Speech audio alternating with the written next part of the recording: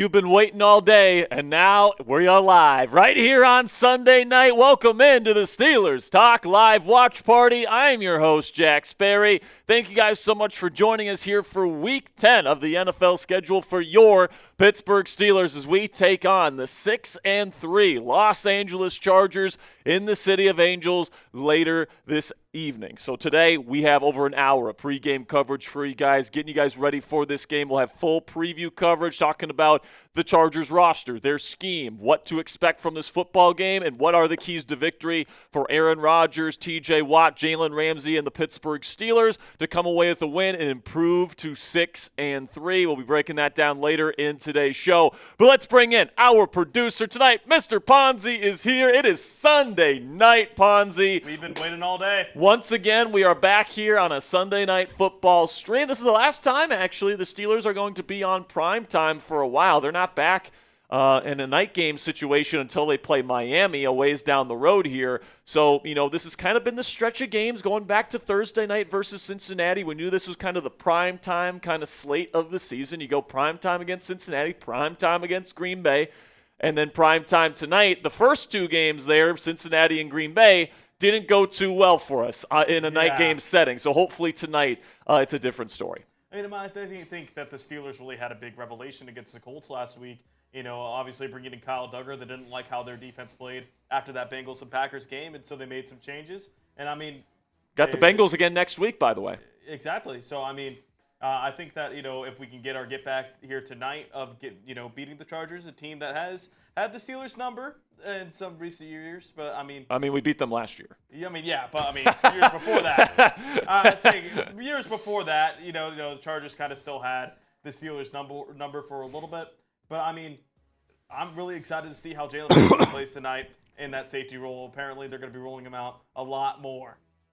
Yeah, I think that they've made a change here at safety that has really worked out well. They can play a lot more too high safety coverages, which allows them to, play a little bit, quote-unquote, more statically pre-snap, but still keep what they're doing post-snap ambiguous to the offense. And whenever, Pons, you can get away with playing two high safeties, you should.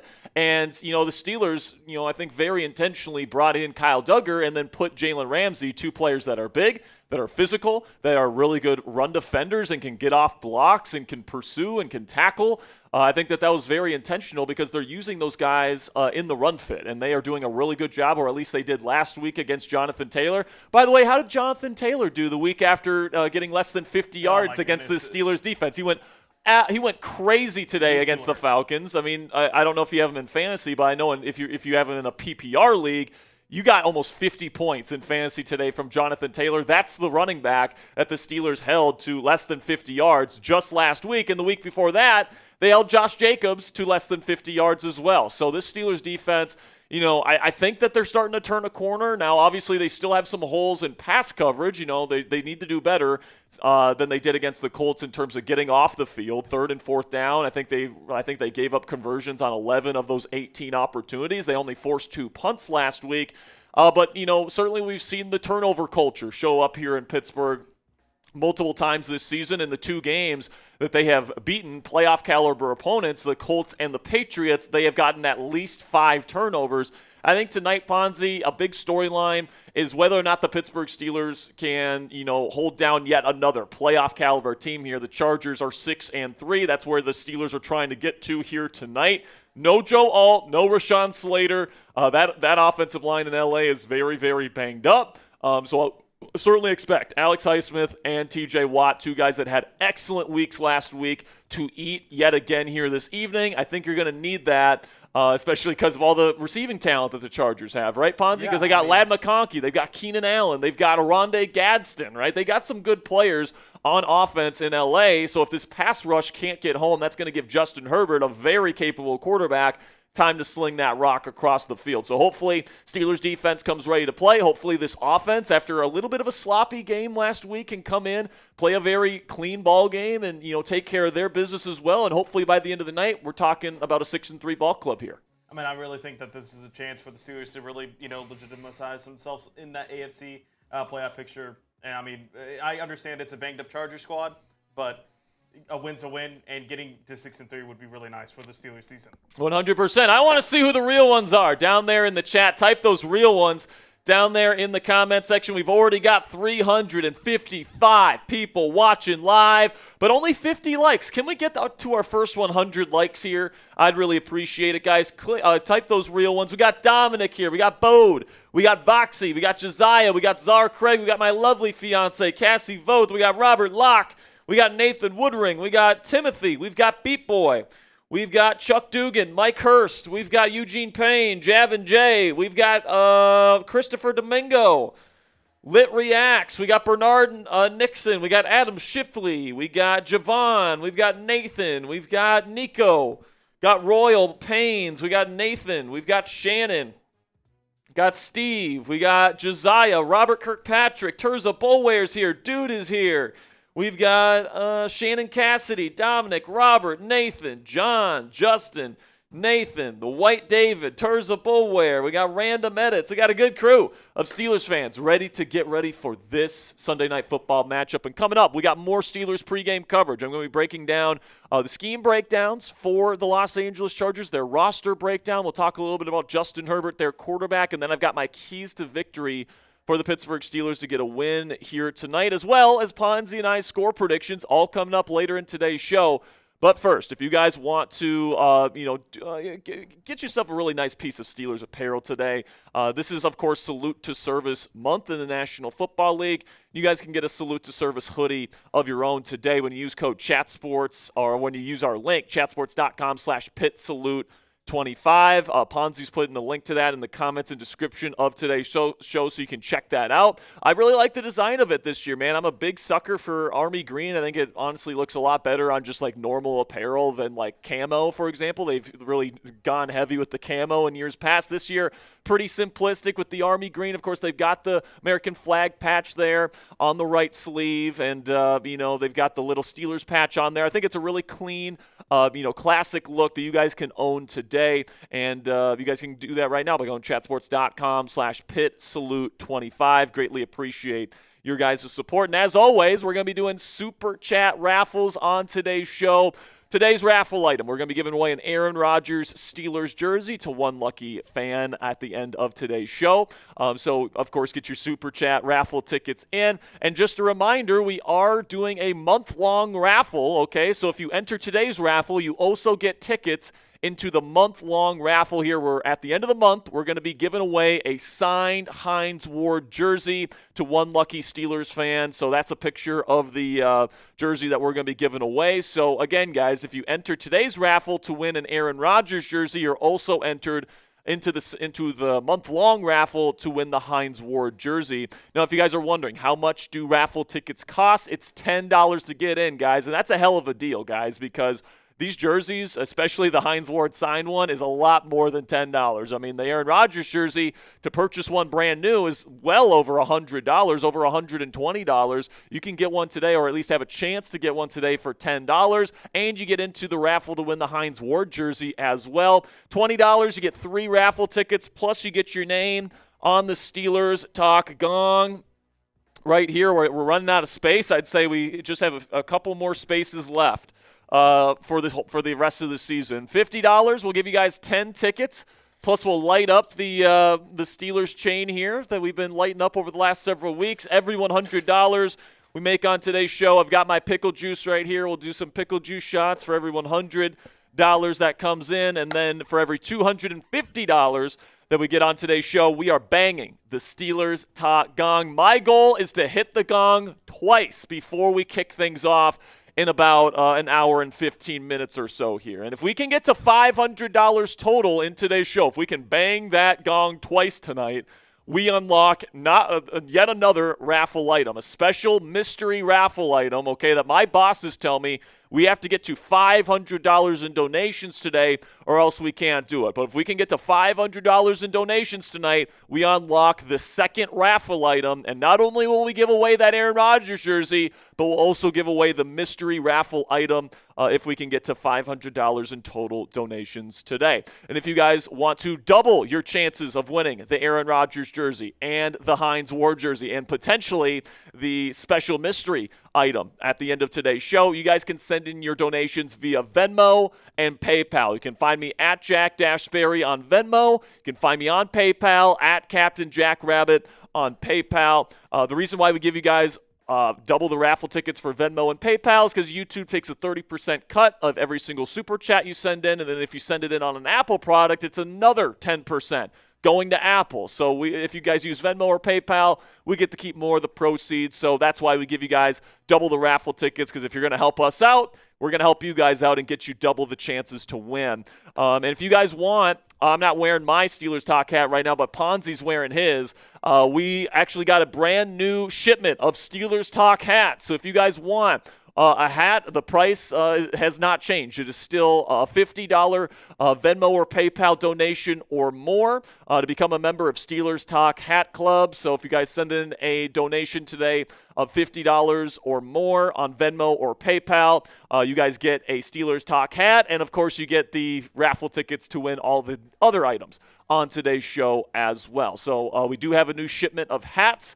So if you guys want one, that is $50 in PayPal or Venmo. I know that seems like a lot for a hat, guys, but I don't set the prices, number one. My bosses do, and number two, it helps out, a kind of a small channel here. Every single dime goes towards making this channel better, so we greatly appreciate all of your guys' support. And if somebody wants to donate a hat, feel free to send in a $50 donation if you already have one, and we'd be happy to raffle off hats today if that's what people want to do. But if you guys want to get in on the raffle today for free, we want to give everybody an opportunity to win our Super Chat raffle items, even if they don't have necessarily money to spend on a YouTube channel.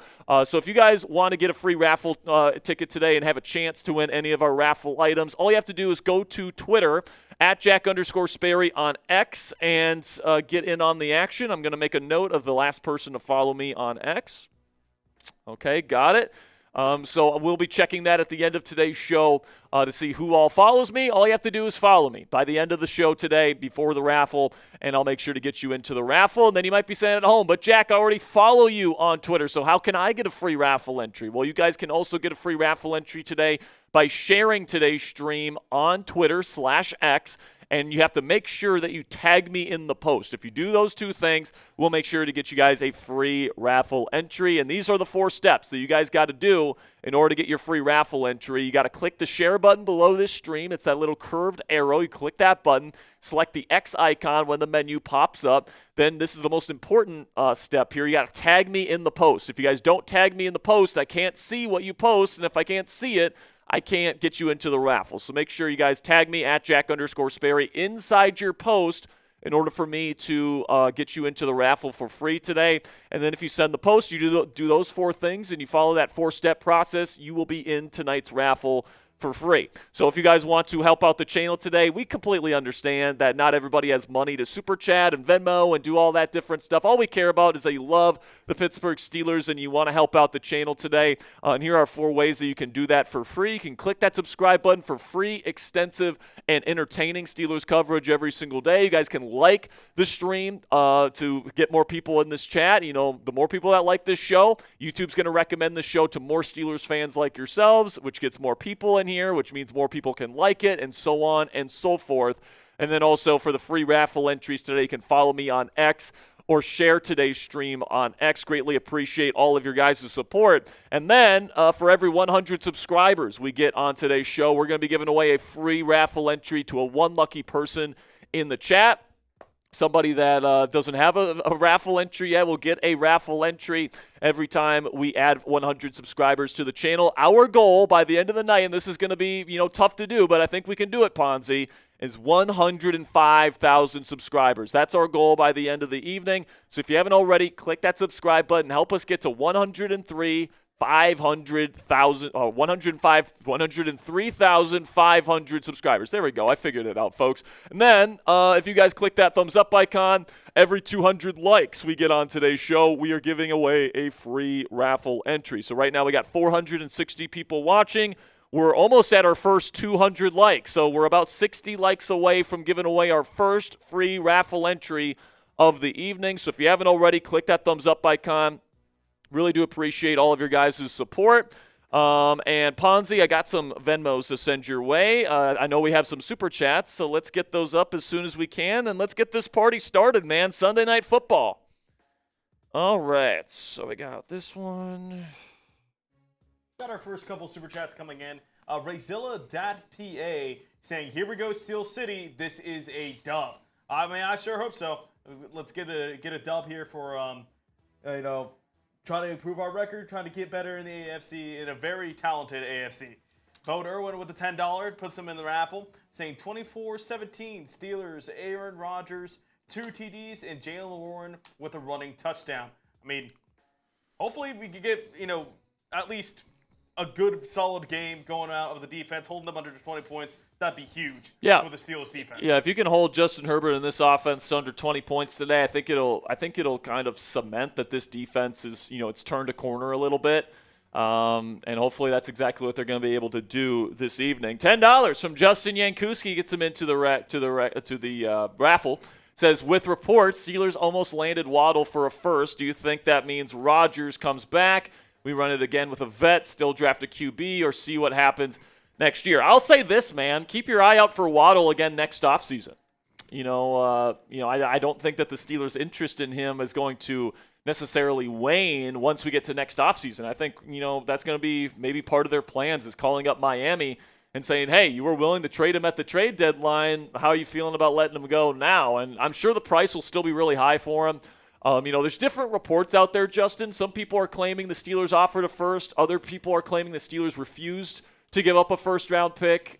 So it's kind of depending on who you believe in terms of the reporting there. But, certainly Jalen Waddle would be an electric playmaker. And if Aaron Rodgers is, for sure coming back and, let's say the Steelers have a very successful season this year and they're not in position to go get, a top of the line first-round quarterback. Right now it kind of looks like there'll be maybe 3 of them, Ty Simpson, Dante Moore, Fernando Mendoza. If all 3 of those guys come out, then the Steelers are going to have to be in striking distance of probably getting within the top 10 to even have a shot to draft any one of those 3 guys. So it kind of depends on how, the quarterback draft class kind of shapes up here, and then also whether or not Aaron Rodgers returns next year. Obviously, it's way too early to even have this discussion, but, the fact that the Steelers were kind of poking around at guys like Jalen Waddle, certainly tells me that the Steelers are at least open to trading an early draft pick, maybe even next offseason for, a big-time player like Waddle instead of using that high draft pick on a quarterback. So definitely going to be interesting to see what happens, Justin. $2 from Bernard says, I got Steelers 31-24. I'd love to score over 30, man. If you can score over 30 against this Chargers defense, it's a legitimate defense, man, especially against the pass. Now, I think where you can beat the Chargers, Ponzi, is on the ground. So we'll see if the Steelers' run game can get going, especially because Isaac Seumalo's out tonight. So, what does the jumbo personnel packages look like? Do they even run the jumbo personnel packages? Those are going to be some big questions that are going to need to be answered here over the course of the evening. So, if they can score 31 points tonight, that would be terrific, Bernard. And then another one from my man Bernard here says, do you think A-Rod underachieved in his career? I think in terms of being an all-time great quarterback, only one Super Bowl championship, I would say yes. There's a lot of teams that Aaron Rodgers was the quarterback of in Green Bay that could have won the Super Bowl, and they didn't. And Rodgers deserves some of the blame for some of the poor performances in the postseason at times, all that stuff. 3 NFC championships in Green Bay. I mean, how many times did I think he made 3 NFC championship games, and lost all 3. Never got back to the Super Bowl ever since he beat the Steelers in his lone Super Bowl appearance. So I will say in terms of overall, Super Bowl legacy, that sort of stuff, he certainly has underachieved, but I think he's a top 5 quarterback in NFL history in terms of the way that he plays the position. There's no doubt about that. But yeah, when you compare him to the pantheon of guys in the sport, with guys with multiple championships, A-Rod is going to be the guy, along with Brett Favre and some of these other guys that have just won one, Drew Brees, as opposed to guys like Brady and Mahomes. These guys that have multiple championships, and Manning with multiple. Even though I would say his second one he got carried to, but I think that A-Rod's one of the top 5 QBs in the game, regardless. But yeah, man, if he would have won 2 or 3 more championships, we'd probably be talking about him as the second best quarterback of all time, behind Tom Brady right now, and maybe third behind Mahomes, depending on how people feel about Mahomes. But yeah, man, just one Super Bowl championship for a guy that has had that kind of career, it is a little bit underwhelming for somebody in terms of what you would expect from having a quarterback like that. $2 from Shannon says, Jack, bust out our pickle backs and drop 50 shots, I believe. Pickle shots, and I drop 50 now. What does that mean? Bust out if the you pickle show backs. the pickle shots, maybe, and they drop 50. I don't know. mean, we've got the pickle juice right here. Yeah. I mean, if you drop 50, I'll tell you what, man. Here's another thing. Not only do you get a hat if you guys put in $50 super chats today, it'll be an automatic pickle shot for every $50 Venmo or PayPal that comes in. All right, every $50 donation today, automatic pickle juice shot. All right, $20 from Adam Shipley gets 3 raffle tickets here. Shout out to Adam. Says, I have a really cool jacket. It's also a letter jacket with all the Steelers won Super Bowls, all the Super Bowls that the Steelers won. Would love to have a jersey to match it. Do you think that Will Howard has the capability to make it after Aaron leaves? I'm going to be completely honest with you, Adam. The odds are not in his favor, okay? You know, there's a reason why he went in round 6, all right? It's not just like the rest of the NFL is just a bunch of fucking dummies. Oh. What's that? So the picklebacks are Jameson Chase with pickle juice. Are what? Jameson Chase with pickle juice. Oh, well, I don't drink alcohol, Yeah, so no, unfortunately we're not that's going to be able to do the picklebacks, Shannon. So I don't know if you know that, but we don't drink. Neither Ponzi and I drink alcohol. So if there's something else you want us to chase it with, let us know. But you know, we can certainly think about something fun here. But you know, when it comes to Will Howard, guys, I think he's a great kid. You know, he works his ass off. I think he has the right mentality. He played his best ball at the end of the season last year for the Buckeyes. You know, if he would have played the way he played in the college football playoff the entire season, he would have gone higher than he did. But the reality is he didn't play all that well in the regular season for most of it, and he was kind of carried by an excellent roster at Ohio State. I didn't think his mental processing was great during the regular season. His accuracy was certainly hit or miss. He has a pretty good deep ball, and he's got some decent arm strength, and I think that he certainly has the right mentality. I'm certainly rooting for him, but I don't think at this point the Steelers' plan should be to have Will Howard be the future franchise quarterback. Like, if he proves to in practice and if he gets an opportunity to play or anything like that and he plays really well, then maybe we can have a different discussion. But it still remains the fact that there's only one quarterback in NFL history that has won an MVP and has won a Super Bowl, either one of those things, as a 6th-round pick quarterback. And his name is Tom Brady. And not every 6th-round quarterback is Tom Brady. You know what I'm saying? Tom Brady is such a unicorn. It's such an outlier when it comes to 6th-round picks at quarterback. I think Will Howard has the potential to be a starter in this league. I really do. I think that he's got some starter qualities to him. He's got a good arm. He's got great size. He can run a little bit. But I really think, the best case scenario for him is like a more athletic Derek Carr and in a conference with Patrick Mahomes and Lamar Jackson and Joe Burrow and now Drake May. Do you really want somebody whose ceiling is Derek Carr and maybe a little bit more athletic? I just don't see it, man. I think you got to go get a dude. If you want somebody that's actually worth $60+ million per season, like quarterbacks are getting paid now, you need, that superstar quarterback, and you need somebody with that superstar upside. As much as I like Will Howard as a guy, I think it's fair to say that maybe he doesn't have superstar upside, all right? And I think that that's okay to say and to realize and to admit.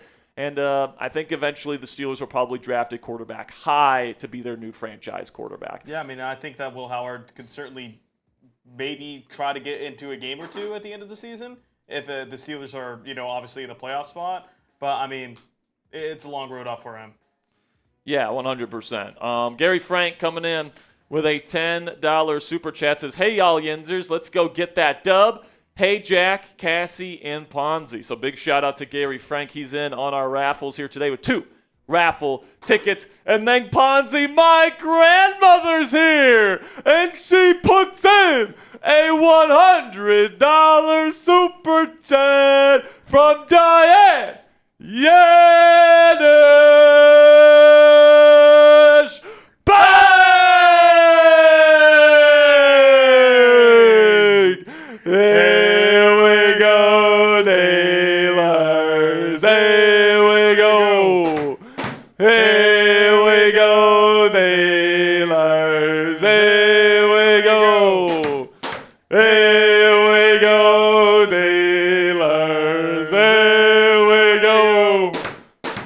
go, Grandma. $100 Shout super out. chat. Everybody spam Granny in the chat. She hates being called Granny. But big shout out to Grandma. $100. Bang. And that gets the party started here on Steelers Talk. Pickle shot. That is, yes, it is a pickle shot. So let's get these pickle shots rolling here. All right. First one of the night. Salud. Shout out. Shout out to Granny. God.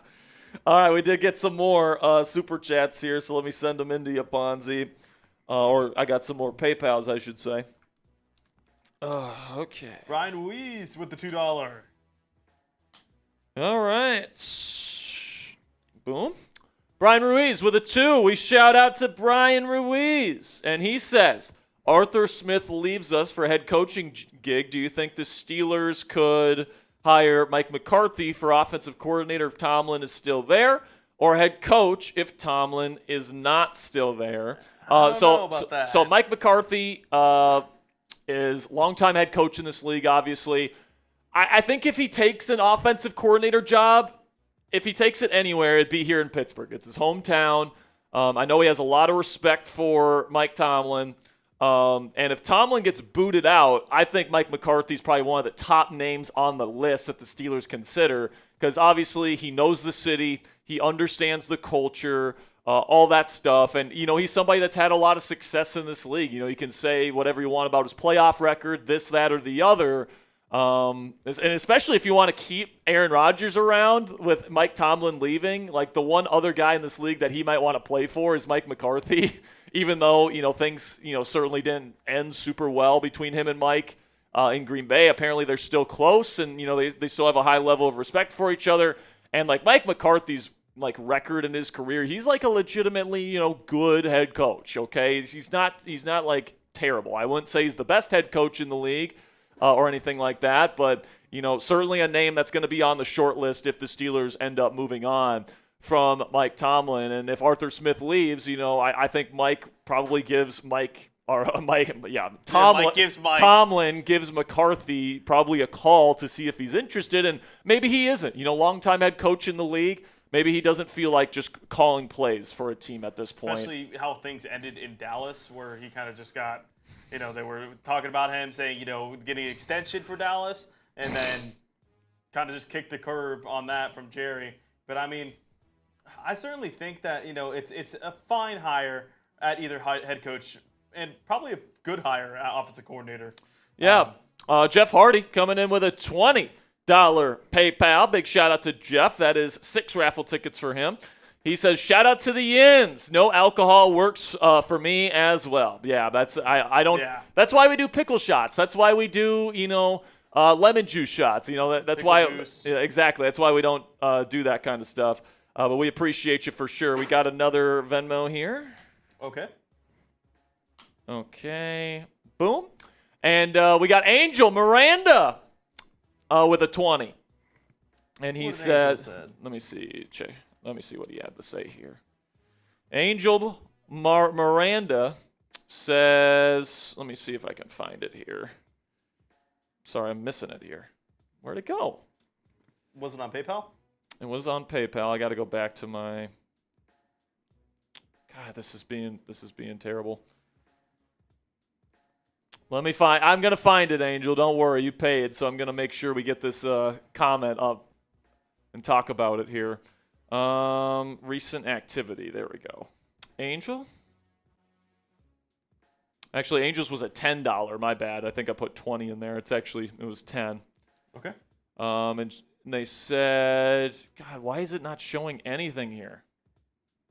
Just no message on it? I guess maybe no message? Shout out to Angel either way. But shout out to Angel. Oh, never mind. I'm sorry. He sent a message and he said not to use his real name. So it's actually Shady602. Sorry about that, Angel. I didn't read that message in time. But then we got another super chat rolling in here from Ted Janicki. $10, and he sent in I think that's a credit card, or is that a letter? I don't know, but it's $10. So, Ted, you're in the raffle, 2 raffle tickets. I don't know what that emoji is. It looks like a letter or like a credit card or something. Here right now. We got some more Super Chats here. We still got our preview coverage, guys, so don't go anywhere. We're going to get through these Super Chats, and then we're going to make sure to let you guys know what you guys need to know heading into this ball game. $2 from Bernard says, so does that mean he's not? No, of course. No. I literally said, Bernard, top 5 quarterback in the NFL. You think a top 5 quarterback means no Hall of Fame? I think so. Of course he's a Hall of Famer, man. Like, if anyone's saying Aaron Rodgers doesn't belong in the Hall of Fame, they don't know football. $2 from Madara says, thanks for the content. I watch every video. Well, shout out to Madara. Big shout out to Madara there for being a real one, watching every single show. Misfit Trail Riders says, Snoop Dogg just dapped up A-Rod. W in the books. Yeah, man. Especially when like the ambassador for, Compton and, LA, he performed the Super Bowl. He performed at the Super Bowl when it was in LA, right? So the fact that he's already dapping up the Steelers quarterback, that might be some good juju there. $5 from Mexamander says Steelers better win tonight and the Steelers cornerbacks better step up. The front line is a beast, and tonight Metcalf is going to feel it. I hope you're right, man. I mean, if the Chargers decide to put Dante Jackson one-on-one on DK Metcalf, if I'm Rodgers, I'm throwing that bitch up. I mean, I'm throwing that bitch up for sure, man, because, he's tiny. So, my guess is they're going to put, Benjamin St. Juste or somebody on DK Metcalf and try to press him. If I'm Aaron Rodgers, I'm looking for Metcalf to get those clean releases and then get the ball to him, down the field. All right. Just sent in another Venmo, and I want to hit this here. And my mother is here. Let's go. Mama Sperry. My mom is here. Everyone say hi to Mama Patty down there in the comment section. Big shout out to Mom, and it looks like Grandma's in the chat too. All right, so we got the whole family here. The whole family's here. Got the whole family ready to talk some Steelers football, ready to watch this game together. Let me see. Cassie's sending me a message here, so I got to see.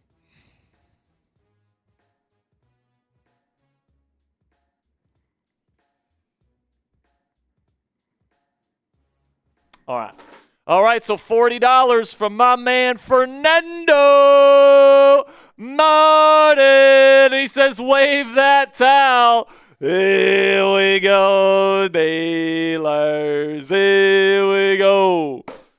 Here we go, Steelers. Here we go. Shout out to Fernando, $40 in the tank. And we're already, I don't even know what we're already at, man. I know for a fact, let me see here. So my Venmo says, where are we at? I think I owe another pickle shot already. We are at 198 on Venmo. 264. All right. Well, hey, you guys know what that means. We just passed $250. Here we go, Steelers. Here we go. Let's go! Woo! 250 already and counting. I already have to do another pickle juice shot. All right. Cheers to you guys. Hopefully 6-3. 6-3. Gotta have positive vibes only. Gotta have the vision. You know what I'm saying? All right, just got another Venmo here. Got another super chat as well. Cool. Shady 602, sorry about that earlier. Saying, I know we're not the best team for primetime, but we need this win tonight. Yeah, I couldn't agree with you more. Listen, man, this is going to be the last time that we are in really the national media spotlight until we play Miami on Monday Night Football later in the year. And even in that scenario, I'm not sure if a ton of people are going to be watching that game. It could be a flex out. Miami's season is done, right? So and it could be flexed out. Who knows? But, I'm looking at tonight. You have an opportunity to show the NFL world what you're capable of, all right? I mean, people know the Steelers beat the Colts last week, but what's the narrative on that, Ponzi? Oh, the Colts beat themselves. This is an opportunity for the Steelers to really show the world that even though the Chargers are without Rashawn Slater and Joe Alton, I'm sure if they lose tonight, that will be the excuse the NFL world, uses. If the Steelers win tonight, they're above 500 against current playoff teams. All right, they beat the Patriots, who might be the number 1 seed in the AFC this year. All right, they beat the Indianapolis Colts, who might be the number 2 seed in the AFC this year. Okay, and then if you beat the Chargers, that means the 2 losses that you have to playoff teams are the Packers and the Seahawks. But if you really play well on defense today, I think that's going to be a sign that this Steelers defense has turned a corner this year. They have found something that has worked, that it is sustainable heading into the second half of the year. And you look at the next several games for the Steelers, we know the Cincinnati Bengals are going to be beatable next week at home. All right, I know we lost to them before, but we know, that was a terrible game for this defense. If that defense even plays just a smidge better, and especially because the Steelers are at home, they should be able to win that game against the Cincinnati Bengals. Then you play the Chicago Bears, who might be the most fraudulent 6-3 team I've ever seen. Okay, and of course Aaron Rodgers owns the Bears at Soldier Field. Okay, then you got the Bills, who just got ramrodded today by the Miami Dolphins of all teams. All right, you're telling me the Steelers can't beat the Bills, a team that can't stop the run, versus the Steelers' jumbo personnel packages? I feel like Steelers fans just chalk that game up as a loss, but the Steelers are home. They've gotten after quarterbacks here. If you can get after Josh Allen, he's shown he can throw some interceptions. He can make some mistakes. I think the Steelers have a good chance to win that game against the Buffalo Bills. Guess what the Dolphins ran today? Jumbo personnel. Jumbo personnel, and man. Devon Achane, he had 2 long touchdowns out of jumbo. Yes, exactly. So, I feel like this Steelers team can certainly beat the Bills at home. I don't think it's a done deal or anything like that. It would probably be a little bit more of a toss-up game. But, the Steelers can absolutely beat the Bills at home, no question in my mind. They can certainly beat Miami, right? My guess is they'll win at least one game against the Ravens because they usually at least split. They never get, just straight up ran through by the Ravens in terms of a sweep. They usually win at least once against Baltimore. Okay, Detroit on the road, that'll be a tough game, but they just lost to Minnesota at home. That's a game that I would probably say Detroit would be favored in, but the Steelers could pull off an upset if they play well defensively. And then you get the Browns again. I just feel like the path is certainly there for the Pittsburgh Steelers to get to at least double-digit wins for yet another season, break the all-time record, by the way, in terms of consecutive non-losing seasons in NFL history. Right now, the Cowboys and Steelers are tied at 21. And if we can get another at least 9-win season, which it certainly seems like the Steelers will have this year, 22 straight, which is just unprecedented in NFL history. So, I'm excited to see what the Steelers can do tonight against the 6-3 ball club. I feel good about their chances tonight on the road, even though it's pretty much a home game with how many Steelers fans are in attendance at SoFi. 80%. So feeling really good about tonight, guys. Then we got Blaze Thal with a $20 Venmo here.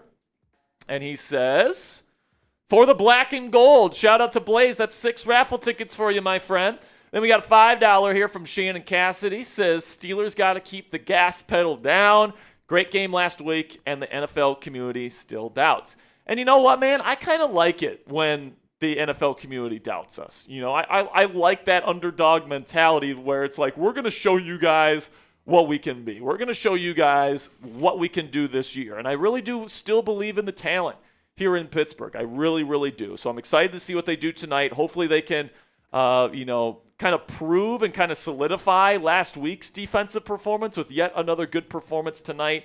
If they do so, I think this Steelers defense is officially back. And if that's the case, watch out because this Steelers team is dangerous. $10 from Shady 602 says, I have seen a lot of rankings and I have never seen so much disrespect for our Steelers. Hoped we proved wrong and show we're really Super Bowl contenders. I like it when we're disrespected. Me too, man. And certainly the Steelers are kind of have this stigma where it's they're good, but they're never great. And people just have a hard time viewing the Steelers as a great football team. And certainly I would say, Ponzi, I can see why people think that because the Steelers, if we're being honest, for most of that first half of the season, they were not a great football team, right? Their defense would just siphon off yards. The offense was inconsistent at best. But I think that they found their winning formula on both sides of the ball. And, you want to be playing your best football down the stretch as opposed to at the beginning of the season. Last year proved that. I think this Steelers team is built to play their best football in January. And really, I think this team has the best chance to win in the playoffs probably since 2017. Really, man, the 2017-2018 season. I really do believe that. So hopefully they end up proving me right in the weeks to come. All right, man, let's talk about this matchup, and let's get you ready for this game because we are just over a half hour away from kicking things off in L.A. And tonight, the Pittsburgh Steelers are trying to improve to 6-3, going up against the 6-3 ball club here in the Los Angeles Chargers. And obviously, Aaron Rodgers, going back home, he has a house in Malibu. This is where he spends his off seasons. And, to be able to go into L.A. and try to get a victory tonight, I'm sure he has lots of his friends in attendance for this game. And I know Aaron Rodgers is going to be very, very, motivated to play well in front of them this evening. You guys can take a look at the Chargers' results so far this season. Now, something to keep in mind here, guys, okay?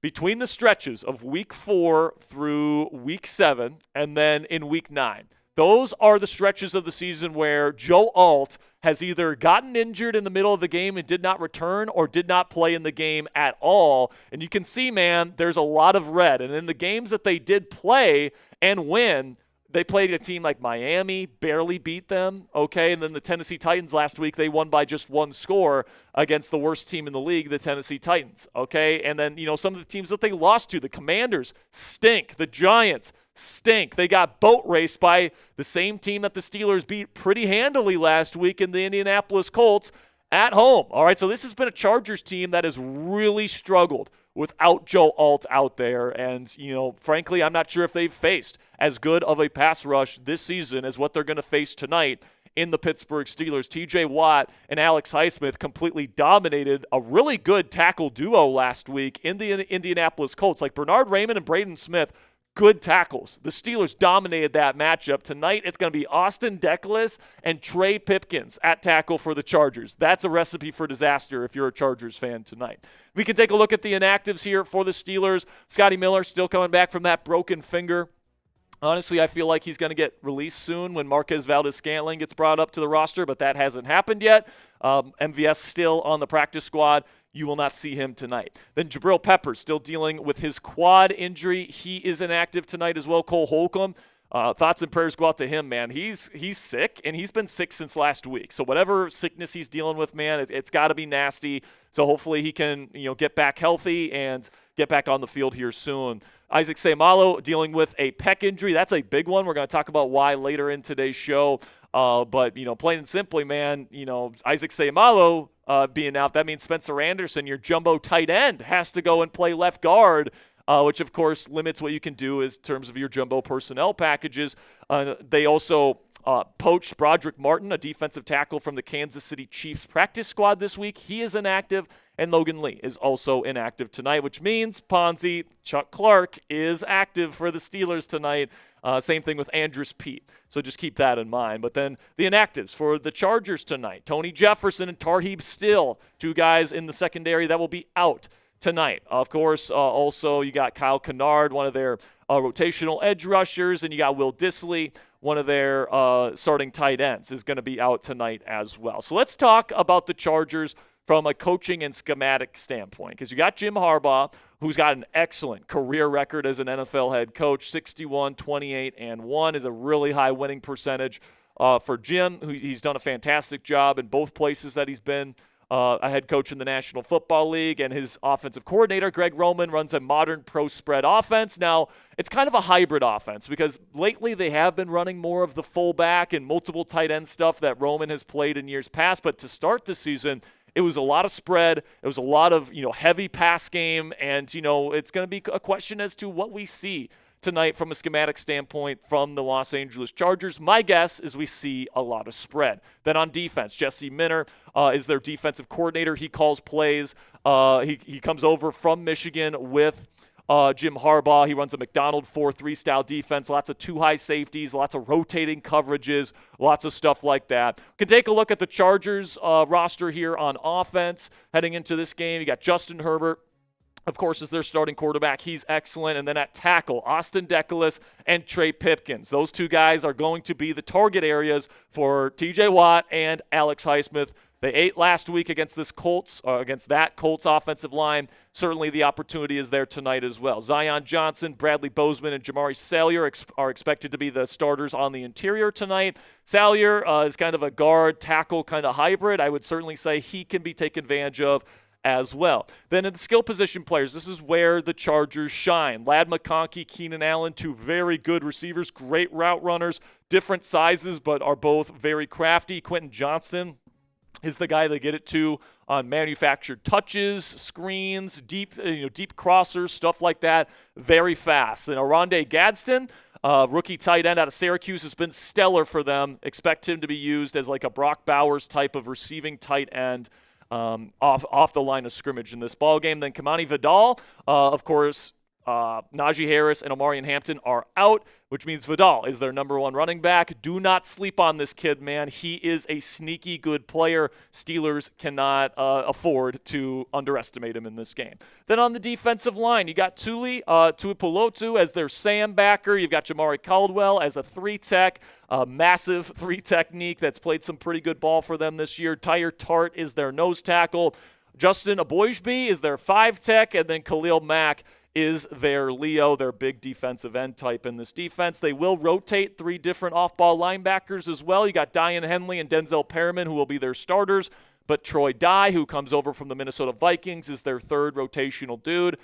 Dye's played some good football as well. Expect to see him a little bit tonight, especially if they go to their 4-3 underlooks. Then in the secondary, Dante Jackson will get a look at D-Jack for the first time since he left the Pittsburgh Steelers. He's had a very good season. This system where he gets to play off-zone coverage is really a great fit for him. Cam Hart has had a really good season here at the Chargers. Big body with long arms.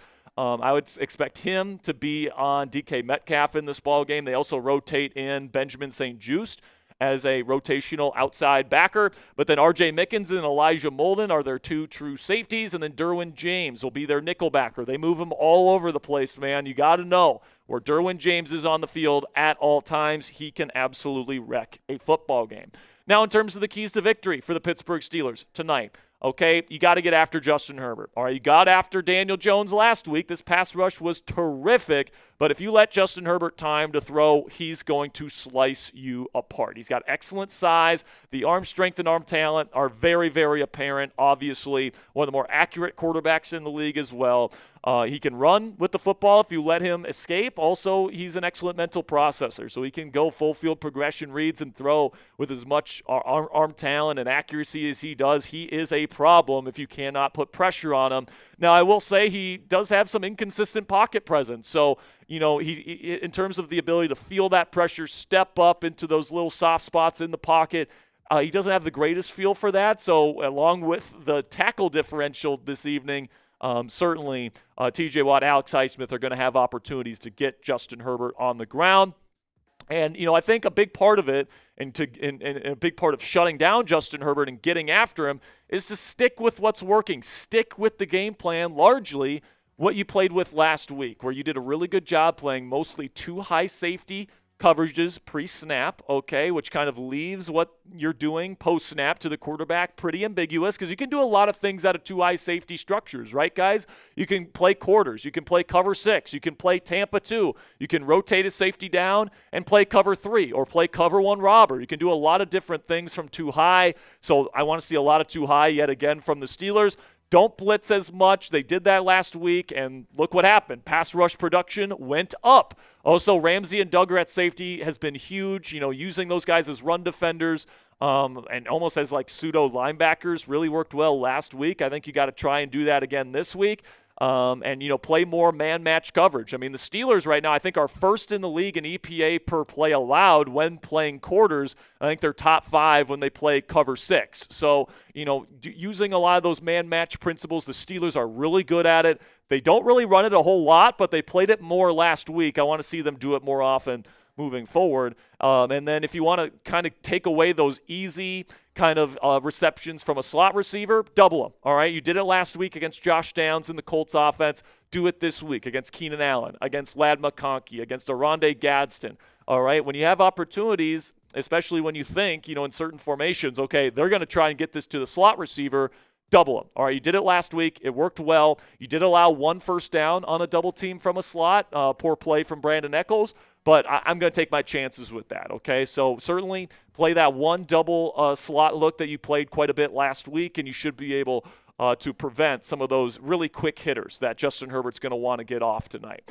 And then on offense, pound the frickin' rock, all right? The thing about playing 2 high safety shell kind of base defenses is that they're really hard to pass against, all right? Because it forces a quarterback to process post-snap really quickly. And, Aaron Rodgers is certainly capable of doing that. But, I think the way that you beat Los Angeles from an offensive perspective is to pound the rock on them because they're going to be playing a lot of nickel. They're going to be playing a lot of 2 high safety structures, which means you have an advantage, theoretically, running the football. So hopefully Jalen Warren in this run game can get back going.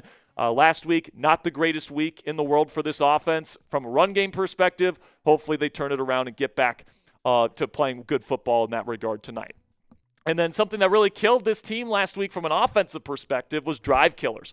All right. And, I think Aaron Rodgers said it in his post-game press conference last week, we left a lot of yards and a lot of points on the table against the Colts last week. It's just true, and frankly, we scored 27 points, but we probably should have scored at least over 30, maybe even over 40 points last week. That's how great the opportunities were, and the field position was terrific, and all the stuff that comes with having 6 turnovers, the Steelers didn't capitalize as much as they probably should have. And that's because Jonnu Smith dropping passes, Darnell Washington dropped a pass, DK dropped a couple balls that he should have caught, Kenneth Gainwell making a couple mental mistakes. And those mental mistakes, especially for a team like the Steelers that wants to play methodically and stay out of those 3rd and long situations, it's going to be tough, all right? If you want to play methodically, you got to play clean football. They didn't do that largely last week, and I'm hoping to see, less of those drive-killing mistakes from the Steelers offense tonight. If you do those 5 things, the Steelers should have no problem getting the victory in L.A. tonight. Now, still to come here on the Steelers Talk preview here on the watch party. Ponzi and I have our score predictions for you guys. Certainly, I think if you guys watch the preview, you guys already know what my score prediction is. But, of course, me and Ponzi will be sharing our score predictions later on in today's show. And if you guys want to show your support for the troops abroad, and all that great stuff. If you guys want to salute to service today and you guys want to get this awesome Steelers salute to service hoodie, you guys can go chatsports.com/PittSalute25. I'm a big fan of the design this year, guys. A lot of times, the NFL puts a lot of camo on there. And, it's nothing against camo. It's just not my style, but I'm a big Army Green fan, and I think that this is a really cool look. I love the American flag patch on the side that they always have, but I think that this is a really good look that you can rock any Salute to Service month ever again. And, you can take a look at this hoodie right now at chatsports.com/PittSalute25. Get a great deal on it. Help out the channel. Part of the proceeds go back to us here at Steelers Talk. So if you guys want to get this hoodie in your collection today, anyone help out the channel. Again, chatsports.com/PittSalute25. That link is down in the comments and description of today's show if you guys want to get this hoodie today. All right, man. So if you guys want to get your questions, your comments all throughout the show, middle of the game, pregame, postgame, if you guys want to get a comment on the show, all you have to do is send in a super chat. We'll put you up on screen right next to me here. And just like Tink McGaffey here with a $5 super chat says, just got married yesterday. Need a Steeler win today to cap off the weekend. Man, Tink, Hey. Congratulations, man. Let's give him a raffle entry. All right, let's give him a raffle entry. Shout out to Tink. Congratulations. Congratulations to you. Bob says he wants to know how close we are to 500. I believe we are 200 away. All right, Bob, we're $200 away, just so you know. I did hear Venmo. Yeah, we do have some. I'll send you. I will send you our 2 Venmos. And we will get to these. Okay. All right, man. So we're about $200 away from banging the gong and unlocking the second raffle item on today's show. We're for sure going to be giving away an Aaron Rodgers jersey, but if we can get to 500, we are going to be unlocking a mystery second raffle item that's pretty freaking cool, all right? My bosses told me we had to get the $500 today in order to do that raffle, but, if we get there, we get there, and it'll be interesting to see, man. But I appreciate all the support that's coming in. Looks like Troy Polamalu is there at the game tonight. Oh. California, USC boy. Yeah, shout out to the former USC Trojan and Pittsburgh Steeler, Troy Polamalu. Bernard says Snoop and A-Rod, both Cali boys, 100%, man. They love their home state for sure. Blaze Thal with a $5 Venmo. Big shout out to Blaze. Says if the black and gold can continue to stop the air ball, we got this. Chargers are known for using the air and need to go back to San Diego. Yeah, man. I mean, LA just does not like the Chargers. Like, I think that's pretty obvious. They have no fan base. I think, as someone who was born in San Diego, San Diego does not like the Chargers anymore. Yeah, they left. Why would they? We don't like them anymore. Yeah, why would they like them? Why would they like him? Absolutely. All right, man. But yes, if you can stop the ball, if you can stop the passing game tonight, you're gonna do just fine. And I think we showed last week if a team wants to throw it 50 times on the Steelers, it's gonna be tough with that pass rush coming after you. So I feel good about the Steelers' chances in this game. I really do. But hopefully they pay off my confidence here with a nice victory. Then Michelle West coming in with a $20 PayPal. Big shout out to Michelle. Let me see what she has to say here. She says, glad Steelers brought Mark Robinson back. Hope they let him hit someone. Let's go Steelers. He's a really good special teams player. And, that's what he's going to be asked to do. So who knows? We might even see Mark Robinson make a big hit for somebody, make a big hit on somebody here in this ball game. Big fan of how he plays special teams for sure. $1 from Adam Shipley. Big shout out to Adam. He already put in a 20, so he's already in on the raffle. So $1 from Adam, real one. Another $5 from Adam. Big shout out to Adam right there. Big shout out to Adam. We got any more? I believe that is all the Super Chats. That is all. All right, so maybe let's count it all up and tell Bob exactly how far away we are at this point. Let's see, we were at 300 before, so I believe we are at. All right, I need to do a pickle juice shot here. Oh, okay. So I believe we're at 340. Okay. Pickle juice shot here. So 150 away from hitting the gong again. 160, you said? 160, yeah. 160 away from hitting the gong for a second time and unlocking the mystery second raffle item on today's show. Oh, God, that's terrible.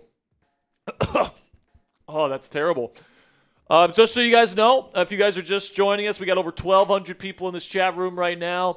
We will be giving away an Aaron Rodgers Steelers jersey at the end of today's show. $10 gets you in on the raffle today in Super Chat, Venmo, or PayPal. But also, not only do you guys get into the raffle for that Aaron Rodgers jersey at the end of the show when you buy raffle tickets today, you also enter into a month-long raffle where at the end of the month, one lucky Steelers fan that has got their raffle ticket in throughout the month of November is going to be winning a signed Hines Ward jersey. That is a picture of the jersey that we have ordered, and we'll be going to somebody in this fan base here that puts in a $10 super chat or more this month. So big shout out to all of the people super chatting. And again, guys, if we get to $500 today, not only do we bang the gong for the second time tonight, but we also unlock the mystery second raffle item that I got to say, man, is pretty cool. It's pretty cool. My bosses told me that I wasn't allowed to do this second raffle item unless we got to $500 in donations today, but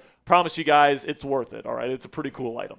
But again, guys, $10 to get into the raffles today. And by the way, if you have raffle tickets for the jersey, you're also entered into the second raffle as well if we unlock it, just so you guys know. But $20, 3 raffle tickets, plus we put your name on the Steelers Talk gong. $50, you get 10 tickets, and we light up the Steelers sign. I think how many people have, I think we only had 150, and it was a 100. Yes. So I'm gonna wear this here. Wear it for Grandma. There we go. Grandma put in the 100, so we got to wear the sign here. And then every $100 we make today, we're doing pickle juice shots. 250, obviously every 250 we make, we're hitting the gong. And if you guys want double the raffle tickets tonight, you guys can send in your donations to Venmo at Jack-Sperry and at Captain Jack Rabbit on PayPal. Again, guys, the reason why we give you double the raffle tickets for Venmo and PayPal donations is because we get to keep more of the proceeds that come in. With Super Chat, we don't get 40% of that money. All right, it goes to mega conglomerates like Google and Apple. All right, so if you guys want more of your donation dollars to go back to us here at Steelers Talk, where we can pay for rent and buy new equipment and keep the lights on and do all the things we got to pay for here to keep this content free, you guys can send in your donations to Venmo and PayPal. And if you do so, we will, for your trouble, we'll double your raffle entries for the raffles tonight. And if you're sitting at home and you're saying, Jack, I don't have money to spend on a YouTube show, we completely understand. So we want to give you a chance to win the raffle items tonight, okay? You guys can follow me at Jack_Sperry on X. I provide my film analysis on there because, of YouTube rules and NFL rules. I'm not allowed to show film on this channel here on YouTube, but I can get my analysis on X. So if you guys want my thoughts on the film when it comes to the Pittsburgh Steelers, if you guys want to learn more about football, that sort of stuff, you can find me at Jack_Sperry. I also share my takes on all the latest Steelers news items that come out throughout the week. If Asante Samuel Jr. signs with the Steelers on his visit on Wednesday, I will have my live reaction to that on X before I come on YouTube and give you guys the breaking news video. So if you guys want my instant reaction to whatever Steelers news is out there, X is where you can find me, and you get a free raffle entry if you follow me today at Jack_Sperry. And if you're already following me on X and you still want a free raffle entry, you guys can share today's stream on X and tag me in the post to get a free raffle entry. Okay, guys, really do appreciate all of your guys' support. If you don't know how to share the stream, here's the 4-step process that you guys can do to get your free raffle entry today. You can click the share button below this video. It's that little button that says share on it with the curved arrow. Then you select X for the X platform. Then you tag me in the post at Jack_Sperry, and then you press send. You do those 4 things, I'll be able to see your posts, and I will make sure to get you in the raffles tonight. Okay, guys? So make sure you click that subscribe button. Like today's video, excuse me. Pickle juice is coming back up a little bit. You guys can follow me on X and share today's stream on X for free raffle entries. So if you don't have any money to spend on today's show, we love you. We appreciate you all the same. All right. All we care about is that you love Steeler football and you want to talk football with us here. And Cassie says she just shared and she wants to give away a free raffle entry. So for the first time tonight, by the way, we also passed 200 likes. So let's give away 2 free raffle entries right now. The real ones know what to do. Spam those me's in the chat if you want a free raffle entry. Who wants it? Who wants it? Who wants a free raffle entry? We're less than 20 minutes away from kickoff in LA. Ponzi, give some shout-outs, my friend. I see Eric Gender. I see Eric Dexter, Jay Madden, Gene, Jonathan Luke, Bubba Gaming, Fluffy, 304 Ghost. I see Bo. I see Bob Block. I see Eric Bonilla. I see Brian Hagan. I see Zach Savage. I see Troy Philip Abuga. I see Random Man. I see Jonathan Lute, Skull Edits, Seth Bosert, 9130 Florida. I see Skull Edits again, Mike Hurst. I see Unknown, Paul Yeaster, Steelers Nation. I see Alex L, Javon, I just think it's Javon. Jacandon Watkins, Psycho, Alex L. 10, 9, Eugene, 8, King Thorne, 7, Ball. 6, I see 5, I see Eugene 4, Payne, 3, and Josh Amos. 2, 1. Let's go with Sar Craig. Czar Craig, you're in. All right, I get the other one. I'm going to go with, let's go with David L. David, you are in on the raffle. By the way, guys, we are doing some special promotions tonight as well. We are going to be giving away free raffle entries in the chat for every 100 subscribers we add on tonight's show, as well as every 200 likes. So we're already about halfway there to giving away our first free raffle entry for subs tonight. So we're about 50 subscribers away. So if you haven't clicked that subscribe button yet, what are you waiting for? Click it right now. It's free to do so. And then make sure you click that thumbs up icon as well. Right now we're sitting at around 330 likes. We're 70 likes away from giving away another free raffle entry. We got 1,400 people in the chat. If everybody clicks that thumbs up icon, we'll be giving away quite a few raffle entries here. So help us get to 400 likes right now, and we can give away another one here very quickly. We got some more super chats while you guys keep clicking that thumbs up icon. Bernard Nixon says, win for Snoop. 100%, man. Win it for Snoop tonight. Big-time Steelers fan. Obviously, he lives in L.A., big L.A. advocate, but he's a Steelers fan. So, he's going to be one of the many Steelers fans in attendance tonight. $5 from Adam Shipley says, me and my wife got married on our honeymoon. We got slaughtered by the Bengals. That was a sad day. Yeah, man. That sucks, Adam. It really does. I really hope that tonight it's not that situation. I hope that we don't get slaughtered on national television for, the third time in a row? Obviously we won the nationally televised game. I wouldn't say the Bengals game was a slaughter. It was definitely a loss, but, not a slaughter. Let's just say the defense. The defense. Yeah, there we go. The defense got slaughtered in that football game. Same thing with the Packer game. I mean, goodness gracious. Let's hope this defense kind of shows the world what they're capable of here tonight. $10 for Robert Locke says, for Fluffy, my betrothed. Oh. So Fluffy, I think, won our jersey raffle last week. I believe so. So best of luck to Fluffy this week with that one raffle ticket from Robert Locke. Where are we at with Super Chats at this point, Ponzi? I got to count all the Venmos and PayPals real quick. Got to be getting close to that $500 mark. By the way, we're about 35 likes away. If you haven't clicked that thumbs up icon yet. 397. 397. So we're just over $100 away from banging the gong and unlocking the second mystery raffle item tonight. $5 from the Crusader says, was very excited for Caleb Johnson, but so far appears to be a bust.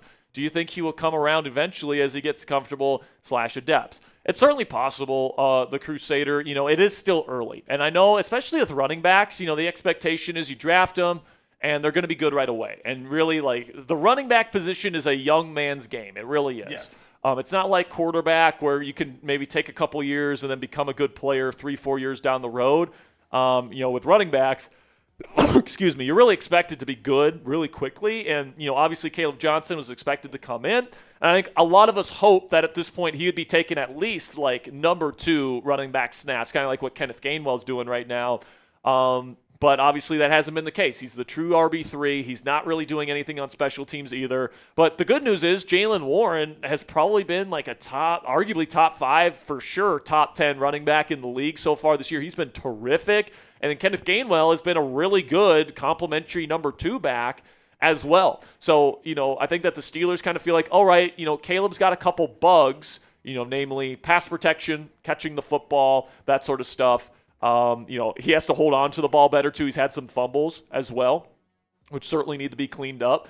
And they're just giving Caleb time to develop. And by the way, they did give him time last week. He got a drive there where he played quite a bit. And he played pretty decently, I thought. He caught a pass. He got some nice gains. So, sometimes it's a slow burn with some players. And I think with Caleb Johnson, it's going to be one of those situations. Is it possible that he just stinks and he's going to end up being a bust? Of course, that's a possibility. But, anybody's just declaring that Caleb Johnson is for sure a bust, I think they're being a little bit too premature with that designation. I certainly still have some belief in Caleb Johnson moving forward. $2 from Eric Dexter. Says, thank you, Jack and Ponzi. Love this channel. Go Steelers. Shout out to Eric Dexter. He's a real one. He watches every single show.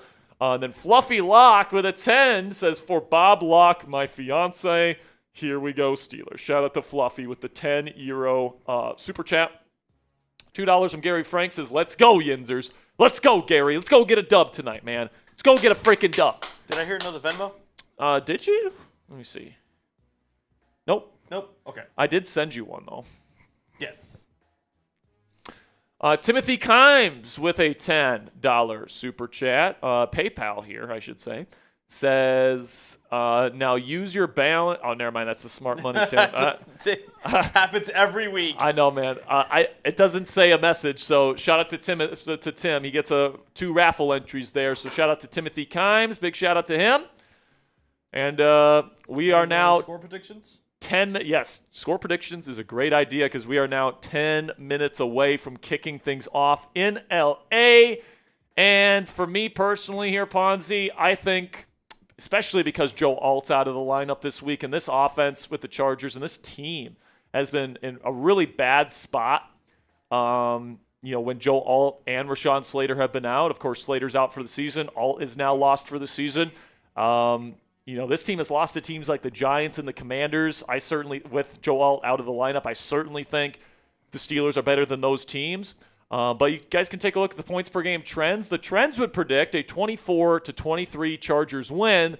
However, what I'll say about the Steelers is I think this defense is a lot different than the one that has played for a large majority of this season. I think Kyle Duggar and Jalen Ramsey at safety completely changes the game for this defense. So for me, I'm going to go the Steelers win tonight.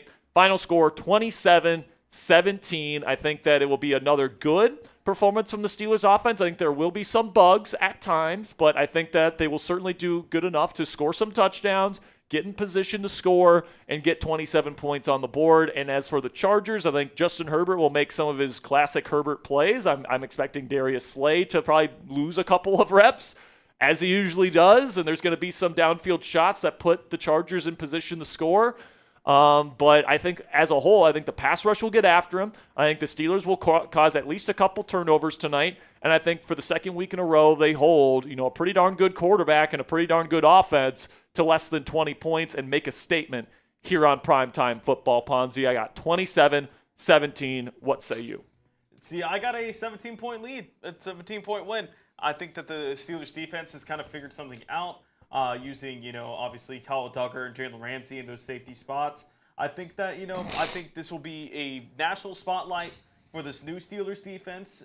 Hopefully we'll see Jumbo in some form tonight. I don't know who's going to be that Jumbo tight end. It'll either be Ryan McCollum or Andrews Pete. Yeah.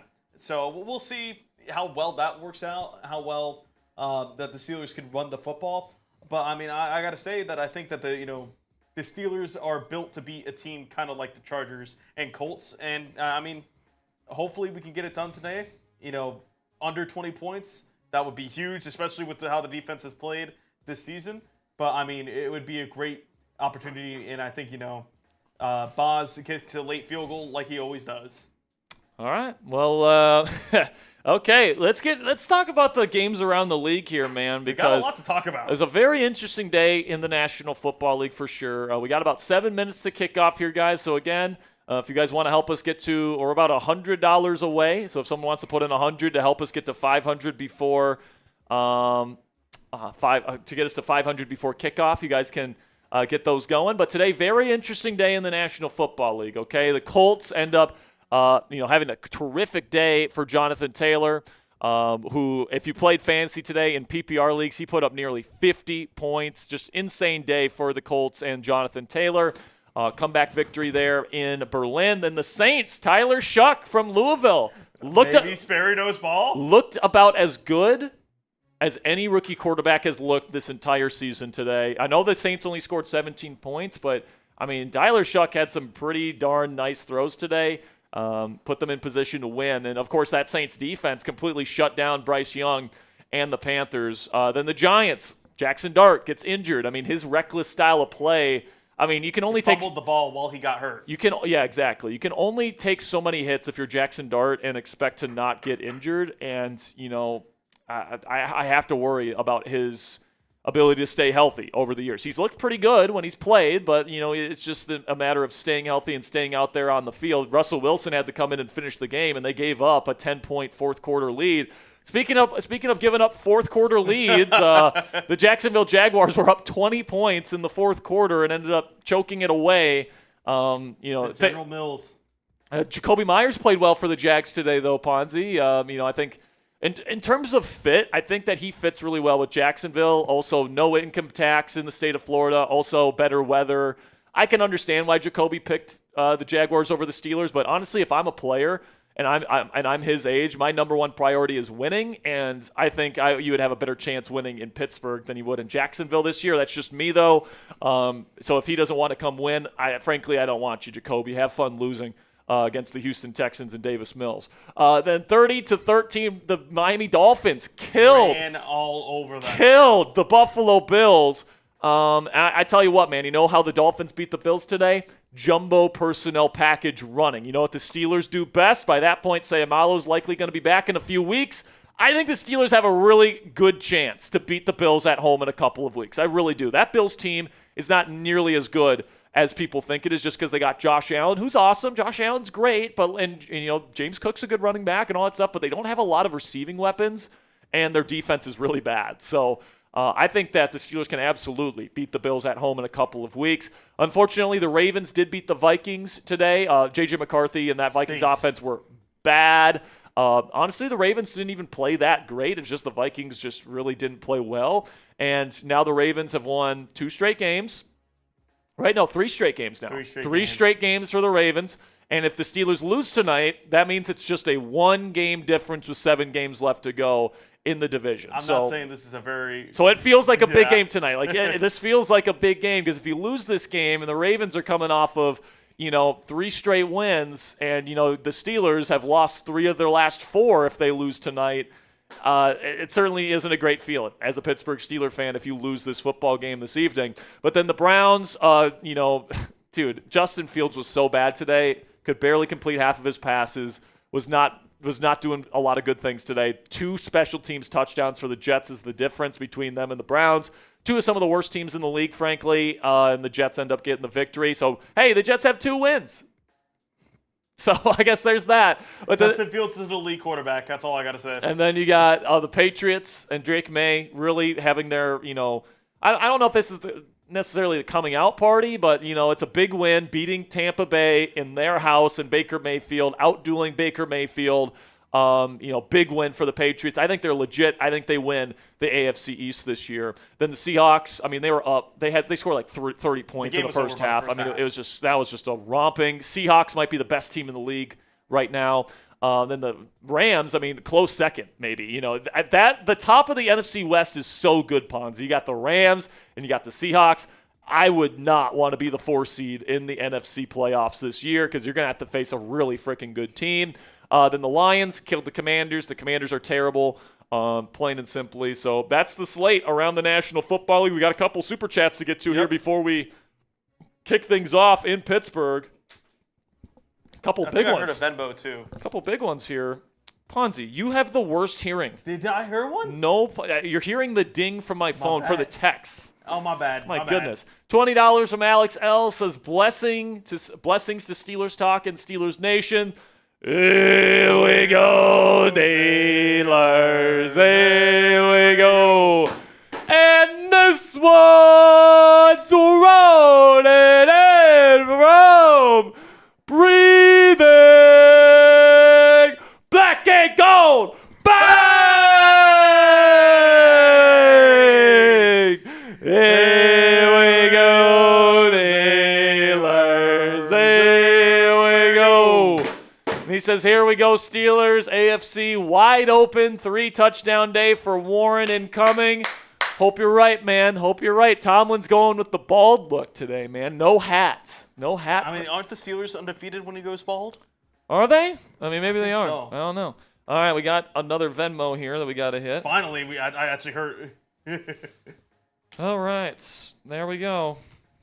Are we going to be able to hit the gong before kickoff? We are now less than $50 away. I think we just reached it. We are now less than $50 away from banging the gong. Let me take this off before kick. Actually, might want to leave it on. Oh yeah, that's right, because we got a couple drives with the chain here at least. All right, man. Let's go. We unlock the mystery item before kick. Here we go, Steelers. Here we go. Bang!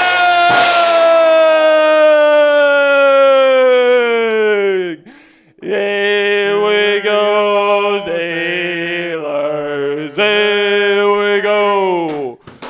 Here we go, Steelers. Here we go. Here we go, Steelers. Here we go. Robert Locke gets us over the hump here right before kick. And he says, over the top, let's go. Let's go, man. All right, now before we kick things off, let's reveal what this special mystery raffle item is here for today's show. Not only are we going to be giving away an Aaron Rodgers jersey at the end of today's show, but we're also going to be giving away a 2025 Steelers roster signature football. Now, just so you guys know, okay, these are not real signatures, okay? I want to make that abundantly clear. Not everybody on the team signed this football, all right? But I think this is a really cool item because you got all the laser engraved, signatures on there. It's everybody on the team, all right? So if you guys want a piece of 2025 Steelers football history, that's going to be the second item that we give away on today's show. So if you guys want to get in on the raffles to win the Aaron Rodgers jersey and the 2025 Steelers signature football, make sure you guys put in $10 to get into the raffle, $20 to get 3 raffle tickets, $50 to get 10. And by the way, if you put in your donation via Venmo or PayPal, it's double the ticket. So a $10 Venmo gets you 2 tickets. A $20 Venmo gets you 6 tickets. And if you put in a $50 Venmo, 20 raffle tickets to win both of the raffle items at the end of the show. As well as Steelers Talk Hat Club. Yeah, exactly, and Steelers Talk Hat Club. By the way, we have a couple people that have put in 50s today. Who are the people that have put in 50s? We have Bob Locke. Robert, let me know if you want to donate a hat to somebody. But we have Bleed Black and Gold, right? Yes. I'll put my email down in the L3. Yes. If you have put in a $50 donation or more on today's show, guys, you are in Steelers Talk Hat Club. Ponzi is wearing the hat that you would be getting. It's the Steelers Talk logo on there. So if you guys sent in a $50 super chat or more on today's show, make sure to send me an email at sperry@chatsports.com with your email with your shipping address, and I'll make sure to get you a Steelers Talk hat. But again, guys, you have to have put in a $50 donation or more on today's show. Bob Locke says donate a hat to a rando. All right, well, let's give away a hat. Type those me's if you want a hat. Type those me's if you want a hat right now. Who wants a Steelers Talk hat? We got Brian Hagan. We got Jeffrey Brown. We got Terry. We got Eric. We got Austin. Thick Clappa. We've got Cedric. Who wants it? Type those me's in the chat. Who wants the hat? We got 2,200 people in the chat ready to kick things off in LA. Let's go. We got, that's Antonio Gates. Antonio Gates is in attendance. That's cool, man. All right, so we'll see the Steelers offense first. The Chargers have won the toss and have elected to defer. I'm going to give this hat to Fluffy. All right, so Fluffy, you have my email. Send me your shipping address. I'll make sure to get you a hat. I got it down. Yeah, I'm putting it down on my to-do list. All right, let's get ready to kick things off. Type those PITs if you want a Steelers victory today. Here we go, Steelers. Here we go. Here we go, Steelers. Here we go. Here we go, Steelers. Here we go. Pickle juice, that's right. I got pickle juice shots. All right, we're about to kick things off. Steelers will get the football first, a chance to make a statement to start here. Shout out to you guys. I think I owe 2 at least. Ah, God, it's a bad batch. It's a bad batch tonight. Oh, all right. Dicker the kicker is going to boot this away here to the Steelers.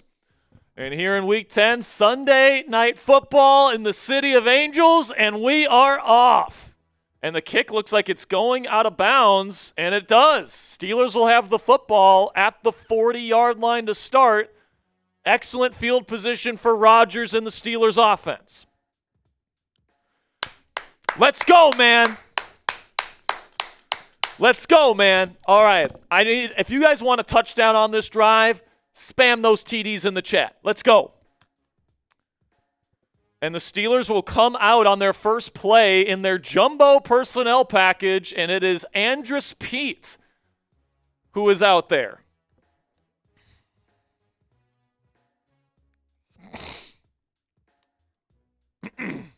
All right.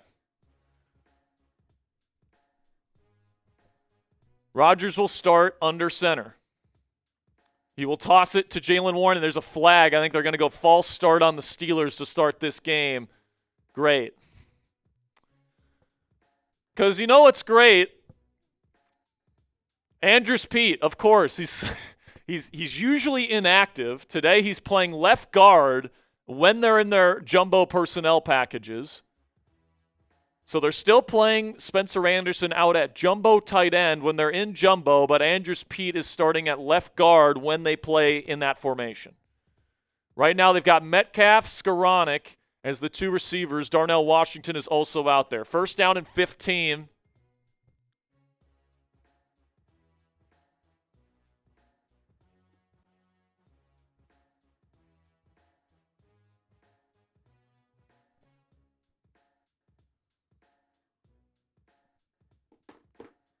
What is going on here? Stoppage of play.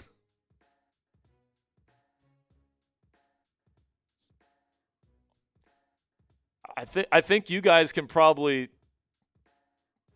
tell on the broadcast. If you're watching the broadcast, you probably know more than we do. We watch the games on mute.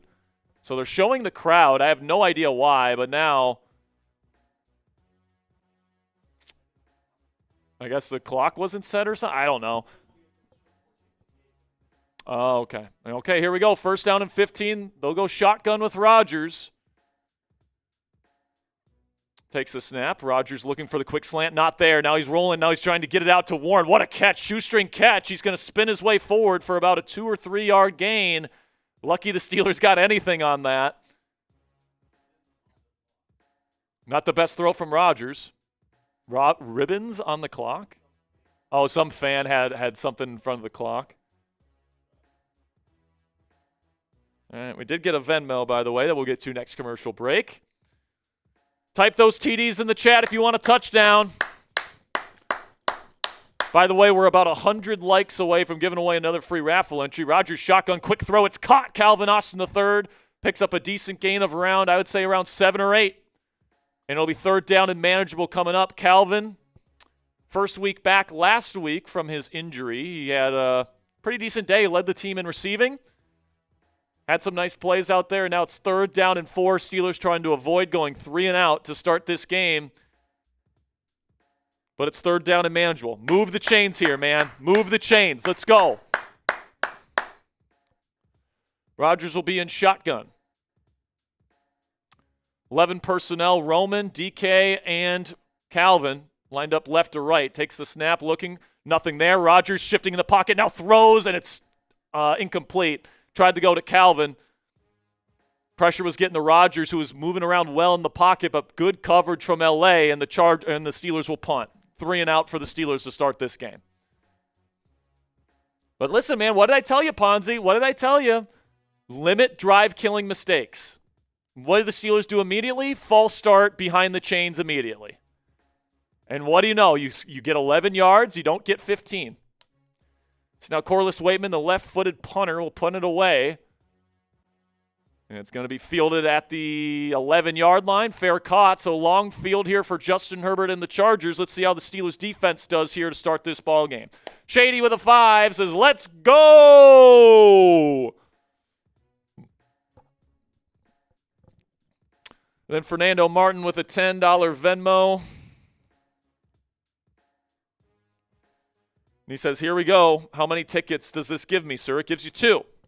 $10 gets you 2 tickets. If it's Venmo or PayPal, it's 1 via Super Chat. All right, first down and 10. Under center is Herbert. And now they'll go under center, handoff here to Vidal, and he's got nothing, nowhere to go. Stuffed, maybe a gain of 1. This Steelers run defense has been excellent the last 2 weeks, shutting down both Jonathan Taylor, maybe the offensive player of the year this year, last week, and then Josh Jacobs the week before that. This week, the guy that they're tasked with stopping is Kamani Vidal, one of the more underrated, lesser-known backs in the league that you should keep an eye on here. Shotgun here for Herbert on 2nd down and 8. Takes the snap, play action, rolling out now to the left. He'll throw it to the flat. It's caught by Trey Harrison. Brought down. That is Brandon Eccles for a loss of 1. And it's going to be 3rd down and long coming up for the Steelers defense. Type those threes if you want a 3 and out. Let's go. Let's get off the field right here. Let's get the ball right back. It's 3rd down. Good pursuit by the Steelers nickel corner, Brandon Eccles. And it's 3rd down and 9. The Steelers defense has had a tough time getting off the field in these kinds of situations. Let's see if they get off the field this time. 2 high safeties for Pittsburgh. Shotgun for Herbert. Now they're going to rotate post-snap into a cover 3. He's going to throw outside, and it's incomplete. Thrown too wide. Tried to go to Aronde Gadsden, the tight end. He was open. It was just a missed throw. It would have picked up a 1st down, and it's going to be 3 and out. Steelers will get the football back. Let's go. 2 3 and outs to start this ball game. Joey Porter Jr. in coverage, by the way. If Gadsden catches that, it's a 1st down. It goes right through his hands. So Steelers luck out a little bit there.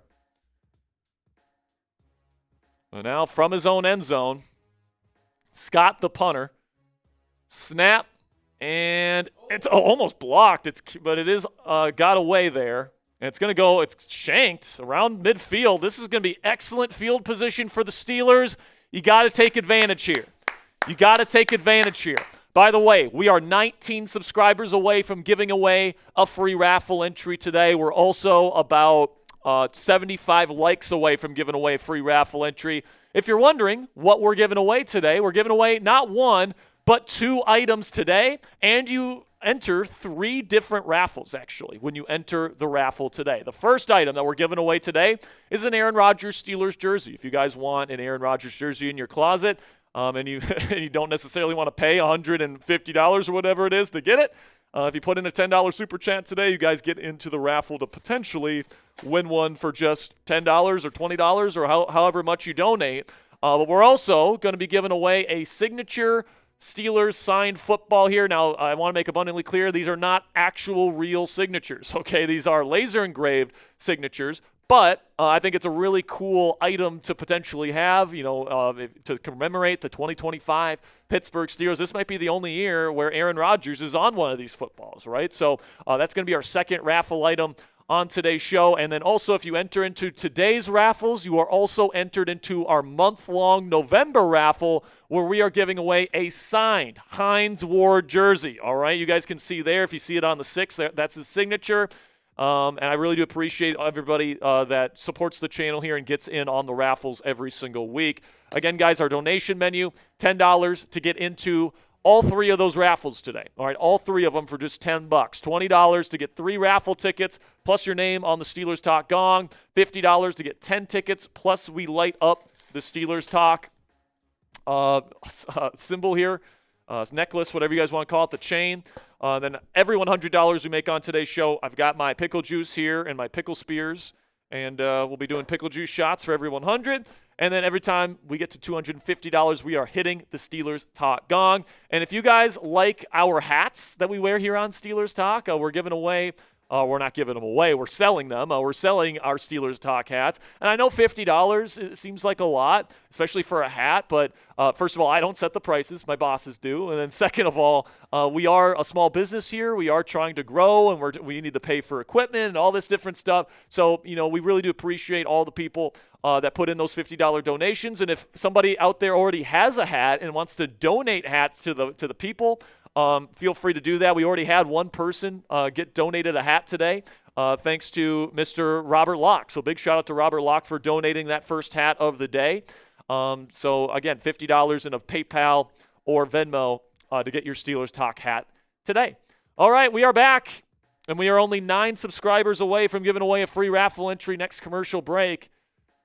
Steelers go out in 11 personnel, but with Ben Skoranek out there as a blocking receiver. Shotgun Rodgers. He'll take the snap at the Chargers 46. He hands it off to Jalen Warren, who's going to knife through a hole, and he will pick up, I would say, about 4 yards. Decent pickup on first down. Got 2,600 people watching live around the world right now. Thank you guys so much for tuning in to the Steelers Talk Watch Party. Live play-by-play and analysis of the game itself here, and then we'll have our extensive post-game coverage, and, of course, we'll be doing our raffles at the end of the show. 38 likes away, or 33 now from giving away another raffle entry as well. Perfect. 33 likes and 9 subscribers. Let's make it happen here. And, of course, spam those TDs if you want a touchdown here for the Pittsburgh Steelers. Shotgun here for Rodgers. Multiple tight ends on the field. They're going to go draw play again to Jalen Warren. He's not going to get much, maybe a yard, and it will be third down and manageable coming up. And I would say this is within Chris Boswell field goal range, but this would be a very long kick if they can't get any more yardage. Steelers trying to avoid a second straight 3-and-out. Of course, last week it took a while for the offense to get going a little bit. Multiple 3-and-outs to start the game for the Steelers. A couple 4-and-outs, actually. Or actually a couple 3-and-outs and a 4th-and-out. 4-and-out, I should say. Can't talk today. The lights are too bright here on Sunday Night Football, man. What can I tell you? All right, kind of a weird double shift here for the Pittsburgh Steelers. Shotgun Rodgers here on 3rd and 5. He'll take the snap. He's looking for the quick option. Nothing there. Pressure gets away from it. Now he's going to bomb it down the field. And Metcalf, and he overshot him. Oh, man, I think Rodgers wanted him to keep going towards the end zone. Metcalf, and Rodgers is pissed. I think he's pissed at Metcalf because I think he wants Metcalf to keep running towards the end zone, and Metcalf was just running towards the sideline, and it's going to end up being a 3-and-out when you could have had a touchdown here. Broderick Jones was the one that led up the pressure, the easy pressure inside. This is an incredible play by Rodgers. And now Chris Boswell is on for the long 59-yard field goal. If it's long enough, it's good. And it's Boswell. Of course it's long enough. 3-0 Steelers. But it's certainly not phenomenal that you're asking your kicker with that starting field position to kick one from the logo. But that one was good from maybe 70. But, man, what a missed opportunity for the Steelers. You had DK Metcalf, and, I'm sure, I'm going to be interested to watch the All-22 on that one, Ponzi, to see if DK is, not going at the angle that he should have gone on, or if Rodgers just overthrew him. I mean, it was a tough throw. It was like cross his body, rolling to his left to the other side of the field. If he would have pulled off that throw, man, that would have been insane. I blame Broderick Jones.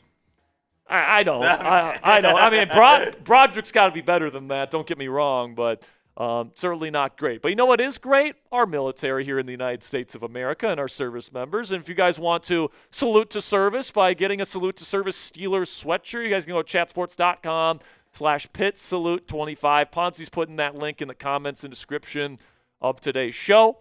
And if you guys use that link and you make a purchase, part of the proceeds go back to us here at Steelers Talk. So not only are you helping support our troops, not only are you getting a great Steelers sweatshirt in that beautiful Army green with the great American flag logo there on the side and the Steelers logo on the chest, but also you're helping out the channel. So if you guys want to go chatsports.com/PitSalute25, we'd greatly appreciate you. Oh, man. I mean, you really hope that you're not looking back at the end of this game, Ponzi, thinking, man, I really wish we would have taken advantage of that opportunity. I mean, you got the ball at the 40, and you got the ball at the Charger 46, and you go 3-and-out twice in a row to start this game. It's just not winning football right there. And it's just like, man, the execution is just not at a high enough level. I mean, I think that, Rodgers even getting that ball out, obviously – Rodgers is moving around great. Yeah. Rodgers has had a couple great pocket presence tucked moments. the ball under and threw a bomb. But I mean, DK Metcalf, veteran wide receiver, gotta understand scramble drill right there. I mean, I think DK had no idea the ball was coming to him because, that's just a crazy throw for Rodgers to even attempt. But at the same time, man, you got to get eyes on the football, and just at some level there, you got to understand what your quarterback's going to want to do in that instance. And now maybe it's possible that I look at the All-22 tomorrow and he just overthrew him. That's possible. It was a really tough throw. You're rolling out to your left, you're off platform, you're throwing across your body. that was a really difficult throw to attempt from Aaron Rodgers. It's possible he just overthrew him. Yeah, definitely agree. Kick is away from Boz, and it's going to be fielded at the 4-yard line, taken out. Gets to the 20. He's going to quickly approach the 30 and get to the 31. 2 away from a free raffle here. 2 subscribers away from a free raffle entry. We did already pass 600 likes, so next commercial break we'll give away a free raffle entry.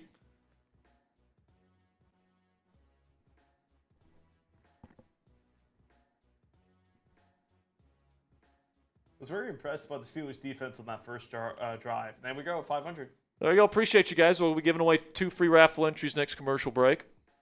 Shotgun here. Condensed formation for Herbert, and the Chargers takes the snap. He's looking. Nothing there. Now he's pressure getting there. Throwing. Overthrew to Ladd McConkey. Incomplete. Good coverage from Brandon Eccles. Working on McConkey in the slot. He also had safety help. Good coverage from the Steelers secondary. It'll be 2nd down and 10.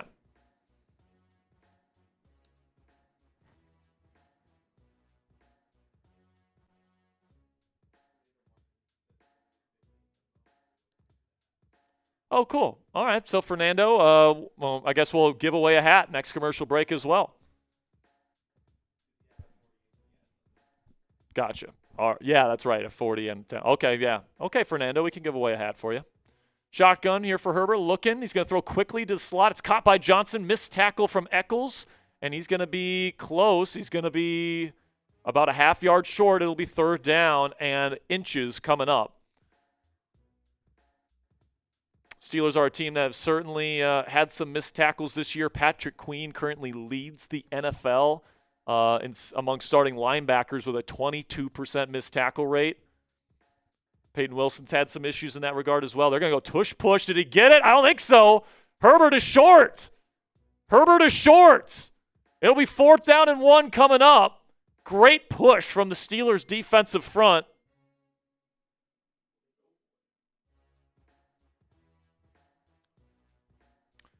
And we 4th down in inches. Let's see if they go for it or if they punt. It looks like they're keeping the offense out on the field. I love how Jim Harbaugh always has his mouth wide open in the middle of the field. Or like when they pan to him, he's always. All right, they're going for it here. Another tush push. Let's see if they just try and knock him off sides. Still 13 seconds left on the play clock. Now they're going to go. And I think he got it. 1st down, Chargers.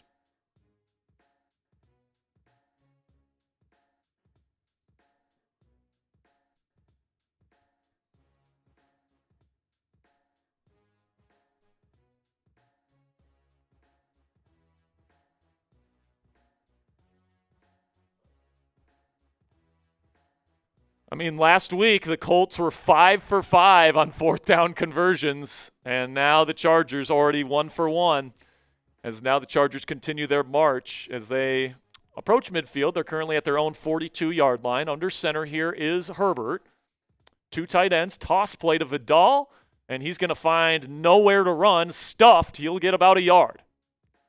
And my mistake, that's not Vidal. That's number 32, which is Jarrett Patterson, their number 2 running back.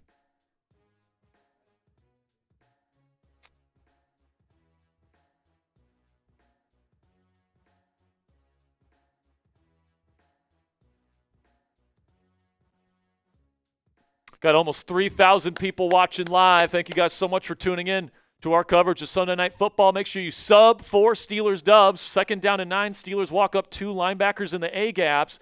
Now Herbert looking. Nothing there. Now he has to throw. It's caught.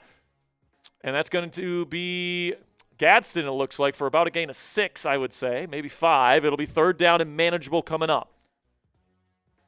Steelers pressure starting to get to Herbert. Patrick Queen was bearing down on him. And a nice hands catch from Gadsden, the rookie out of Syracuse. He's been an excellent receiving tight end for Los Angeles so far this year. Only 22 years old, man. Be 3rd down and 3. Trips left.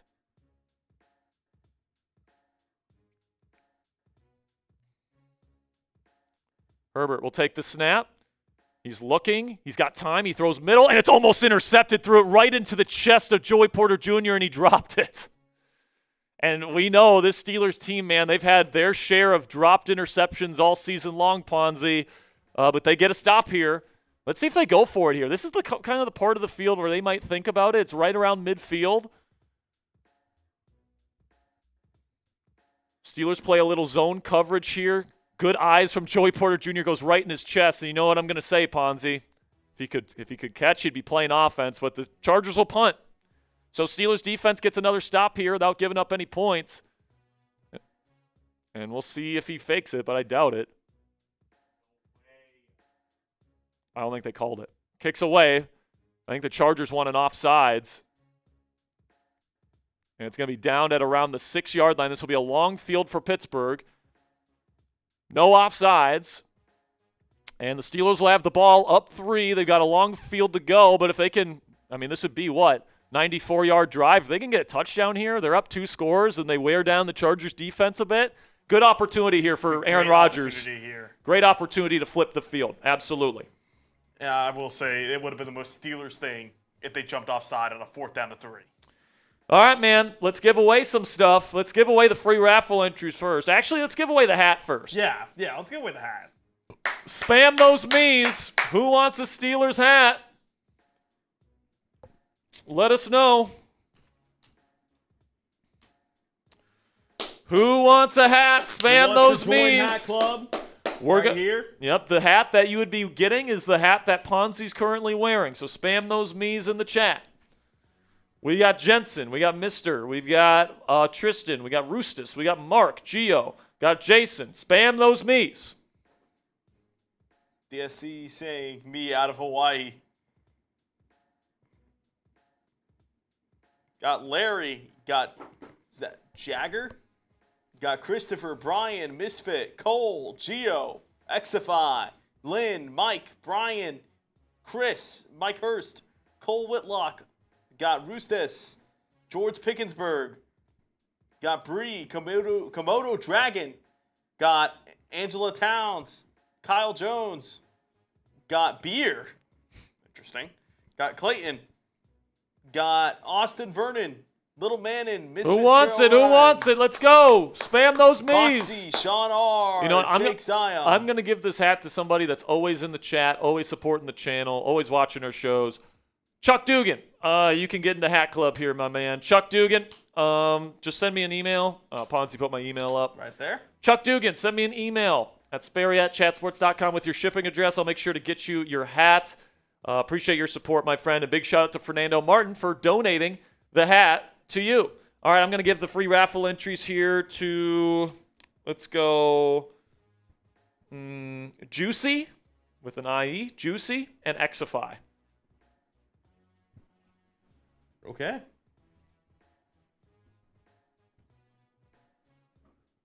Shout out to those guys. You know what? I'm going to give a free raffle entry to Warren Green as well. Warren Green, and then Hoon Dagoon.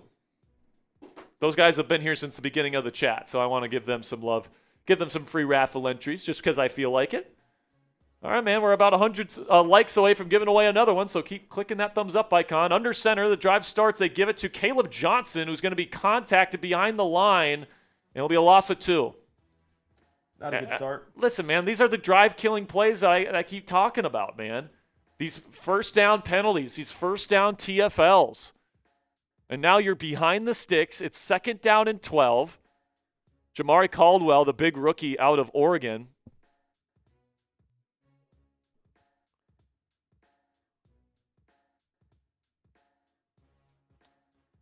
Looked like it was Darnell Washington and Mason McCormick that were allowing defenders in the backfield there, and it'll be 2nd down and 12 here. Rodgers has to be careful. He's in the end zone right now in shotgun. 3 receivers set for Pittsburgh. Takes the snap. He will hand it off to Caleb Johnson. He'll bust up the middle, and he will get about 4 or 5. And it will be 3rd down and pretty long, but somewhat more manageable. And let's see if the Steelers can avoid their 3rd straight 3-and-out to start this ball game. And I think that would be the 2nd game in a row where they start with all 3 of their first 3 drives, either 3-and-out or 4-and-out. They take Caleb Johnson, who stinks at pass protection and catching, off the field for Kenneth Gainwell. Now Rodgers will be in shotgun with Gainwell in a McCaffrey position there, wide right of Rodgers. 2 high safeties for LA. Takes the snap. Rodgers looking. Now he steps up. Pressure getting to him. He has to get rid. He fumbles the football, and it's going to be a safety. He gets back on top of it, but it's a safety.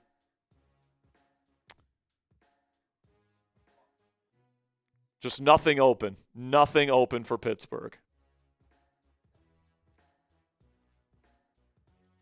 Rodgers, who has successfully avoided some rushers early in this game. Look, first read's taken away. He's just holding the ball for too long, kind of panicking a little bit. Drops the ball in the end zone, has to just jump right on it. That's going to be a safety, and it's going to make this ball game 3-2 with the Chargers getting the ball right back. So I would certainly count that again as a 3-and-out. So 3-and-out with a safety, giving up. So second game in a row with a slow start for the Steelers. I mean, you got to throw that ball away, at least. I mean, he's in the pocket. I mean, that's he true. can't throw it away, especially if he's in the end zone. It would have been the same result. He's just trying to keep it. He's just trying to keep it alive, and there's just a guy there, and then he drops it. And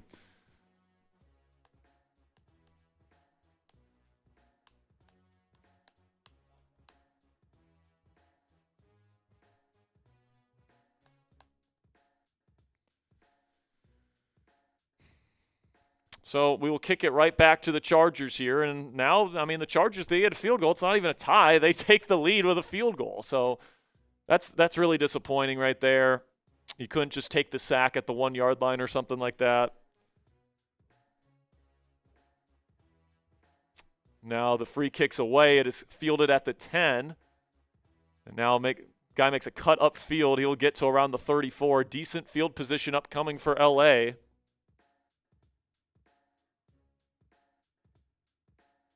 I gotta love this tweet I just saw from Mark Capoli. He goes, Tatis with a 2-run bomb. Makes it a 3-2 game. Yeah. Little baseball score. Shout out the Padres.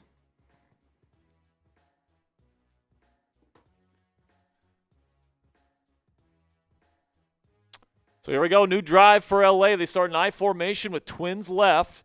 He'll hand it off to Vidal, and he's not going to get much. Maybe 2 or 3. This Steelers run defense continuing to be strong to start this game.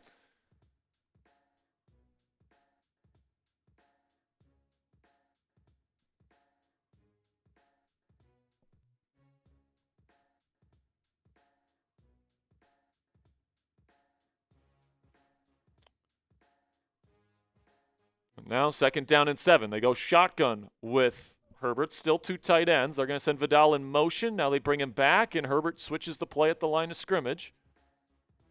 Now they send Vidal in motion the other way. Takes the snap. Herbert looking. Nothing there. Now he's going to try to escape up the middle and run, and he's going to be met pretty quickly after maybe a gain of 2. Be 3rd down coming up. Good pass coverage from the Steelers. I will say, man, I would say that, on the back end, they're doing a good job making Herbert hold on to the football. Now, the pass rush hasn't gotten home for any sacks to this point. I think they got to do a better job than what they've done so far, but I would say the coverage on the back end has been pretty good. Now let's see what they can do here. Let's see if they can get him off the field once again on a 3rd down. It's 3rd down and 4. Type those 3s. Come on. Shotgun. Trips left with a single receiver out to the right. Now, false start. Yes. Austin Deculus, the left tackle, moved early, and it'll be 3rd and long coming up. Back them up. Come on. I'm hungry for a sack lunch. Let's get it. TJ Watt, strip sack. Let's go. Manifest it. I'm hungry, baby. I'm hungry. I need that sack lunch. I need it. Had no lunch today. I need it. Need that sack lunch right now. 2 high safeties for the Steelers. Corners playing way off coverage. Shotgun, Herbert takes the snap. He's looking. Pressure's getting there. Now he throws middle, open, dropped. Throws behind his man, Johnson, and it's going to be yet another 3rd down where the Steelers get off. Frankly, because of a bad throw from Herbert. Looked like Darius Slay allowed Johnston to be quite open there on the inbreaker. Herbert just missed his man. I think he's worried about the pass rush a little bit, Ponzi. Good stunt executed by Alex Highsmith and Nick Herbig to force the poor throw, and now Steelers defense makes yet another stop. As the Chargers line up to punt, watch out for the fake here, especially they might need a little spark. Nope, Scott will boot this away. And now Keshawn Williams, who's been doing a great job, is going to be fielding it at the 10-yard line, find some space, and he'll get it to the 21. So let's see what this Steelers offense can do, man. Not a lot of offense to start this game, Ponzi, but thank God the Steelers defense came to play. A very similar setup, Ponzi, to this game compared to the last one. To this point where, not a lot of offense. Now, frankly, I would say the Chargers' first quarter offensively was actually pretty good. They were moving the football. That's probably the main difference. But, the Steelers defense certainly looks like they're coming to play today. I mean, I think, comparatively, the Chargers offense was a lot better, but not by much. I mean, you mean the Colts? Yeah. What I was saying, but the Colts, this game, the Colts scored a touchdown. Oh no, yeah, I was saying the Colts offense did a lot better than the Chargers. I was saying more to both offenses in this game. Oh, you think the Chargers have been slightly better than the Steelers? Yeah. I mean, it's not that hard to be better than the Steelers. Yeah. Let's be honest. The Steelers don't have a first down. Yeah. So as long as you have a first down, which the Chargers do, you're going to be better than the Steelers. So, which, like I said, it's not that much because it took a fourth down to do it. But man, we know that this offense can get rolling. All right, let's see what they can do. It's just they're taking so many negative plays on first down, and they're getting behind the sticks. And we know that is the death of this offense is when they get behind the sticks. Yes. Because they just I don't know, man. False starts. Can't take false starts. Can't take negative losses. Can't have TFLs. All that stuff. Yeah. It looks like the pass rush has been really bad, or the pass protection has been bad to start this game, particularly from Broderick Jones. Although Fontano did get bullied by Khalil Mack. Was that the case? Yes. I'm sure it probably was, but Fautano's been really good the last few weeks, but Mack can still play for sure. Do we have – I don't think we – no, we don't. Okay, so we are about 65 likes away, and we're about halfway to our next free raffle entry in terms of subscribers. So if you guys love the Pittsburgh Steelers, we are currently the largest individually run Steelers news program anywhere here on YouTube. Over 103,000 subscribers, the only Steelers news program here on YouTube with over 100,000 subscribers. Thank you guys so much for supporting our channel today. And always, if you guys want free, informative, and extensive Steelers coverage all throughout the 2025 season and beyond, make sure you guys click that subscribe button. Join our family today. And every 100 new subscribers today, we give away a free raffle entry. Let's get it. All right, man. At least, we've gotten through this storm here of the early offensive struggles with a lead. Let's see what they can do now. First down and 10. Shotgun Rodgers, 2 receivers. Now they're going to pass it. Tries to go slant to Metcalf. It's caught. There he goes. He goes down to the 39-yard line. Rodgers found that second window to number 4. First down, Steelers, their first one of the day. And you know what, Ponzi? Usually when they get that first down, they can get rolling and they can get into a little bit of a rhythm. Looked like DK just completely schooled Dante Jackson there. And a nice little sidearm sling from Rodgers.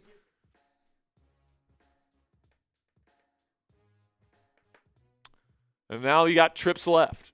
Rodgers will send Skoranek in motion. Hand off to Jalen Warren. He's going to find a little crease. He gets smacked to the ground after a gain of around 3. Second down coming up. Beautiful throw from Rodgers, man. Finding that second window, sidearm sling, finding his number 1 receiver.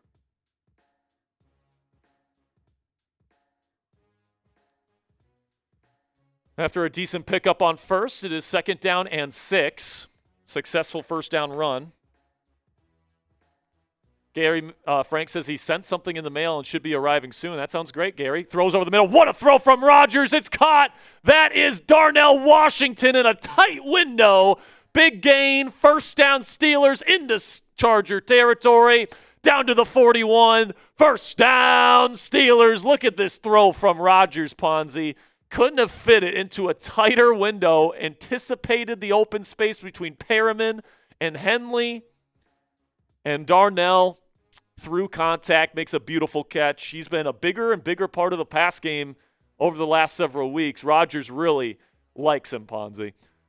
Type those ones. First down and 10. 2 seconds on the play clock. Rodgers will toss it to Jalen, who will cut up field. He's going to find a little bit of space, stays on his feet, gets 9. Good first down pickup for 30. Let's go.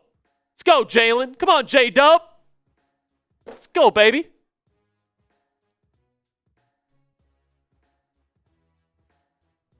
Had the jumbo personnel out there with Spencer and Darnell, of course, paving the way. I mean, the kind of lanes that they can just open up, it's insane, Ponzi. And then you got that body mass out there. And then you got Skoranek, with that down block on the outside. It's just a thing of beauty, man. Under center now from the Chargers, 32-yard line. Multiple tight ends, 2 receivers out there. Jalen Moore in the back. Now Rodgers has to call timeout, doesn't like what he sees. I'm okay with that. First half.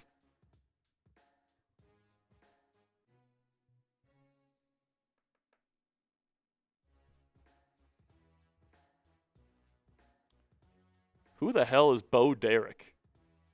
Am I an idiot for not knowing who Bo Derek is? I'm sure she was probably on like some TV show or something. Because they're showing all of the celebrities that are at the game tonight. Yeah, I mean, she was the first one that they showed. Like she was some huge deal. I don't know. All right, second down and 1. 2 receiver set. Actually, no, three tight end set with 1 receiver, Metcalf. Jumbo personnel. Under center is Rodgers. They will hand it off to Warren. No push at the line, but great jump cut from Warren to get some space and pick up 2 for a first down. Great move by Warren. I mean, that's exactly what I'm talking about with J-Dub there, Ponzi. Even when there's no space. I mean, most running back, like if that was Najee Harris, that would have been a loss of 3. But Jalen Warren sidesteps it, finds a lane to run through, and then picks up the 2 yards to pick up a first, move the chains, keep the drive going. So now that's the end of the first quarter. Defense is playing great. Offense is starting to get there. 3-2 Steelers, and the Steelers are once again within striking distance. If you guys want an Aaron Rodgers jersey, well, today might be your lucky day. Enter today's raffle for a chance to win an Aaron Rodgers jersey. Just $10 to get in on the raffle today in a Super Chat, Venmo, or PayPal. And then our second raffle item today, a signature Steelers football here for the 2025 roster. Really do appreciate all of your guys' support.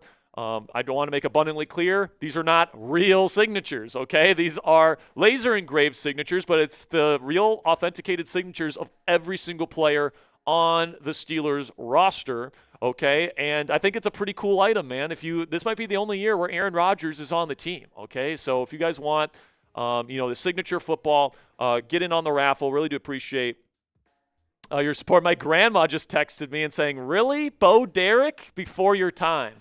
Yeah, people are texting me too. I'm guessing, yeah, Bo Derek. I guess we're just old, young. I guess I'm just too young to know who Bo Derek is. Certainly. Yeah, for sure.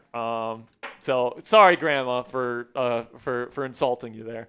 But any raffle ticket that you get throughout the month of November for any of our watch party raffles gets you into a month-long raffle to win this signed Hines Ward jersey. So even for just a $10 super chat, guys, you guys get entries into raffles to win an Aaron Rodgers jersey, a signature football for Pittsburgh Steelers here in 2025, and an actually signed Hines Ward jersey. All right, so $10 to get in, $20 to get yourself 3 raffle tickets, plus your name on the Steelers Talk Gong, $50 to get 10 tickets, plus we'll light up this Steelers neon sign here if we get a $50 super chat. And then every $100, we got pickle juice shots, $250 that we make as a group. We'll hit the gong. Apparently she was in Tommy Boy, too. Oh, she was? Yes. Okay. trying to think of any movies we would know. Tommy Boy. Was she the I think she was the. Was she the one that married the dad? I think so. Okay, I know who that is. Yeah, I didn't know her name was Bo I Derek. know her from Tarzan. I didn't know her name was Bo Derek, but I mean, I guess. First appearance, Bo Derek. All right, man. Well, we're back in L.A. 3-2 Steelers. Pittsburgh has the football in Charger territory, threatening. All the scoring today has been done by the Steelers offense. They give away a safety, and they got a field goal after a botched punt from L.A. But now Rodgers inside the 30 at the 29 from shotgun. He's going to throw a little tunnel screen to Muth. He's going to pick up 9 on first down. Good job from Rodgers getting that ball out to Muth. And good run after the catch from Eights. Pick up 9.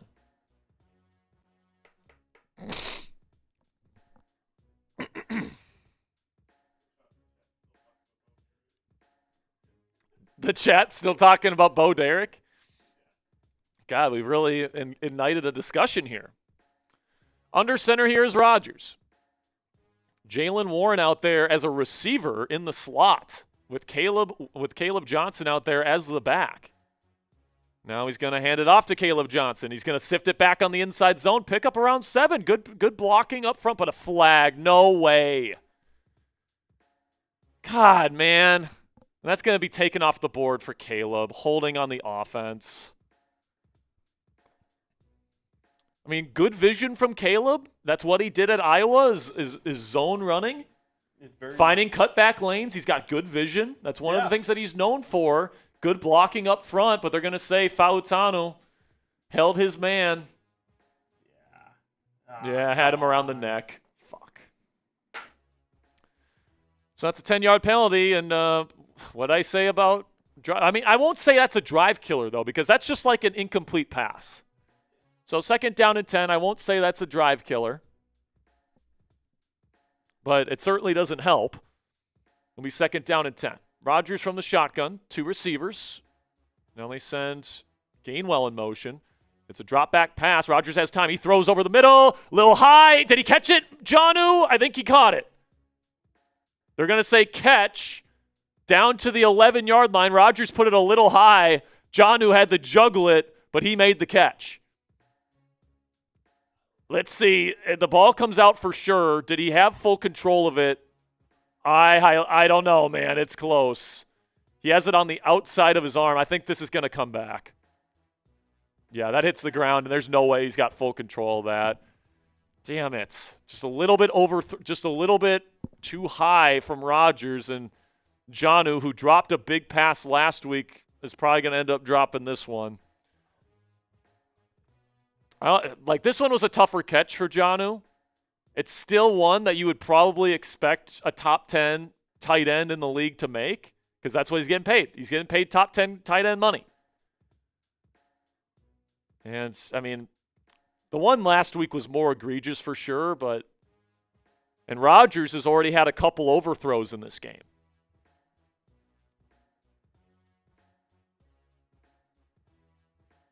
So they are challenging. We'll see. If it is incomplete, which is what I'm expecting, it's going to be 3rd down and 10. And Rodgers will have to dig him out of a 3rd and very long to keep the drive alive and try to get a touchdown.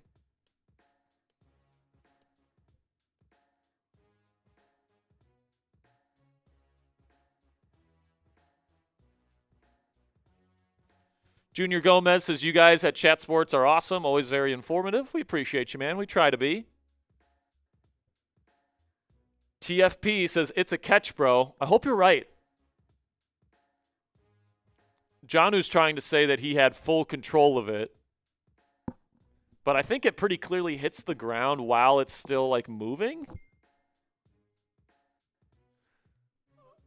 Somebody in the chat is asking how to donate, Ponzi, so I'll tell them right now. If you guys want to get in on the raffle, you guys can select the money symbol down there in the live chat room. It looks like a dollar bill to Super Chat. You can send in any dollar amount that you want. We'll get you up on screen. Or you can Venmo or PayPal. My Venmo and PayPal handles are down at the bottom of your screen. You can find me at Jack-Sperry on Venmo, at Captain Jack Rabbit on PayPal, And if you use Venmo or PayPal, you double your raffle tickets. All right, just so you know. So that is how you guys can donate today. Is if you super chat, is if you Venmo or PayPal. We greatly appreciate all of your guys' support. Ruling overturned. So it's a drop.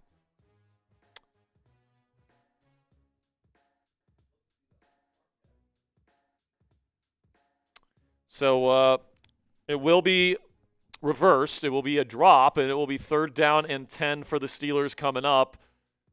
God, man, that's like, because if Rodgers puts it right on Jonnu, man, he might have some room to run there too.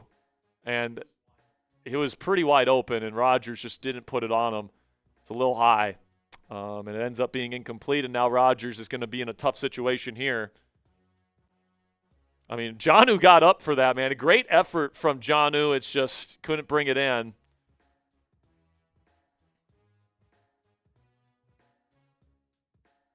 And pretty clearly hits the ground, and it helps him, quote-unquote, secure the catch. Rodgers throwing it sidearm and just throws it too high. Oh, my gosh. Robert Locke with a crazy message here. So here we go, 3rd down and 10. Gainwell is going to be put out into the slot. Empty formation for Rodgers. 3 to the left, 2 to the right. He'll take the snap. Rodgers looking. He's just going to get it to Gainwell. Has to make one man miss. He cannot, and it will be 4th down coming up. And they're going to settle for the field goal here and try to go up 4 points.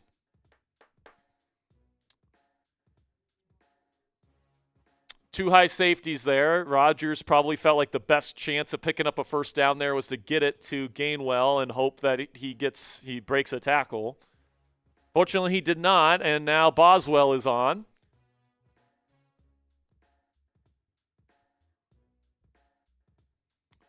And Boswell kicks it. It's curving, and he missed it. A rare miss for Chris Boswell inside of 50 yards. He missed a 45-yard field goal, which frankly never happens.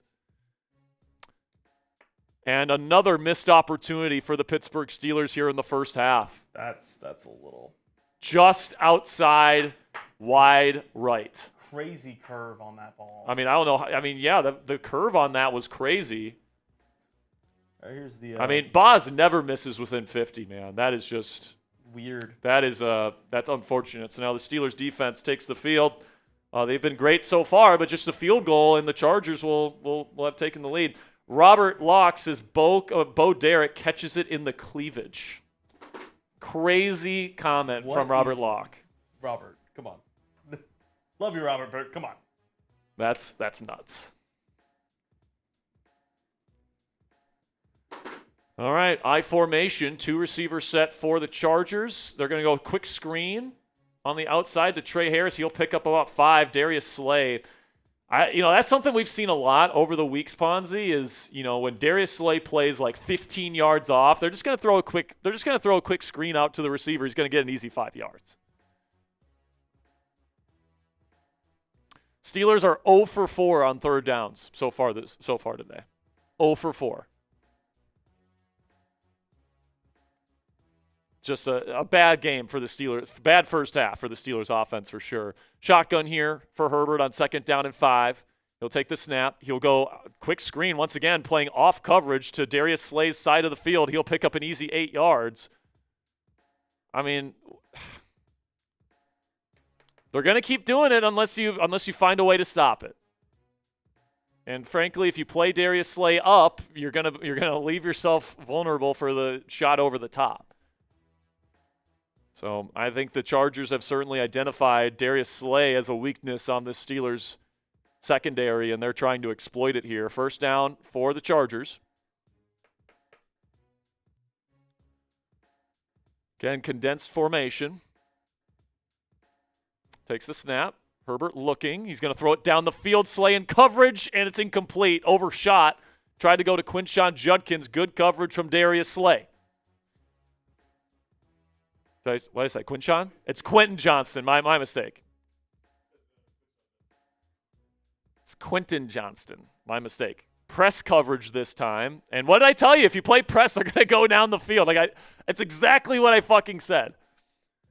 Thank God Slay was able to stick with them. It's 2nd down and 10.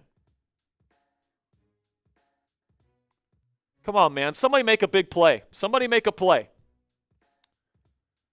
Herbert takes the snap. He will hand it off to Vidal. He's got a little bit of running room, and he's going to pick up 12. Darius Slay, not great and contained there on the outside. Looked a little soft. Didn't want to put his face in the fan, and Vidal fights forward, and now Darius Slay is down on the ground. I think he probably took a shot to the head. That would mean James Pierre would come in. He is the backup outside corner. And Darius, frankly, has been down with injuries quite a bit. Trying to see what they're looking at. But Slay, I think, took a shot to the helmet. He did. Big shot to the helmet from Kyle Duggar. So we'll see. Looks like he got his bell rung for sure.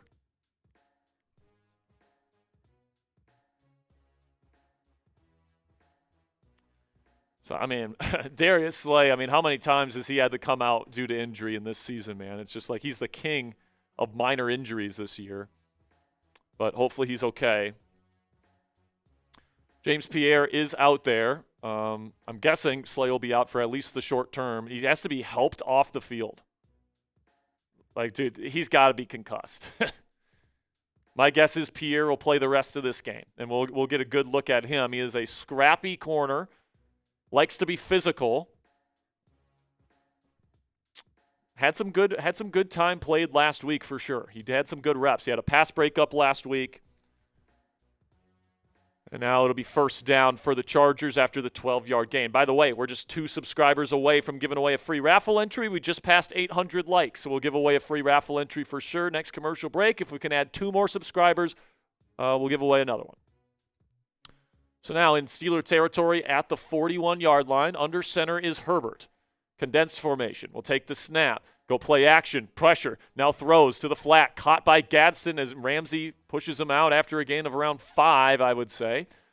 Decent gain on first for the Chargers. Chargers certainly getting close to field goal range to be able to take this lead in the first half and take their first lead of this first half. Herbert layered that football over TJ Watt, who was jumping to try and get to that football. Well layered. And now it'll be second down and 5. Shotgun for Herbert. Takes the snap. Jet sweep. Pop pass over to the left. And now Pierre's going to upend the Charger wide receiver. You love the physicality from James Pierre. And it'll be third down and short coming up. Type those 3s. Love to see that physicality.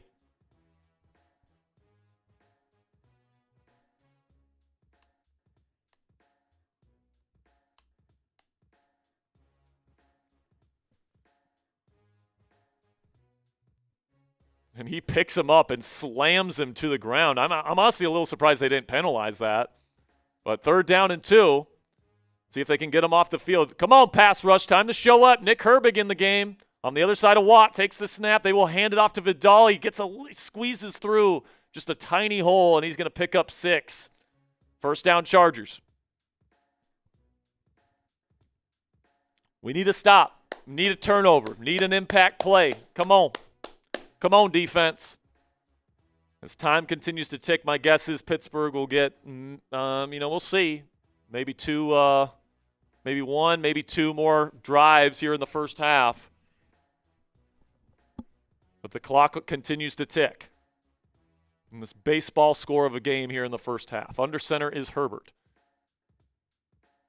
Single high safety here for Pittsburgh. My guess is they'll send a man-free blitz. They do. Here comes the pressure. Herbert, look at nothing there. Now he's going to get sacked way behind the line, and it's going to be Kyle Duggar and Nick Herbig. A loss of around 6. Second down coming up. Let's go, 51. Let's go, man. And now Herbert is up, and he is limping, and this is reminiscent of last year's game where Herbert had to leave the game with an injury and Taylor Heineke had to finish the game. If you guys remember, it was the home opener last year when Justin Fields beat the Chargers. And, I mean, kind of a hip drop tackle there from the Steelers. It'll be 2nd down and 15. Herbert still in the game. Trips right. Takes the snap. Herbert looking. Nothing there. Now throws over the middle. Wide open. It is caught by Ladd McConkey. Eccles in coverage. He gains around 12. 1st down Chargers. Can tell Herbert is hurting a little bit, but he was able to deliver that football.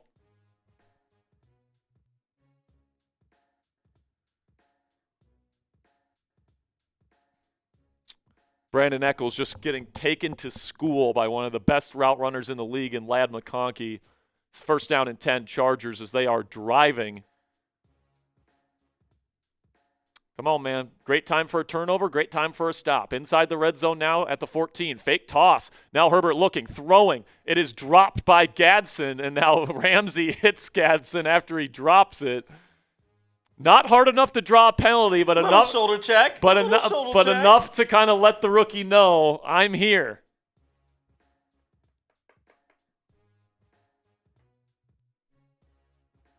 Jalen Ramsey got all the way over to Gadsden from the deep middle safety position there. Great trigger from number 5. And it'll be 2nd down and 10. Shotgun Herbert. Once again, single high safety for Pittsburgh. Takes the snap. They send 5 men. Now Herbert has to float it in the end zone. 1-on-1 coverage, and it's nowhere close to Gadsden. Peyton Wilson in coverage. Could tell Herbert wanted to get the ball out fast. And I think they wanted a penalty on the Steelers for hitting Herbert at the end of the play. I think Highsmith hit him. And I think they wanted, oh man, and they hit him low. I'm surprised they didn't. Yeah, dude, and like his knee bent in a weird way. I think, and I honestly don't blame the Chargers for wanting a penalty, and Harbaugh is livid, and it's 3rd down and 10. Come on, defense, need to stop. Steelers send 4. Herbert's got time. He's looking towards the end zone. He throws. It's tipped, and it's almost intercepted. Kyle Duggar nearly had it picked. A 2nd dropped interception of the day, and that's very likely going to be a 3-point play right there. It would have been a tough play. It was deflected. It was too high for McConkey. It got tipped in the air, and it would have been a diving interception for Duggar, but he couldn't handle it. And now it's going to be a 32-yard field goal. This should be a chip shot, and it could have been 0 points for the Chargers. But let's see how this kick ends up. Snap, hold, it's up, and it is right down the middle. Good. That's a 3-point dropped interception right there. And the Chargers take the lead 5-3 in this baseball-style scoring game.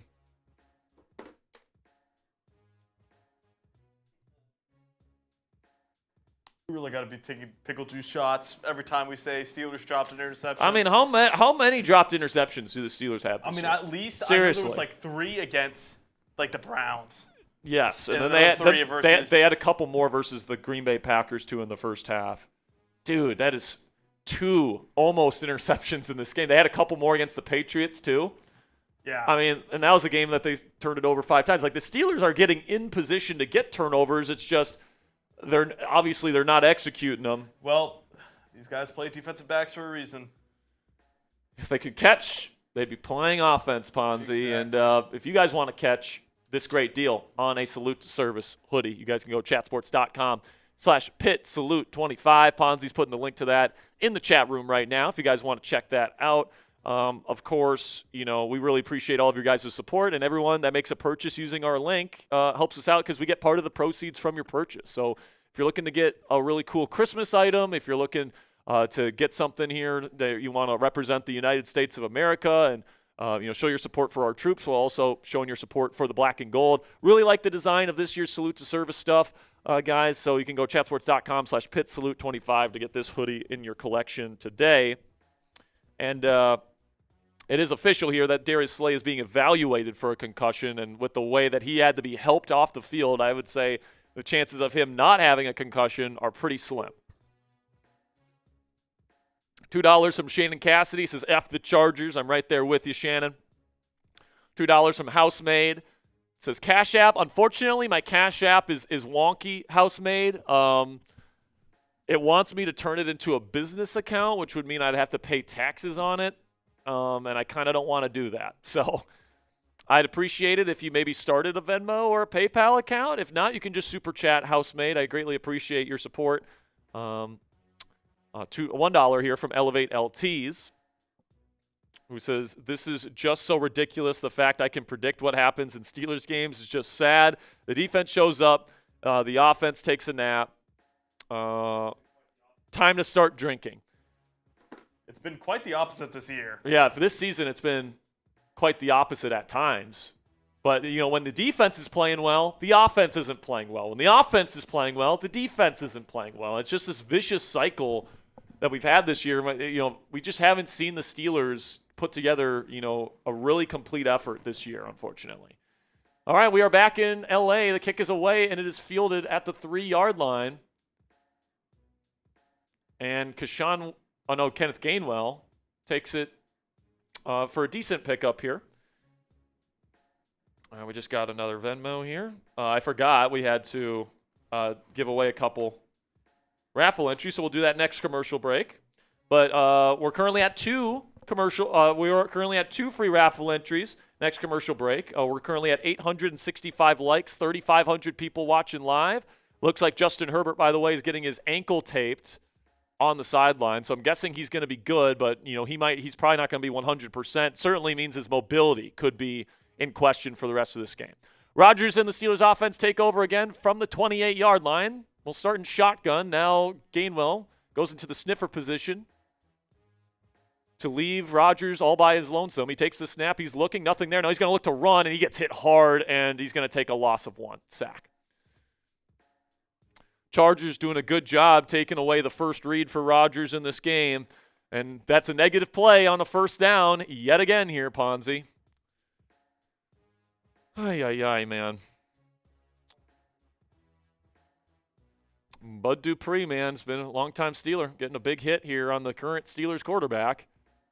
I don't even think Rodgers saw him. He got walloped there. Ball came loose as well. Thank God Rodgers hung on to it. And now Rodgers, 2nd down and 11, shotgun for number 8. Takes the snap. He will hand it off to Jalen Warren. He makes one-man miss, cuts it outside. He'll pick up around, say, about 4 yards, 3.5 maybe. It'll be 3rd down and relatively long. Steelers trying to avoid yet another quick drive against this Chargers defense, which has been awesome tonight.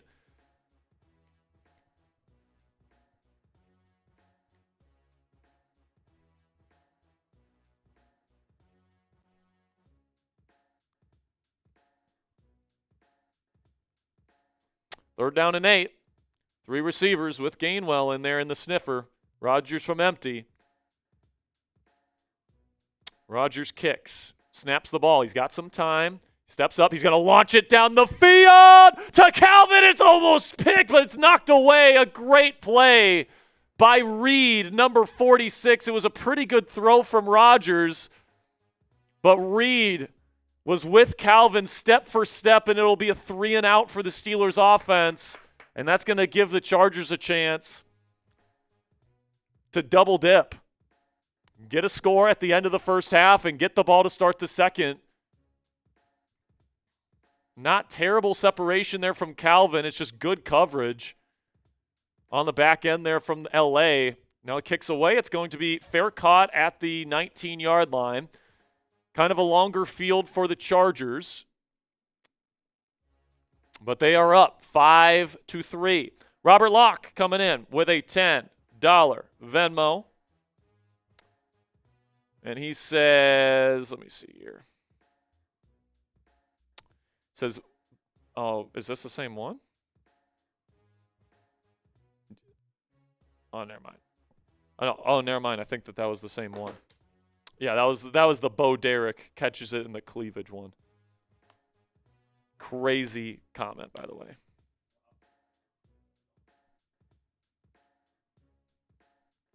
Housemaid, shout out to Deshaun Demery. It's his birthday. Shout out to Deshaun.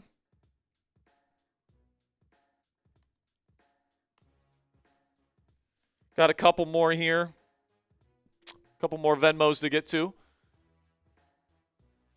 Gavin Felix with a 1 says ASJ coming. Talking about Asante Samuel Jr.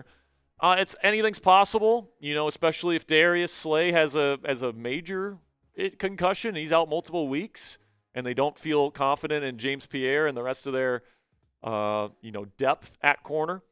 Certainly possible, man, that they bring in Asante. There's a reason why they're bringing him in, right? If they weren't interested in cornerback help, they wouldn't be bringing him in for a visit. And if Asante didn't feel like he could fit here in Pittsburgh, he wouldn't be taking a visit. Now, what I will say is that Mike Tomlin and Omar Khan, they have to give him some assurances that he's going to start if he signs. Because you better believe Minnesota's going to give him that assurance. Green Bay is going to give him that assurance. Carolina's going to give him that assurance. Chicago's going to give him that assurance. San Francisco will probably give him that assurance. So, if he has a guaranteed starting job at other spots and then the Steelers tell him, you got to compete with Darius Slay for the job here, he's not going to sign here. He's just not. He's going to want a guaranteed job. Now, I know Asante Samuel Sr., longtime NFL player, really good player in his day, really likes the Steelers organization, really likes Mike Tomlin, and really likes this defense. And he was pretty active this week on X, kind of hinting that he wants his son to come to Pittsburgh. So, plus, the Steelers team doctor did Junior's neck surgery. So, keep that in mind here. Elevate LT's with a Venmo here. And he says, let me see what he says here. He says, LOL, I forgot to add, if the offense shows up, the defense is taking a nap, is why we won't win a Super Bowl this year. Got to show up to work. 100% Elevate. So here we go, 1st down and 10 for the Chargers. They will hand it off to Vidal, who's gotten some run lanes recently, and he gets another one here, gain of 11. 1st down, and now there's another Steelers player down that takes a big shot at the end of a run. Hopefully he's okay.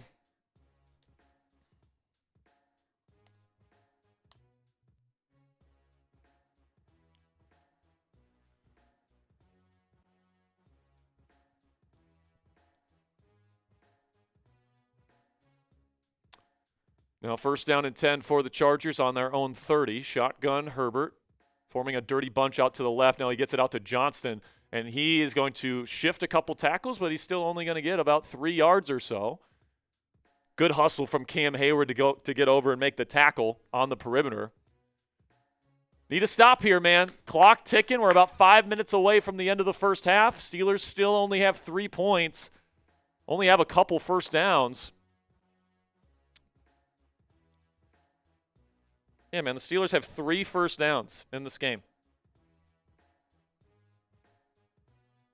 2nd down and 7 now for Herbert. He's all by his lonesome. Now he brings in Vidal next to him. Looks like man coverage as Peyton Wilson followed him back in.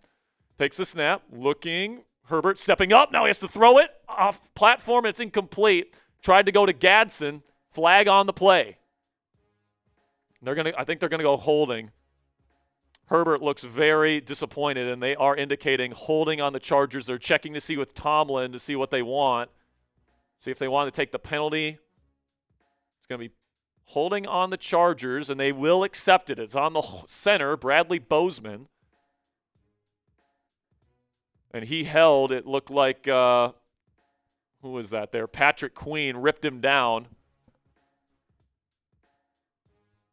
And it's going to be 2nd down and 17 here.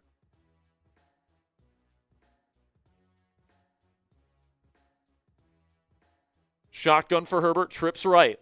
2 high safeties for Pittsburgh. Takes the snap. He's going to throw it out to Vidal. It is caught. Needs somebody to go make a tackle, and eventually they do, but a gain of, I would say, what, Ponzi? 13, 14? It's going to be 3rd down and manageable coming up. Would have been a 3rd down and 7 if they declined the penalty. Yeah, and they would have moved the chains if they would have ran that play, but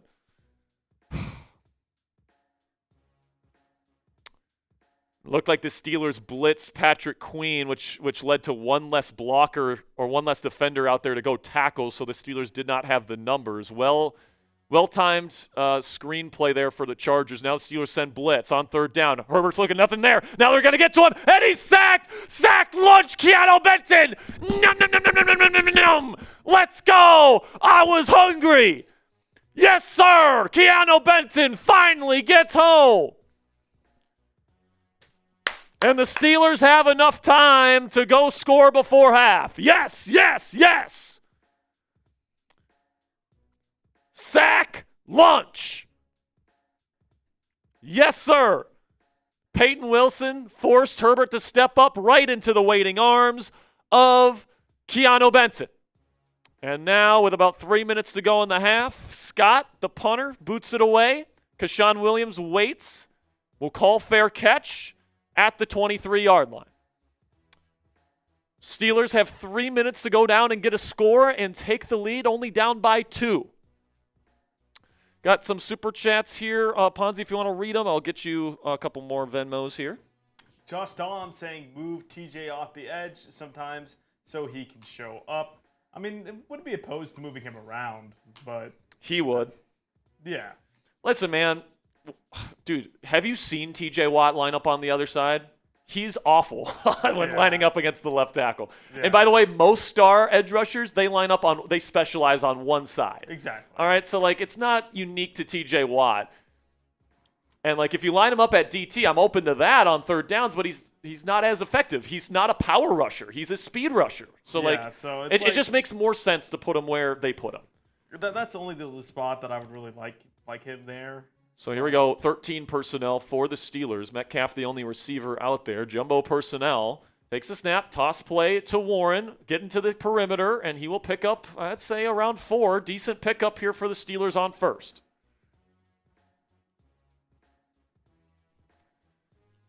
Be really nice if we go into the half with a touchdown, man. You want to feel better about this offense because it's been a slow start. Or even just take the lead back.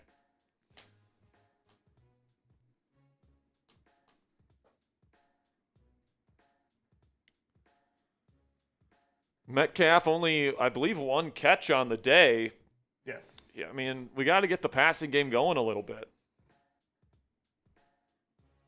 There's 6 different people with completions, man.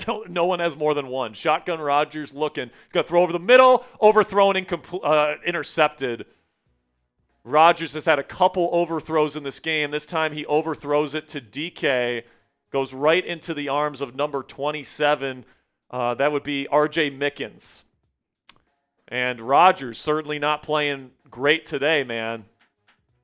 Usually so pinpoint accurate. Tried to go over the middle. And, like, you wonder why Tomlin doesn't like going over the middle? You wonder why Rodgers usually doesn't like going over the middle? Because interceptions happen over the middle of the field. Metcalf was open too. And Rodgers just overshoots Metcalf. I mean, that's how many times has Rodgers overthrown his receiver in this game? That's all on Rodgers. He reads the defense well. If he gets that to Metcalf, it might be a touchdown, and he's still running with it, potentially, because he's got a head of steam, and he's running past the safety. Instead, he overthrows it. It goes right into the safety's arms, and now the Chargers have a chance to double dip here. Start their drive on the Steelers' 38-yard line, already up 2. They get a touchdown here, they're up 2 scores. They're going to hand it off to Vidal. He breaks a tackle, and he's going to get about 8.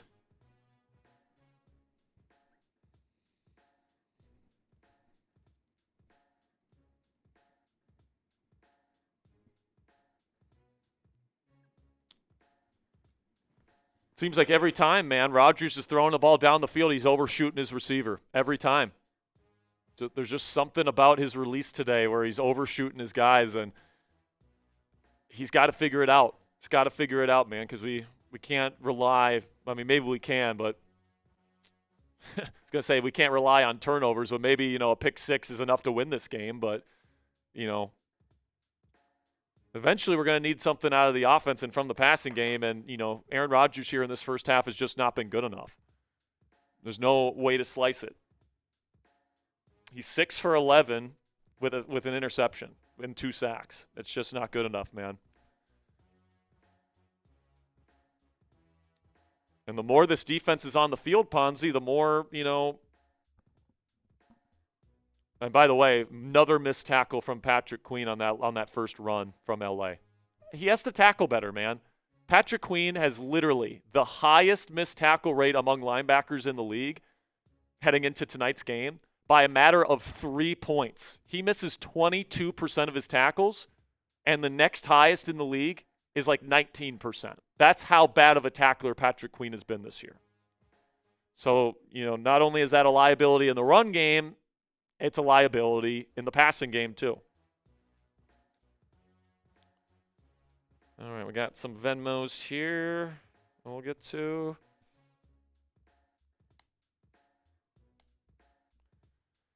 David Boggs with a $1 Venmo. Trying to find yours, David. It's a PayPal, actually. And he says, shout out Landon Armolt. Shout out to you, Landon. Then we got Ben Knowlton with a 1. Says, here we go, Steelers. Shout out to you, Ben. Thanks for the donation. It was a 1. And then Hat Guy LTs, or Elevate LTs, says, I'm done defending Mike Tomlin. This is his team. And newsflash, this team stinks. Take the dang hint. I'm so for firing Tomlin. Listen, man, I've watched a lot of bad football this year. There's a lot of teams that are a lot worse than the Pittsburgh Steelers, but like if the Steelers are going to want to do anything more than like win 9 or 10 games this year and lose in the playoffs like they've done the last several seasons, they got to play better, especially on offense moving forward. That's for damn sure, man. 2nd down and 3, pistol. Hand off to Vidal. He tries to get outside, and he's going to get about 4 yards. Patrick Queen in pursuit. 1st down, Chargers.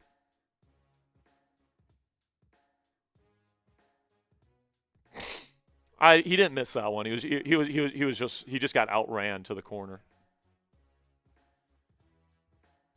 Make sure you guys click that subscribe button. For every 100 subscribers we're getting on today's show, we are giving away a free raffle entry, and we're less than 100 likes away now from giving away another free raffle entry. At halftime, we're already giving away 2. Help us reach a couple more milestones here. We'll give away even more. Shotgun here, condensed formation, quick screen out to Johnson. Got a tackle, missed tackle, and now Johnson will pick up about, I'd say, around 6. I think that was Eccles on the outside missing the initial tackle on the screen.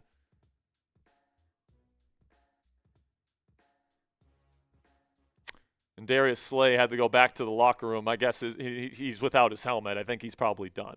Shotgun here for Herbert. He's going to throw it to the flat quickly. Gadsden, he does not get there. Good pursuit from Peyton Wilson, stopping him before he gets past the line to gain. It'll be 3rd down and 1.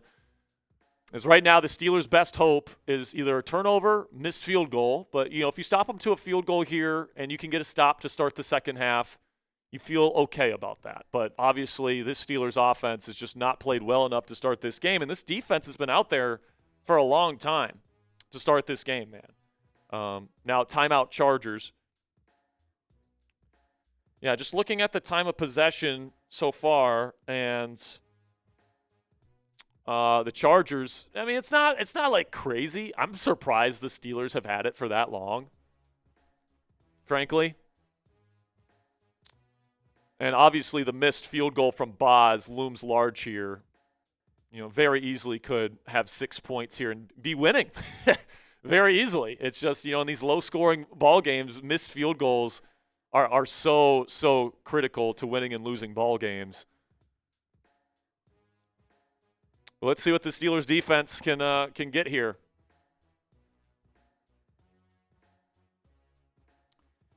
TJ Watt nearly doubling the amount of chip blocks as everybody else in the league has faced so far this year. Almost doubling the amounts of Aiden Hutchinson and others.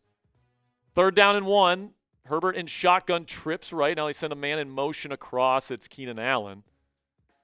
See if the Steelers pass rush can get home. Looks like they're going to send a blitz. They're going to hand it off to Vidal on the outside. He barely picks it up. Gain of 2. Clock will continue to tick. Chargers still have 2 timeouts. They're not going to take any timeouts here. They're really going to let this thing bleed.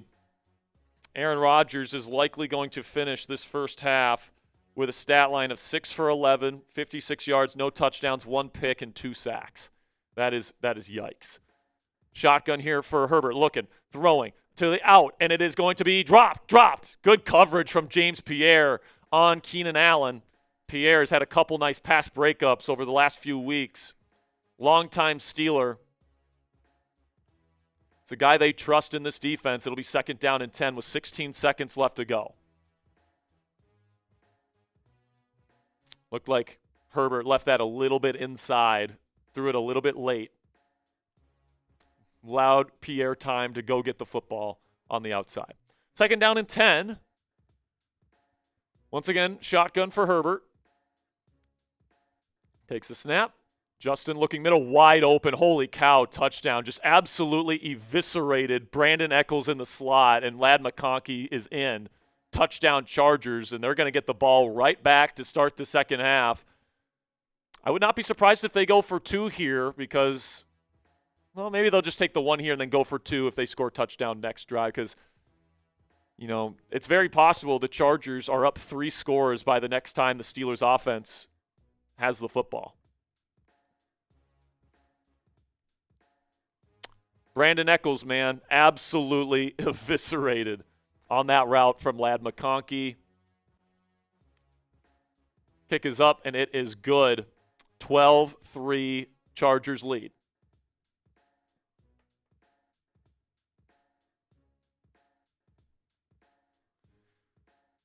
Or is this Kyle Duggar?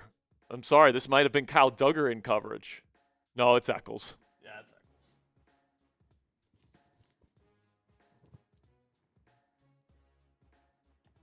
Just wide open in that seam. Leaving Ladd open is not the way you win football games. So now that makes it a 2-possession ball game. Now Chargers up 9. And once again, eventually the Steelers offense got it figured out in the first half versus the Colts. You know, they were able to get into the end zone and, you know, had a good lead. They had good leads versus the Packers and the Colts heading into the halftime. That's not going to be the case this week. Offense is going to have to show up in the second half.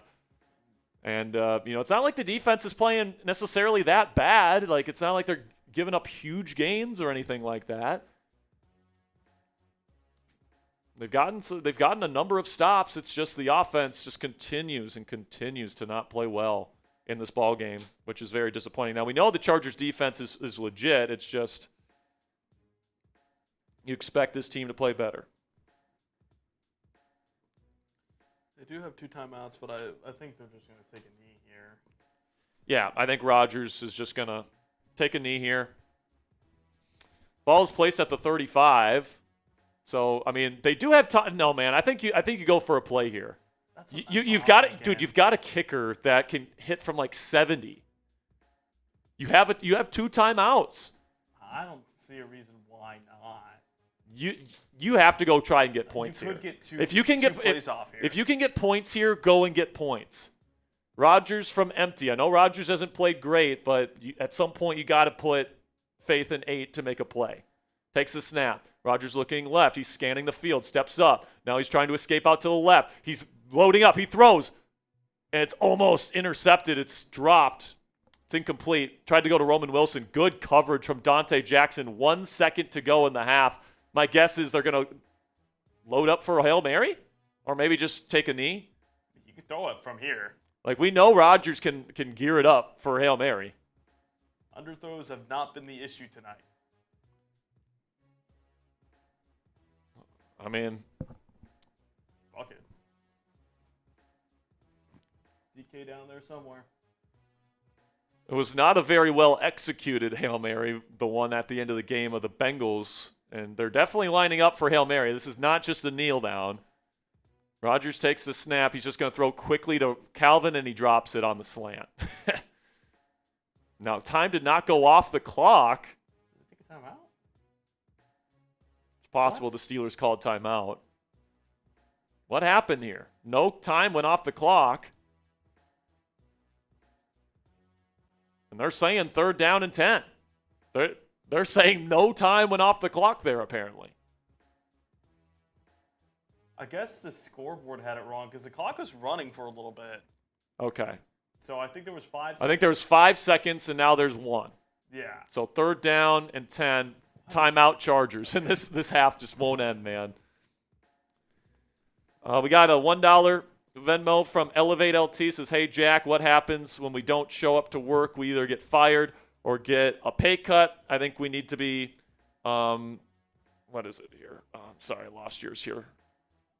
That guy, he said, I think we need to be handing out pay cuts to this coaching staff and players. Sorry, I'm ranting, but I'm sick of the same product. I mean, yeah, man. I've said if you don't make the playoffs this year, all that stuff, you gotta hold Tomlin accountable because these are the guys that he wanted. But I'm willing to give Tomlin a full season. All right, I'm not gonna be riding the roller coaster, as Aaron Rodgers likes to put it. 1 second, Rodgers just going to throw it out to Roman Wilson, and he's just going to go out of bounds, not even trying the Hail Mary. Why don't you just kneel? at that point, why don't you just kneel? I don't know, man, but maybe to get Rodgers another completion, I guess. But yeah, right. So 12-3, the score at half. The Steelers are frankly, they're kind of lucky to have the 3 points that they have because they were pretty much gifted the ball on the Chargers side of the field with a poor punt. And Boswell nailed a 59-yard field goal and then missed a 45-yarder later.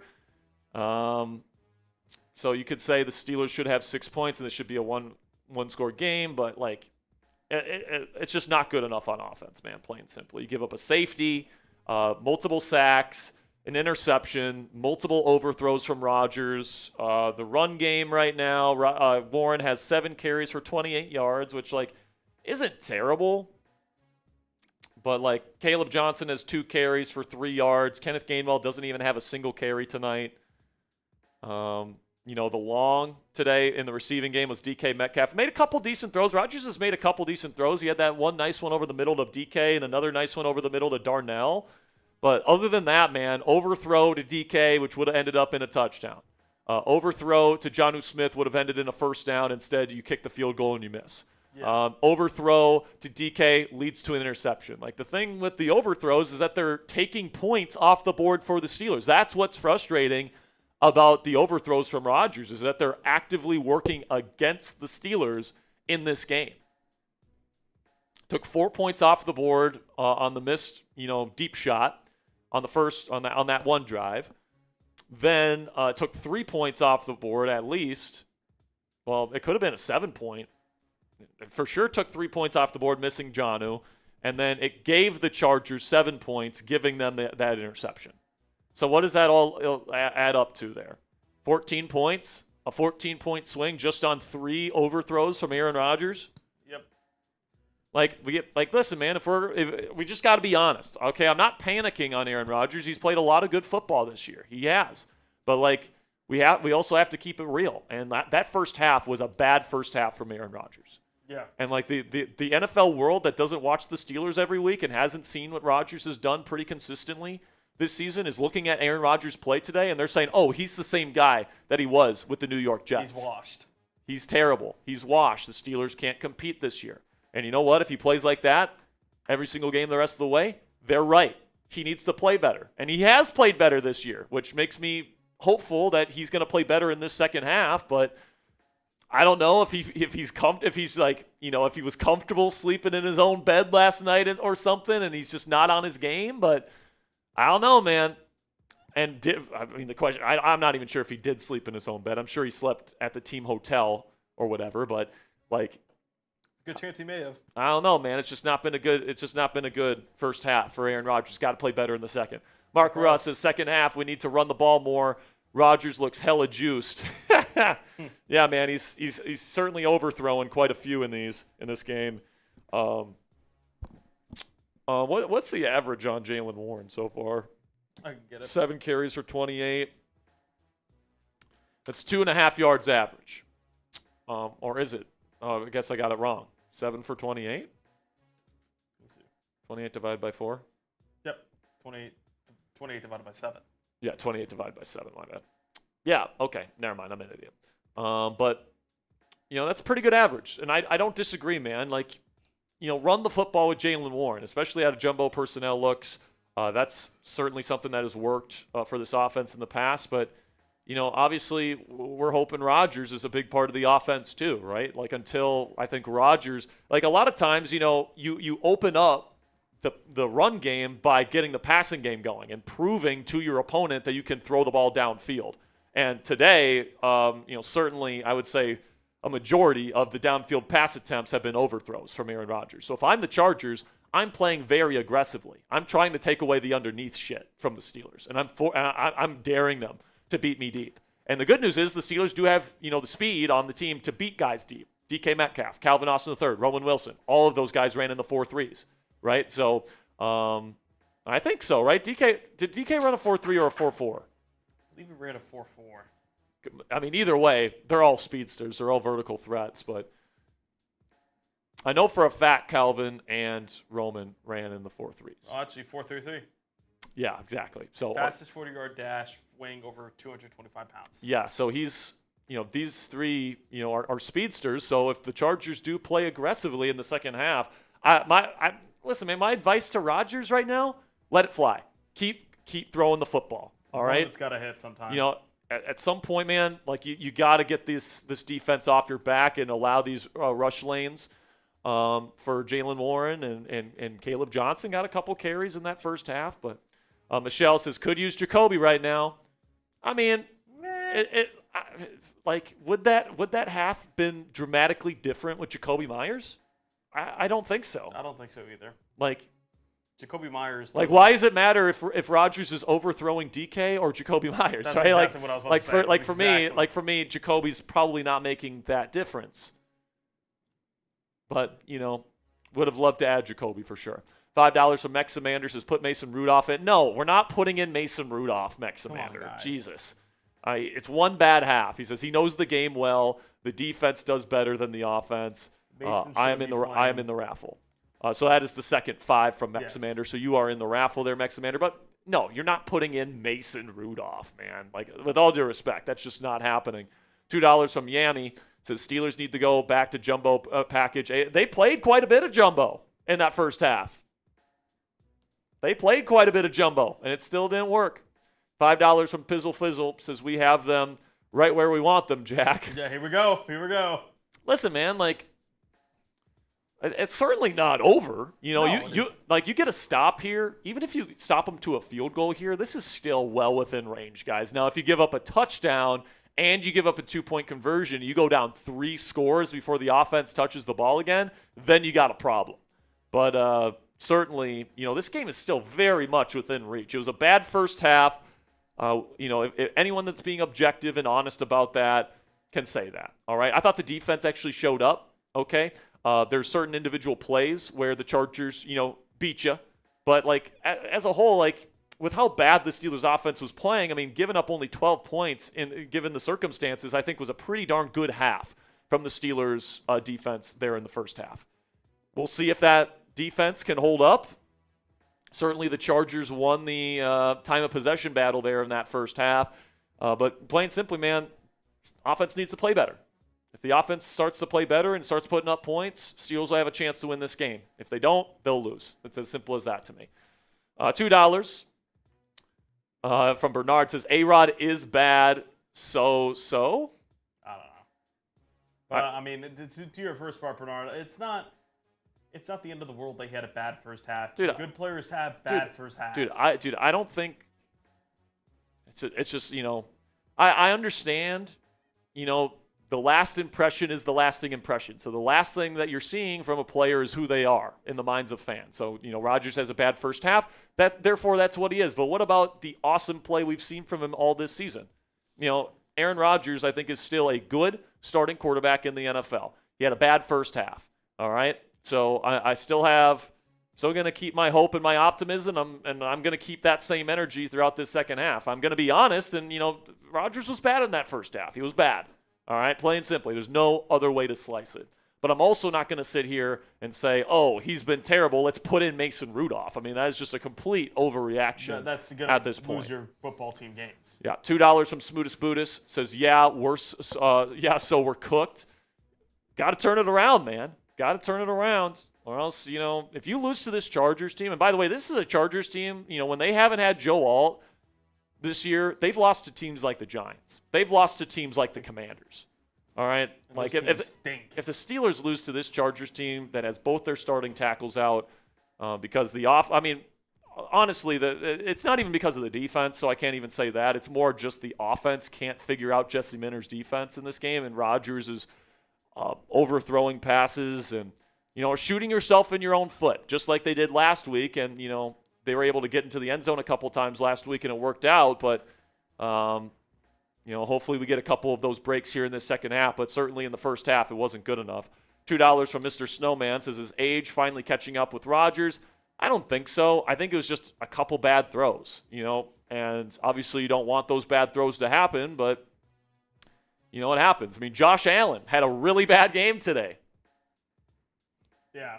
People weren't calling for his backup. Like, dude, the Miami defense stinks in the Bills offense today.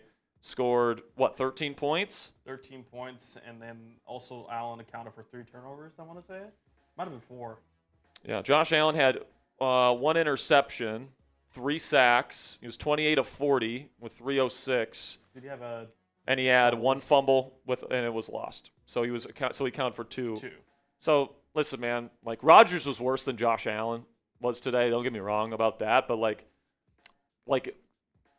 play from players fluctuates between weeks, and obviously you want guys that consistently perform, but certainly bad halves happen. We've seen the Steelers have bad halves offensively before, and this was a big worry going into the game, man. If you watched our coverage, losing Isaac Seumalo is a big deal. It's a big deal to lose that guy at left guard. It really is, and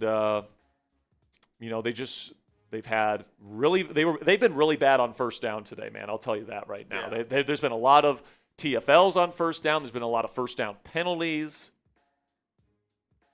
And you've only had 3 first downs in that entire first half. That's just terrible. It's terrible.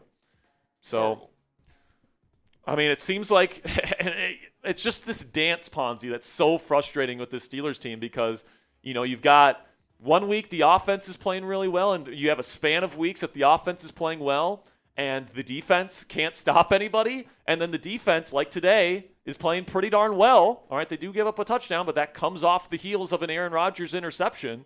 The defense is playing pretty well, multiple stops, getting after the quarterback, pretty good in coverage today. And, the offense shits the bed. So, the offense certainly needs to get better, but with the way the defense is playing today, Ponzi, if the defense continues to play the way that they're playing and the offense can actually figure something out here, get some points on the board, and get us into the 20s range by the end of the game in terms of points scored, we're looking at a situation where the Steelers could still win this ball game. So I'm not losing hope at all. Stay hopeful in the chat, man. We're going to be here. We're going to be kicking things back off in LA here in just a second. $2 from Shady says, bad first half and y'all crying for Rudolph. Yeah, man, I don't get it. Listen, man, Mason Rudolph is not – I mean, if Aaron Rodgers is struggling in this game, Mason Rudolph is not going to come in and fix it. He's just not. It's just not going to happen. Like, Rodgers is clearly the better quarterback. Clearly the better quarterback. All right. $2 from Trev says this offense is nothing but a joke. I think the 2 T's there is intentional, so very clever there, Trev. Hopefully the offense plays better. It was certainly a joke in the first half, but there's still a lot of ball game left to be played. The Steelers are still in this ball game, and Steelers defense can make a stop here, start the second half. We're in business. All right, we're still in business. So grade the Steelers' first half performance, A, B, C, D, or F. I'm going to give it a C-, D+, somewhere in that range, because defense I thought played pretty well. Offense, absolutely terrible. Very rarely do we see Chris Boswell miss a field goal as well, so that's very disappointing. But that's where we're at, man. Aaron Rodgers with a 50% completion percentage and an interception. 2 sacks. Needs to play better, man. Before we kick things off here, man, type those me's in the chat. I forgot. We have to give away 2 free raffle entries here. Type those me's if you want a free raffle entry here. I'm going to give away 2 free raffle entries. By the way, we're just 30 likes away from giving away another one.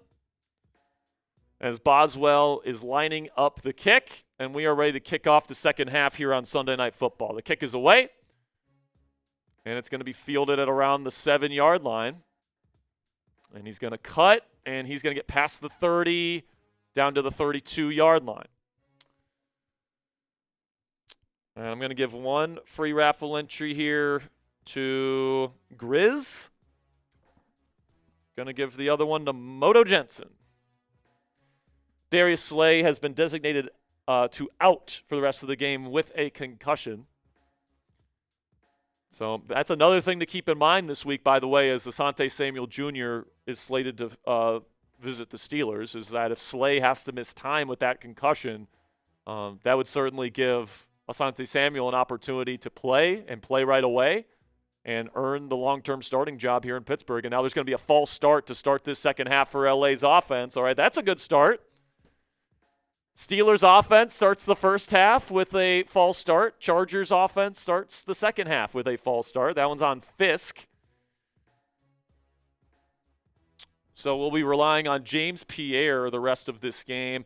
And if there's another injury to cornerback here, Ponzi, my guess is Jalen Ramsey will go out and play corner, and Juan Thornhill will have to play at safety the rest of the game. So please, God, no more injuries at corner. Lord save us from another cornerback injury. Shotgun here for Herbert on 1st and 15. Now, I think there's going to be there's no penalty, and it's deflected. Flag on the play. I think they're going to blow this dead. This has got to be false start. Chargers players move before the snap. Let's see what they call here. Are they going to call this on Pittsburgh? They're saying it's on Pittsburgh. Giving the 5 yards right back is Alex Highsmith. It'll be 1st down and 10. Yeah, it does look like he goes a little bit early. I thought it was the Charger player that moved first, but it was Highsmith. 1st down and 10. So it's like nothing ever happened. Sends a man in motion. It's Fisk going into the offset I formation. Fakes the quick screen, hands it off to Vidal, who will pick up 2. It's like Keanu Benson and Malik Harrison there for the stop. 2nd down and 8 coming up. Type those stops, man. Field goal here. They go up 12. Keeps within 2 scores, but a touchdown plus a 2-point conversion makes it 3 scores. 2nd down and 8. They take Harrison off the field for Peyton Wilson. Shotgun Herbert. Twins right. Vidal still the back. Single high safety for Pittsburgh. Now they rotate to 2 high. Looks like Tampa 2. Now Herbert will try and throw the slant, and it's knocked down by T.J. Watt. Great play by 90. He shows up here. It'll be 3rd down and long coming up. Got to get him off the field here, folks. We got 3,200 people watching live. We are only 11 likes away from giving away a free raffle entry. Where are we at with subs here, by the way, Ponzi?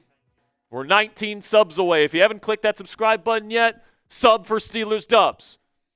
There we go. We got to 1,000 likes on today's show. Thank you guys so much. Now the Chargers spread formation from empty. Steelers threatening blitz with single high safety coverage. Takes the snap. They send blitz. Herbert will throw quickly over the middle. Wide open, caught. That is Keenan Allen. He will pick up about 15. And once again, the Steelers' man coverage on 3rd down and long does not pan out. 1st down, Chargers. Fuck! Once again, Brandon Echols in man coverage in the slot. He has been awful. Once again, whiffs, and then he gets completely – Brandon Echols has been really bad in this game, man. Multiple times where he has been beat really bad in the slot. Now, 1st down and 10 from the Chargers, 47-yard line, approaching midfield. Handoff to Vidal. Good job by the Steelers. Completely stuffed him. Looked like Y.A. Black was plugging up the middle there. No gain. God, man. No touchdown on this drive. No touchdown on this drive. Whatever you do, do not give up a touchdown. Keep yourself in this ball game.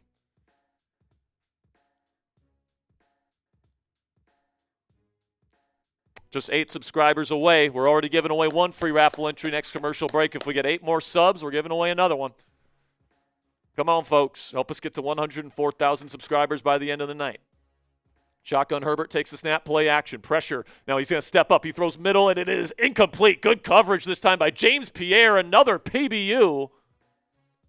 James Pierre has been playing good football for the Pittsburgh Steelers. With the way the guys are playing right now, if I'm signing Asante Samuel Jr., I'm benching Brandon Echols. And I'm playing James Pierre on the outside next week. Pierre has 3 pass breakups in the last 2 weeks and 2 in this game. He's playing good ball. And Brandon Echols has only given up a shit ton of open receivers in the slot today. Shotgun here for Herbert. Trips right. Takes the snap on 3rd and 10. Got to get off the field. Pressure there. Now stepping up. Now he gets hit hard and somehow hung on to the football, but Alex Highsmith is there with the sack lunch. Let's go.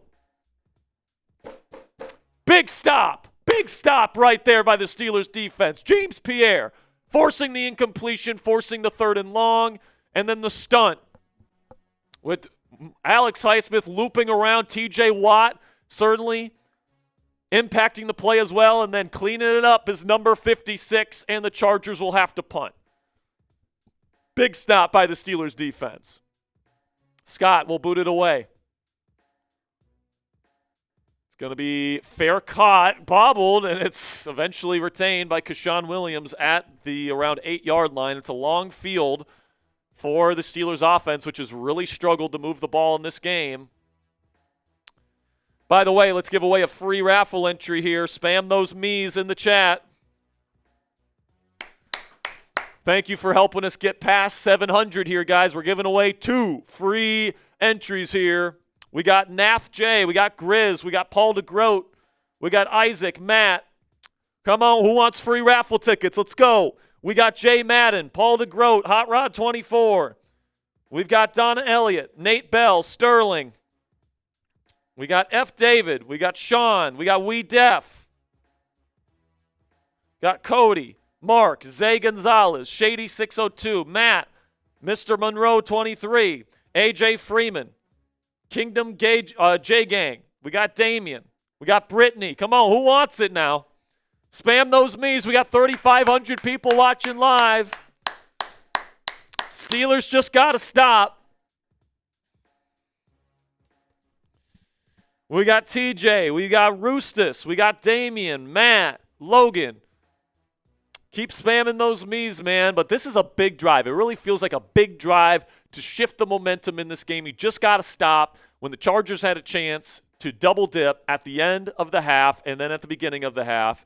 And now the Steelers have a chance to get back in this ballgame. Even a field goal gets you within striking distance, a 1-score deficit, okay? So if you can just get a field goal here and just get some points, get some positive momentum in your direction, it's a good sign. Obviously, the ideal situation is a touchdown. But for me, this is not a must drive down the field 90-plus yards for a touchdown kind of drive. For me, this is get some first downs, get some positive yardage, get into the Chargers side of the field, and let's go get some points, all right? This is a go get some points and shift the momentum in this game kind of drive on offense. Let's go now, offense. Let's go. All right, I'm going to give the first one here to Dent Das. Dent Das, you are in the raffle. And I'm going to give one to TJ.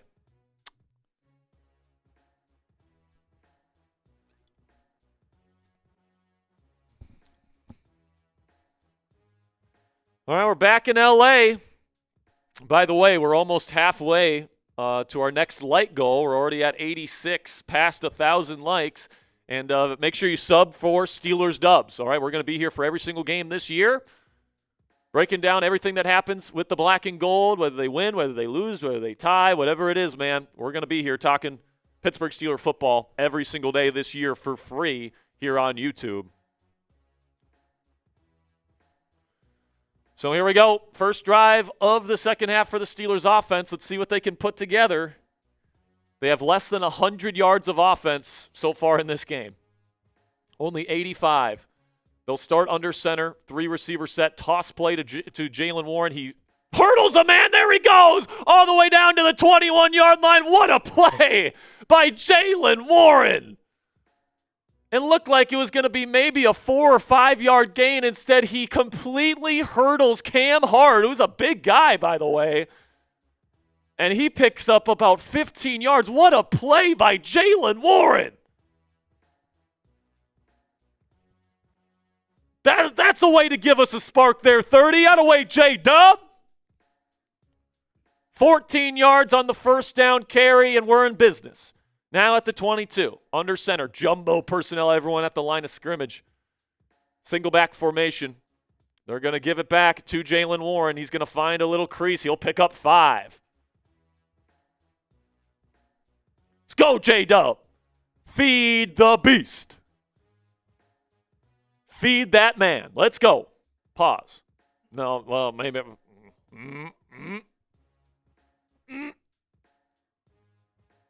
Jalen's got his undershirt ripped, so kind of looks like he's got a little crazy skirt action going. 2nd down and 5. What's going on here? Is there there's an injured Charger here. Is that Jamar Caldwell? Number 90 for them. That is Tyre Tart, their nose tackle. He's a big part of what they do in run defense. Tart has to go down.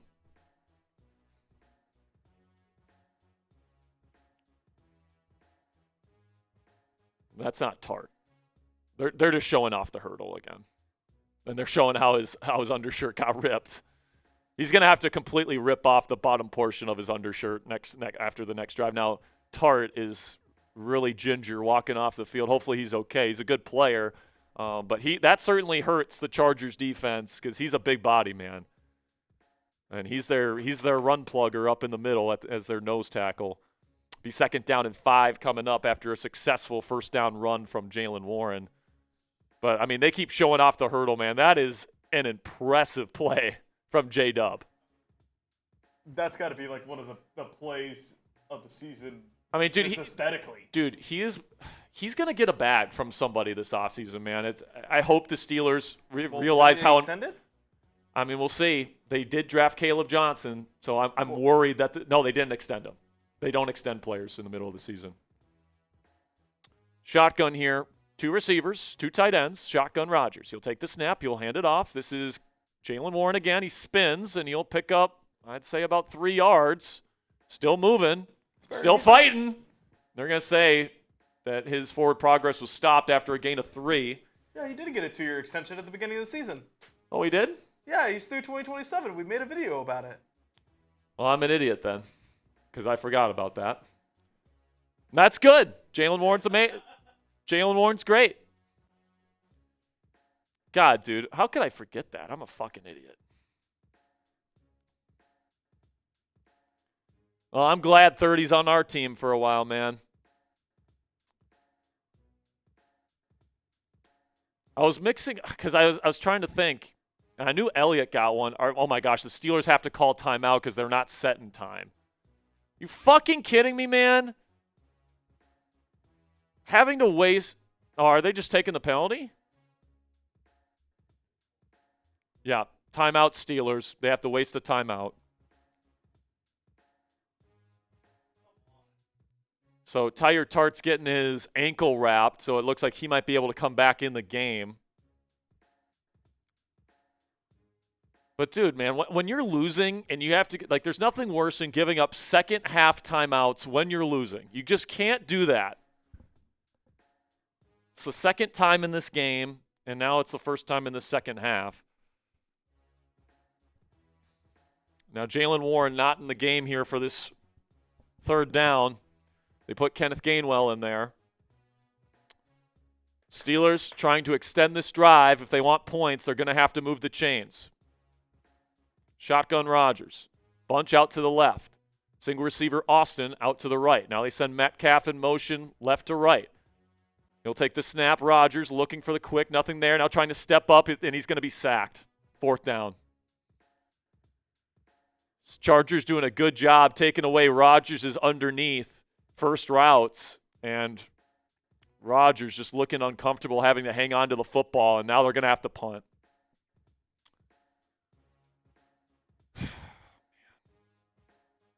Looked like Rodgers looked to the right here. Let's see if anyone was open. Nope, they did a good job sorting out the stick concept to one side, and I mean, that's just a basic quick game concept right there that's pretty easily sifted out with a team that plays a lot of man-match coverage. I mean, I don't know why we're playing stick versus a man-match team. That is just dumb to me. Punt is fielded at around the 30, taken to around the 35. And now there's a flag on the play. And we'll see. This could be on Roman. Looked like that this flag is on something late. Roman was being pretty physical at the end, but the Chargers player slammed his helmet into Roman after the play, so this could be on LA as well.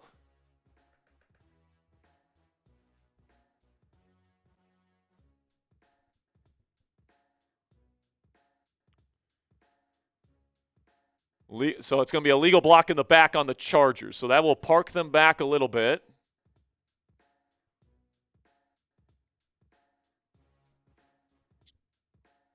God, man, this offense just needs to get going.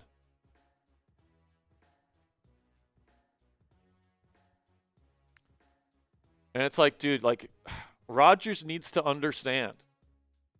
You know, we got to get the – I mean, I'm sure he does understand. He knows that the ball needs to come out. It's just he needs to realize that stick versus a man-match team is probably not going to work. Especially when, you know, teams watch our film and they see we run stick a million times a game. They know it's coming, especially on 3rd and short. I don't know how to say this. The future. All right. It says the Steelers expose the Colts. I believe Chargers getting exposed today. In terms of their offense, I mean, we're the one losing, man. I mean, we're the one down by multiple scores. Fernando Martin says, "Let's go offense, make it happen."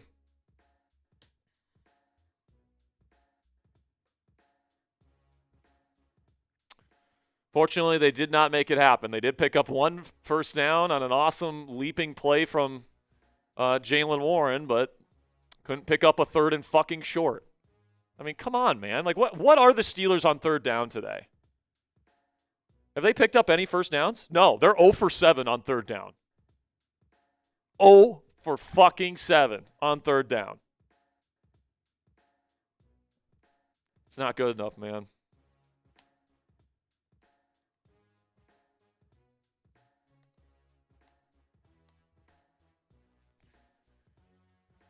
God, man, the defense is playing more than good enough in this game. This defense is playing more than good enough to win this ball game. If the offense would just get something going, this is such a winnable ball game for the Pittsburgh Steelers. The defense is playing really good football. The offense can't do shit. And listen, man, the Chargers defense is really good. It is a really good defense. But, like, you're going to be going up against good defenses in the playoffs. All right? There's multiple good defenses in the playoffs that we would have to play. And, you know, this certainly doesn't inspire confidence that this Steelers offense is going to be able to go up against the Chargers again in the playoffs or somebody else with a good defense and be able to score points.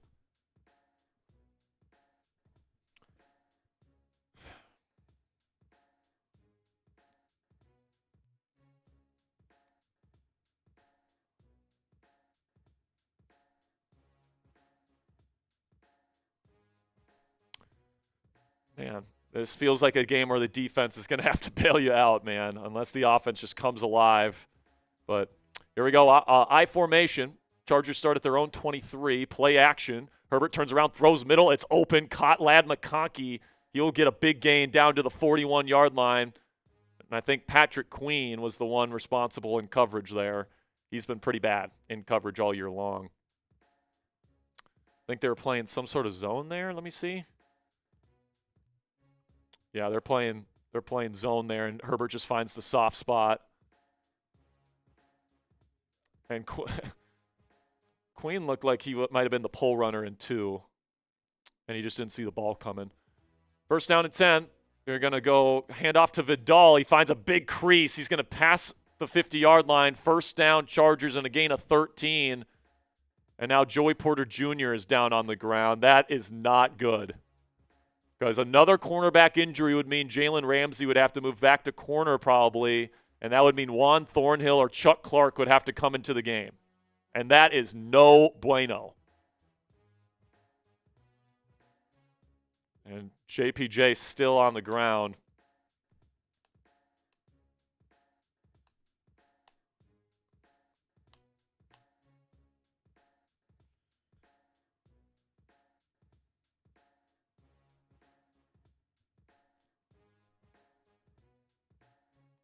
I think they're checking out his finger.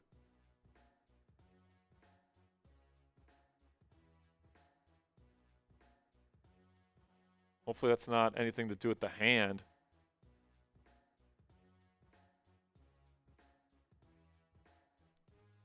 So Porter coming out of the game slams his helmet down, which means Ramsey will have to move the corner, and I'm guessing they're going to put Chuck Clark in the game to play alongside Duggar, which I really don't like.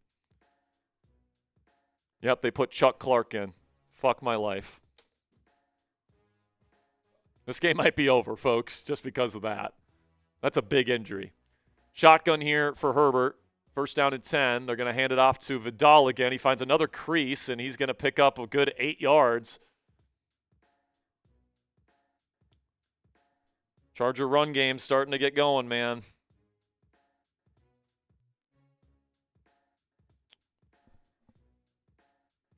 $63 yards for Vidal on 11 carries. That's a really good average, man. Now 71 on 12. He's been pretty efficient. This run defense needs to get better. Under center. Quentin Johnston in motion. They will hand it off to Vidal, and there is a nice play by Nick Herbig. TFL will set up a third down. Big third down coming up.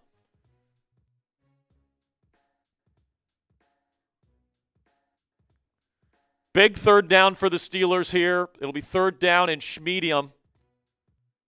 I wouldn't say they're quite in field goal range. Maybe they can try it, but it would be a long field goal. Really good job by Herbig to knife in there. Dicker does have a leg, but it'd be a long one, man. It'd be a long one. It'd be close to 60 yards here. Shotgun for Herbert, third down and 4. Steelers playing close to the line of scrimmage, takes the snap, Herbert looking. He will throw it. It's deflected down, incomplete. Big play for Cam Hayward, who knocked it down. Let's go. Now let's see if they go for it. This is a decision, man.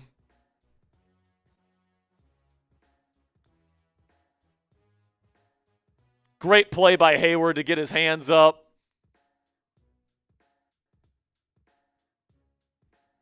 And it will force a decision here from Los Angeles. They're going to attempt, or is this a punt? No, they're kicking the field goal. Long field goal here, tight miss. Tight miss in the chat. It's 59 yards, the same distance that Boswell made it from. It's up. It's curving. If it's long enough, it's good, and it is long enough. Chargers go up 12. It's not the end of the world, but it does force you to score a touchdown to get within striking distance. No. One touchdown to get within striking distance, which is one score. So listen, man, I mean, the momentum of this game can be changed really quickly. Like, the Steelers can get a touchdown on this drive. They can have a terrific drive right here, score a touchdown, and all of a sudden asses are getting tight in Los Angeles, all right? But, like, the offense has to do something, all right? This defense is getting stop after stop. They've only allowed one touchdown today, and it was on the heels of an Aaron Rodgers interception. Like, you have to get something going on offense. You just do. And if you don't, you're going to lose this football game, plain and simply. But, I mean, we're still at a point in the game, guys, where one drive can change the momentum of things and get the Steelers right back in this football game. All right, so if you guys want to check out our link here, chatsports.com/PitSalute25. That link is down in the comments and description, and Ponzi's putting it in the live chat right now. If you guys want the officially licensed Steelers Salute to Service hoodie for the 2025 season, of course, I'm a big fan of the Salute to Service gear, and I really like the Army Green look this year. You know, I'm not the biggest camo guy, and sometimes, you know, they go really heavy with the camo. This year, it's just a very simple Army Green color with the Steelers logo right there, American flag patch on the right sleeve. Really good stuff there, guys, and you can help out the channel as well. If you guys make a purchase when you click our link, we get part of the proceeds. So if you want to help out the channel and you want to get a great piece of Steelers apparel here, again, this is limited time. This is only for Salute to Service month in the National Football League. So you guys can go to chatsports.com/PitSalute25. And again, next year they're going to have a different design. So this is only for this year. So before it's too late, go chatsports.com/PitSalute25 to get your hoodie today. We're about halfway to giving away another free raffle entry for subscribers. We're about 48 subs away. If you guys want Steelers coverage every single day, if you guys want live watch party coverage for every single game this year, that's what we provide here on Steelers Talk. We got post-game reaction shows. weekly game previews. We're going to be telling the entire story of the 2025 Pittsburgh Steelers right here on the channel every single day. So if you guys want that coverage, make sure you click that subscribe button. And we're also less than 50 likes away now from giving away a free raffle entry as well. We got about 4,000 people in the chat right now. Shout out to all the real ones that are tuning in. This really does feel like a very important drive for the Steelers offense. I mean, every drive feels like it's an important drive at this point because it's like at some point you've got to deliver. You got to deliver the goods, and they just haven't. Kicks away. It's fielded at the 5 by Keshawn Williams. He's looking for a crease. He finds one to the 30. He's going to fight forward to around the 33, 34-yard line. Flag on the play. Of course. I mean, at some point, Aaron Rodgers is going to have to show up, period. Yeah. And usually flags on these kinds of plays are on the receiving team. Yeah. Holding on the receiving team. That'll be 10 yards from the spot of the foul. So we'll see where they mark the Steelers. That is on Trey Sermon, who was just added to the active roster officially this week. Just at some point, man, this offense has to get out of its funk. And I know the Chargers have a good defense, man. I understand that, but they've been doing a fantastic job all day. But obviously, the Steelers need to play better. Yeah. Under center here, 2 receivers set, 2 tight ends. They'll send Big Darnell in motion. They'll go play action. Rodgers rolling right. He throws into the dirt, incomplete. Nobody open on the just not fooled at all. Great defense from the Chargers. Nothing there. Rodgers knows it. He just throws it into the dirt, and now a negative play on first. Another unsuccessful play on first down means a second down and 10. This Chargers defense, man, pretty impressive. Pretty impressive, man. This is a good group, but obviously Steelers offense got to play better.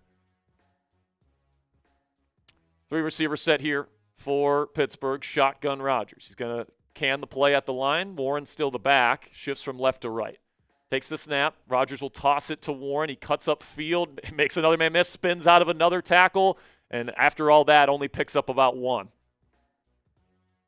Third down and long coming up for Pittsburgh. I mean, just the classic Arthur Smith. Second down and 10. Let's run the football and get 1 or 2 yards and set up a third down and long. Classic Arthur Smith.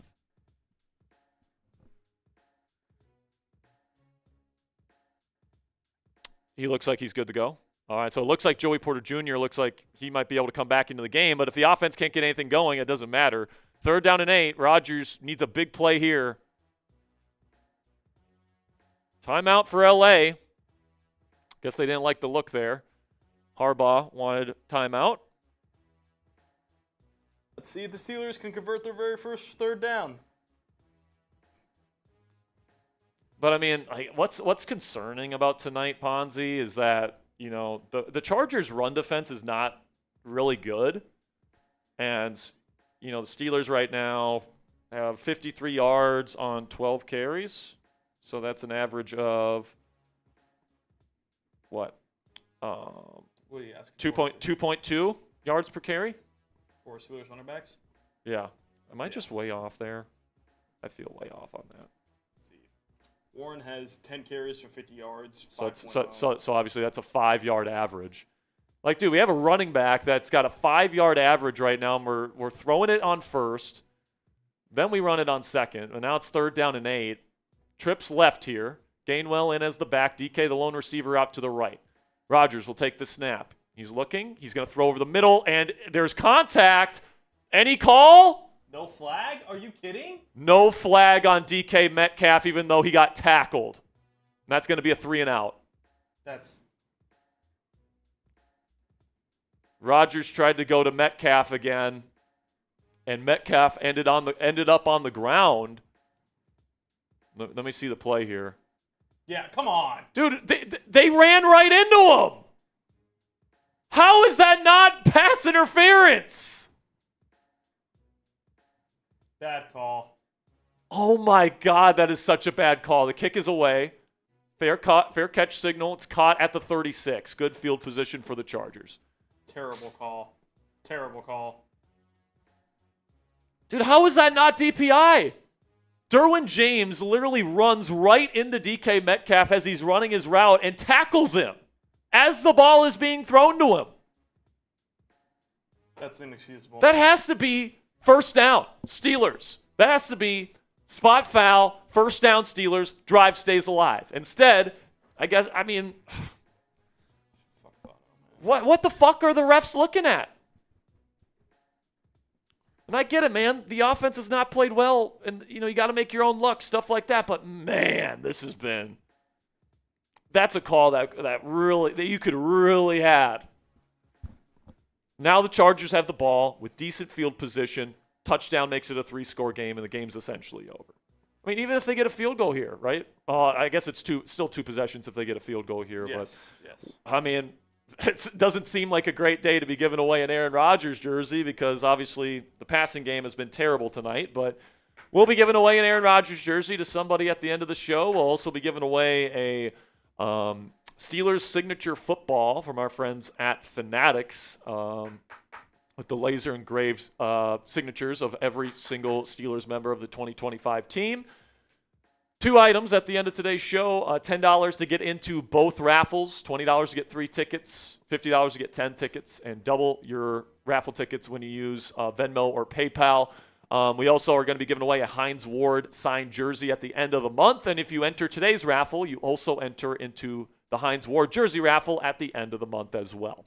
So $10 gets you in, $20 gets you 3, $50 gets you 10 tickets. Greatly appreciate your guys' support. I mean, I have no words. Dude, out of all the times to be able to get a call, you have to, that is the most blatantly obvious call that you could have ever had, and they didn't call it. I mean, it's not one of those things where we're complaining for a call, when we're down down 12 and trying to get anything. That was a bad call. It's just Derwin James literally runs right into DK Metcalf and tackles him as he's running his route. How is that not pass interference? Dude, he literally falls down. The ball's going in his direction. It's just a dumb call. This is the most obvious defensive pass interference I think I've ever seen in my life. If you still had the challenge, Ponzi, if you still had the DPI challenge, that would have been one of the rare times it would have been called. First down and 10, handoff, and now Patterson has a little bit of a lane. He'll pick up about 6. It's just very frustrating. And you hate to call ref ball this is looking like Matt Canada, this is looking like Matt Canada, Kenny Pickett offense right now. Yeah.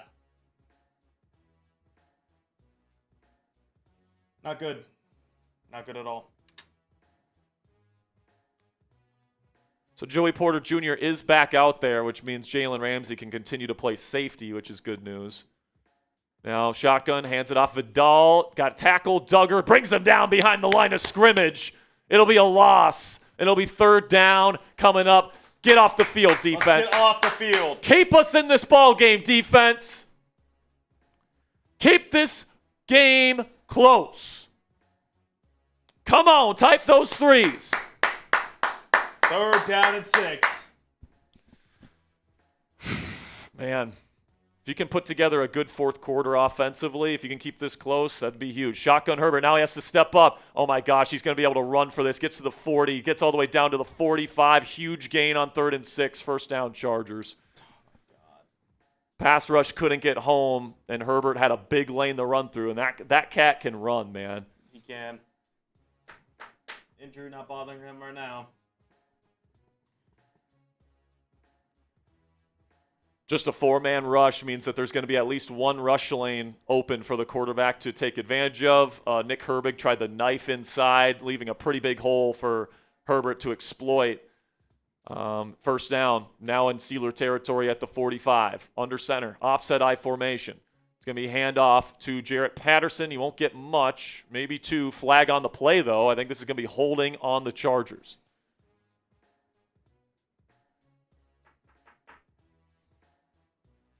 Which would take them back to their own side of the field, and it is holding on the offense. Someone's saying San Diego Chargers. It's the wrong time, buddy. Mekhi Becton, the right guard, was able to give it a go this week.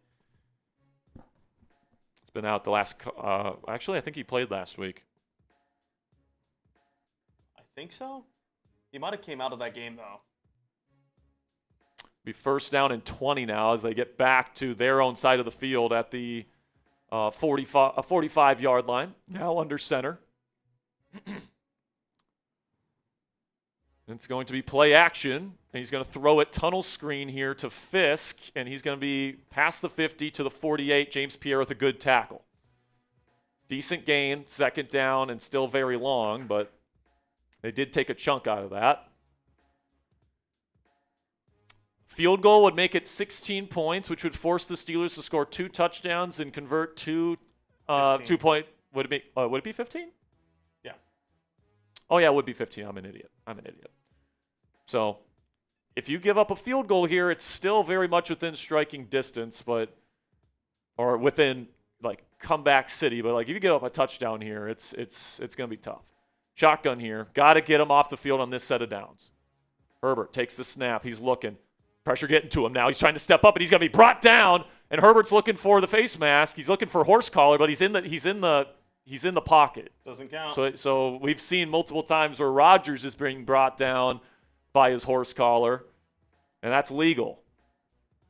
Did not know it was a rule. Yeah, we didn't know the first time we saw it, but that is the case.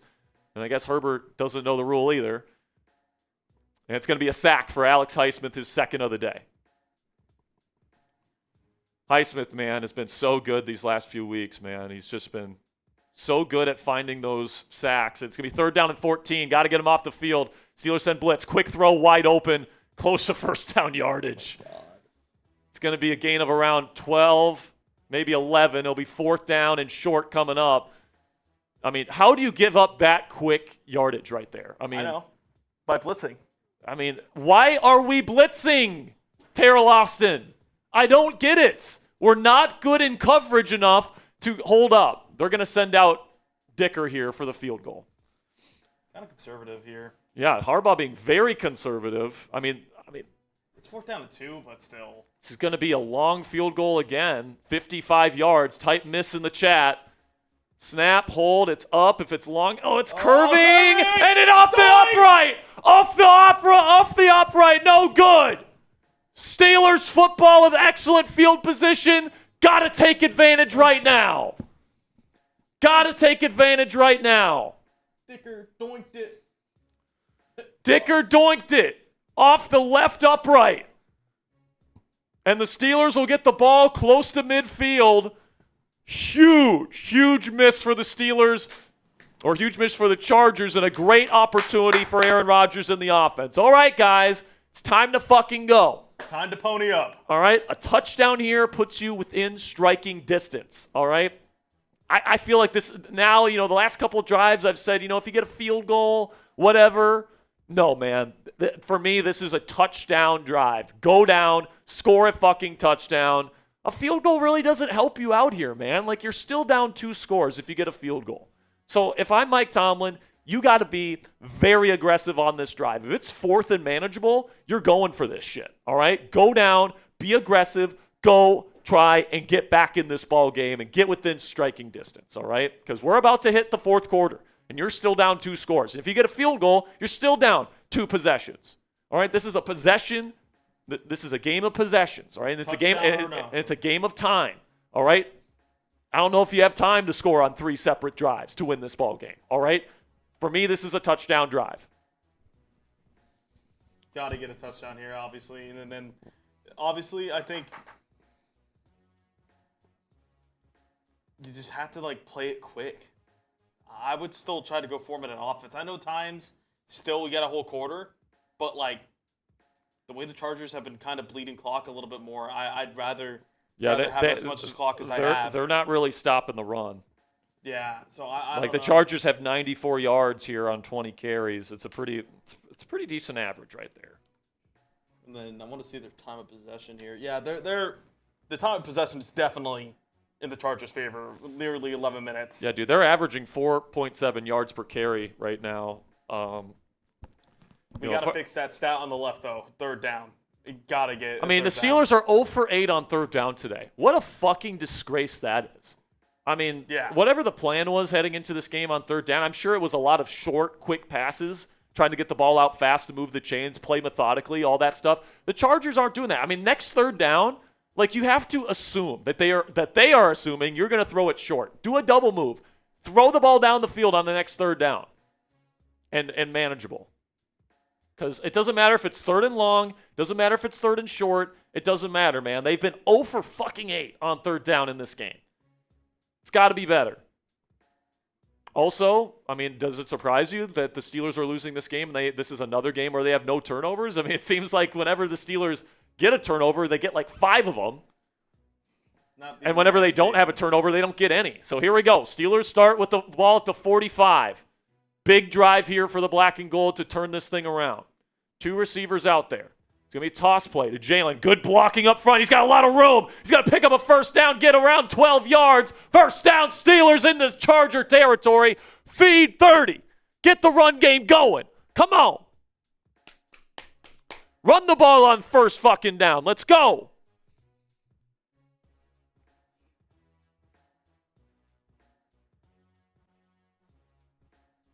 Shotgun Rodgers. Multiple tight ends again. He's going to take the snap, looking for the quick slant. It's caught. It looked like a lot of contact on Muth, but it was caught on the slant. Nice hands from Muth. It's going to be a gain of around 8 on first down. Second down and short, and that will take us to the end of the third quarter. The Steelers only have 3 points, but they are well within the margin of error, let's put it, in this ball game, where they can certainly still come back and win this game in the fourth. They have the ball in Charger territory. If they get a touchdown here, they're back within a score. Defense has been playing pretty darn well. Lots of stops in this ball game, man. How many drives have the Chargers had? The Chargers have had 9 drives. All right, only one of those 9 drives ended in a touchdown. All right, that's pretty fucking good, especially considering that the only touchdown drive, they started with the ball in Steeler territory.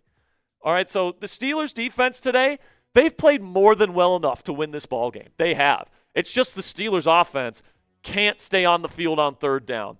The Chargers know exactly what they like to run on third. They've had a plan for it, and they know they like to run stick. They know they like to run dragon. And like they just have adjusted their man-match rules to be able to account for that, and Rodgers has had nowhere to go in the quick game on those third down concepts. Just been a shit fucking plan on third down from Arthur Smith and Aaron Rodgers. And I'm sure Aaron Rodgers was a big part of implementing that plan because he loves stick and he loves dragon, and those concepts don't really work against man-match teams. Maxime, $2, says, hi, thanks for posting content. Thank you for the $2 super chat, Maxime. $2 from Ruthless Bumpkin says, we cannot stop the run.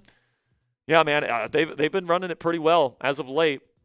But they are, they're getting that occasional TFL. They're getting that occasional sack, and then they're putting themselves in positions to get off the field, and then they're actually doing it pretty well in this game. The Chargers are only 4 of 13 in this game on third down. That is a much better ratio than what it was last week versus the Colts. So you at least have to give the Steelers credit. They have been good on third down on defense in this ball game. And he says, cannot move the ball effectively either. And I think that's really the issue there, man. Like, if the Steelers had 27 points right now, like if the offense was playing to their potential right now and they were playing really well, like 15 points, we'd be celebrating the Steelers defense right now, right? I think the Steelers defense has actually played pretty darn well considering the field position that the Chargers have had. All right, they've dominated the time of possession. The Chargers have had the ball in this game for more than 10 minutes than the Steelers have had. That is how much they've dominated the time of possession in this ball game. All right, look at that. They've had the ball for almost 10 minutes more. All right, so this Steelers defense is tired, and they've had the ball for a long time, and the Chargers have had really good field position, and they only have 1 touchdown to show for it. Now let's see if the Steelers can capitalize now that they're in Charger territory. Second down and 1. They send Calvin Austin in motion. Now bring him back across. They're going to hand it off to Jalen Warren. He's going to cut upfield, and he will pick up a first down after a gain of 2. First down, Steelers down to the Chargers' 33-yard line. Let's go, man. Touchdown or bust on this drive. Touchdown or bust on this drive. The Chargers have over doubled the amount of first downs the Steelers have in this game. But the Steelers, this really feels like you got to get a touchdown on this drive, man. No excuses. Under center. Multiple tight ends. It's going to be play action. Rodgers has some time. Now he's going to dump it off. It's Jalen. He's going to make one man miss. Now another man miss. He's got blockers in front of him. Picks up a first down and more. Gets down to the 14-yard line. First down, Steelers. Let's go, Jalen. Jalen Warren is killing you. Or is carrying you, I should say. Not killing you, carrying you. He is your leading receiver and your leading rusher in this ball game, and it just seems it's just another game where Jalen Warren is carrying you. Yeah, he's the only one with multiple receptions in this game besides Pat Freiermuth. He's leading in receiving, and he's tied for the lead in receptions today. Just carrying your offense. Now down to the Charger 14. Steelers have some momentum. They're going to hand it off to Jalen Warren. Good blocking up front. He's going to charge through, and he's going to pick up I'd say about 5. Successful first down run. Keep feeding 30.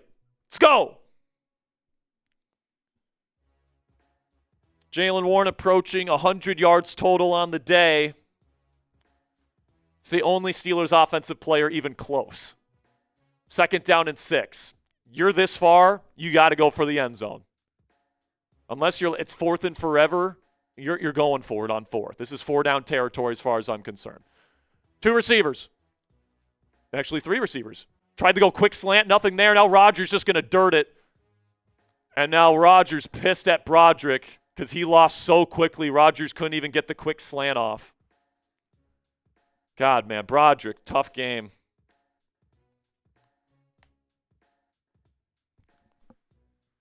Like, dude, if the Steelers win this game, I don't even know who to give the fucking – I mean, obviously Jalen Warren, but, yeah, Broderick Jones just got pushed to high heaven right to start, and Rodgers had to get rid of the ball. Jalen Warren certainly deserves a game ball if we win, but Jalen Warren. Shotgun for Rodgers, 3rd down and 6. This is a massive play. Massive play here. Rodgers takes the snap. He's looking. He's going to step up. He's going to throw. It's too high again. Tried to go to Kenneth Gainwell. Rodgers took a big shot, and we'll see if the Steelers go for it. I mean, a field goal, you're still down two possessions. I think you go for it here. It would have been really nice to at least pick up those few yards, but Rodgers, I think he felt the pressure coming, and he overshot his guy again.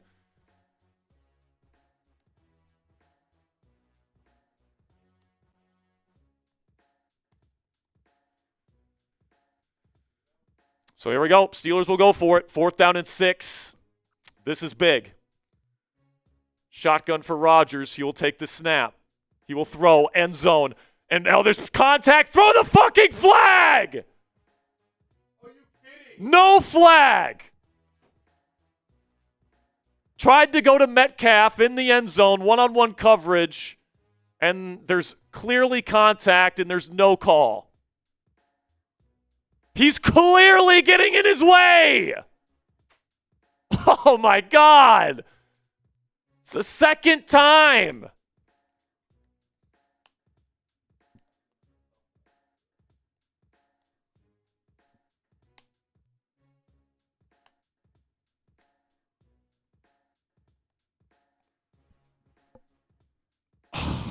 Dude, that's so disappointing, man. Jalen Warren carries you down into the red zone, and that shit happens. God, those 2 non-calls on those plays are just going to be killer. Man. You know what else is killer, man? This sweatshirt, I think it's pretty cool. If you guys want to check it out today, Salute to Service Steelers hoodie, chatsports.com/PitSalute25. Part of the proceeds go back to us here at Steelers Talk. So if you appreciate the work that we do for you guys, giving you free Steelers content every day, make sure you guys click that, or make sure you guys click that link. Ponzi's putting it in the live chat room right now. Make a purchase. Really like the design of it this year. I like the army green. I like it a lot more than the camo they usually do this kind of stuff with, but I think that this is something you can wear all year round, not just for Salute to Service. It's absolutely fantastic stuff. So chatsports.com/PittSalute. Appreciate your guys' support. Let's give away a couple free raffle entries. We just passed 1,200 likes, and we just passed 103,800 subscribers. Our goal is to get to 104,000 subscribers by the end of the night. That would be great if we could get there. Make sure you guys click that subscribe button for extensive Steelers coverage all throughout the 2025 season. Spam those me's. If you want a free raffle entry, we're giving away an Aaron Rodgers jersey. Doesn't seem like a great day to throw to do an Aaron Rodgers jersey raffle. He's 9 for 21 in this game, but maybe we'll, if you don't want if you win the raffle and you don't want Aaron Rodgers, we can get somebody else for you. But type those me's. I'm going to go Hot Rod 24, you're in, and I'm going to go Ozzy, you are in.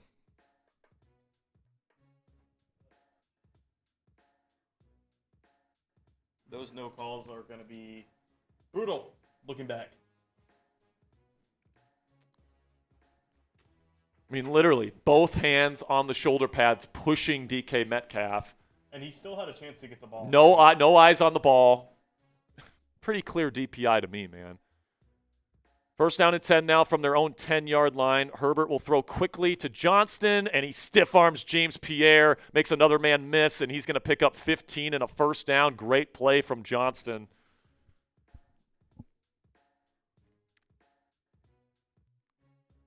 But, yeah, man, I mean, DK Metcalf is getting double covered in the end zone. Rodgers literally just saying, I'm going to throw this up to the best receiver we got and hope he comes down with it.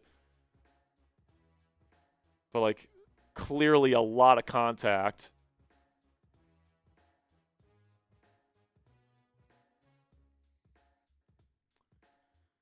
Shotgun here, first down at the 25. Herbert takes the snap, hands it off to Vidal. He's not going to get much. Never mind, he knifes forward for about a 4-yard gain.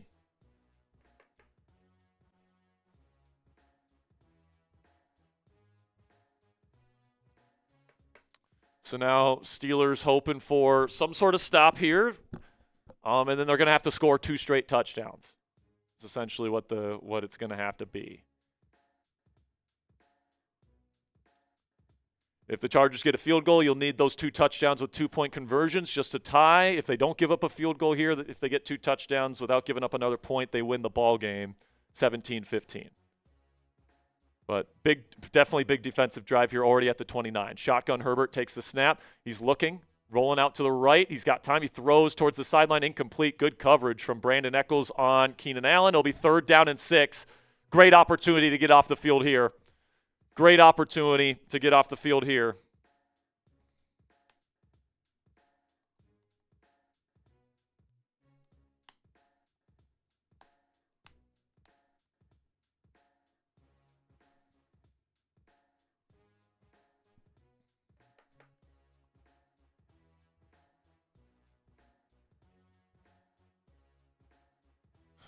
They have done a good job on Keenan Allen tonight. Just 1 catch for him. Shotgun here, type those 3s. Let's get off the field. Steelers send 5. Herbert looking, throws over the middle. Somehow caught by McConkey, and now he's off to the races. Oh, my gosh, the Steelers defender came down. Ramsey's the only one left that can get him, and he brings him down at the 12. I don't know who that was. I think it was probably Brandon Echols. Just an absolute seed from Herbert. That was pretty well defended, actually. Just man coverage with Echols, and somehow McConkey ended up with the football, and then Echols falls to the ground. Oh, dude, that is so close, man. It's not even bad coverage. It's just the ball went into the right place at the right time, and a terrible time for it to happen. Now you got to stop. You can't allow a touchdown here. Got to be nails here. Shotgun, Herbert, hands off to Vidal. Tries to get out to the outside. Jack Sawyer's not fast enough.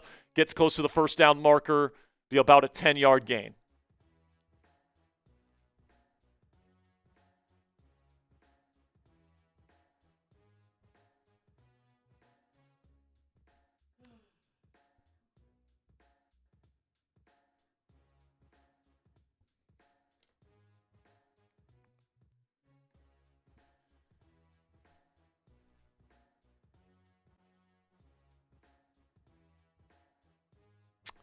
Yeah, man, that's just unfortunate because it's not even bad coverage. Like, Echols was right in his hip pocket, trying to make a play on football. The ball just barely misses his defensive arm and just falls right into the lap of McConkey. Here we go, first down and goal, handoff. Vidal gets the push, touchdown Chargers. That's probably going to be it, man. It's going to be 3 scores and less than 10 minutes to go. I mean, your opportunity was to score a touchdown. I mean, you gave up a 90-yard drive just right then. 90-yard drive after not getting that touchdown. Yeah, we said it, man. We said it on that last drive. That drive had to end in a touchdown, and it didn't. And then, you follow that up with a 90-yard field-flipping drive, and that's the kind of stuff that's going to end the game.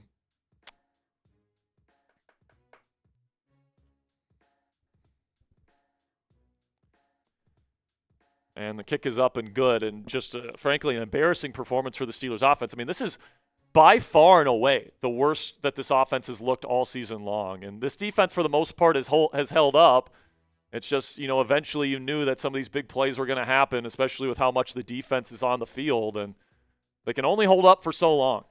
When they're on the field for that long, when there's this many drives, when you got a quarterback as good as Justin Herbert on the other sideline, at some point you're going to you just have to match them. And the Steelers offense just incapable of doing that today.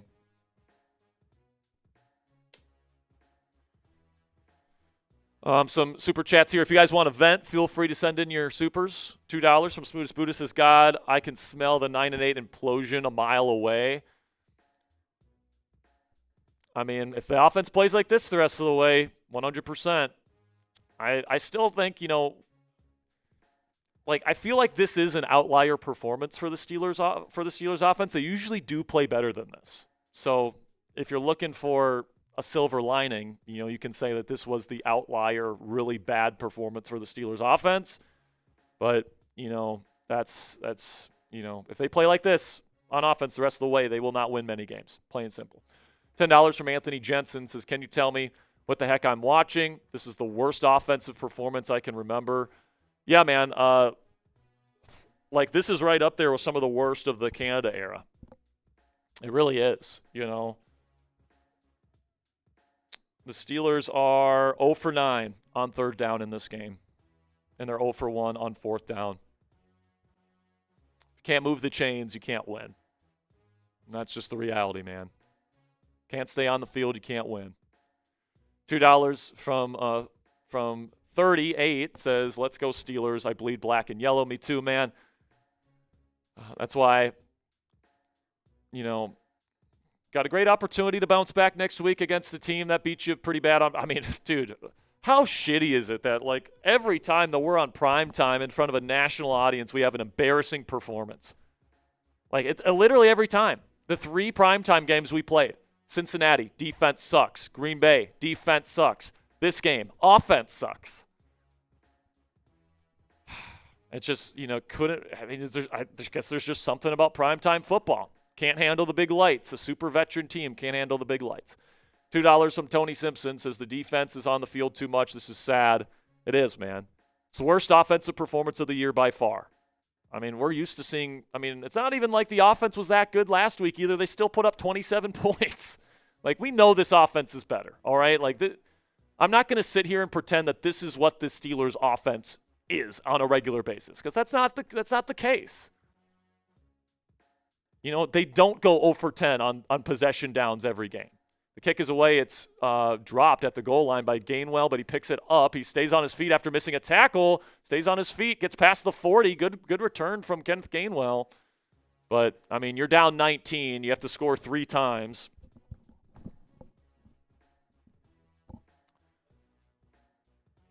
Yeah, the Texans came back, but I think they had the whole 4th quarter to do it. They didn't have 10 minutes. This game is essentially locked up.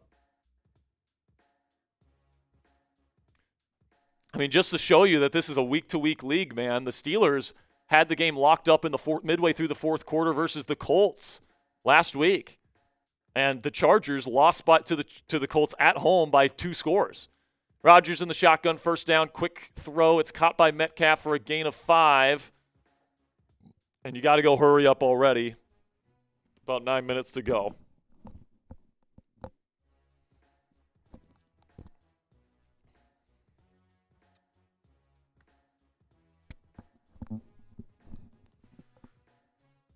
So here we go, shotgun Rodgers in the empty formation. He shifts in the pocket, now throws down sideline, incomplete. Flag on the play in the secondary. I think this will be on Indy, or this will be on LA.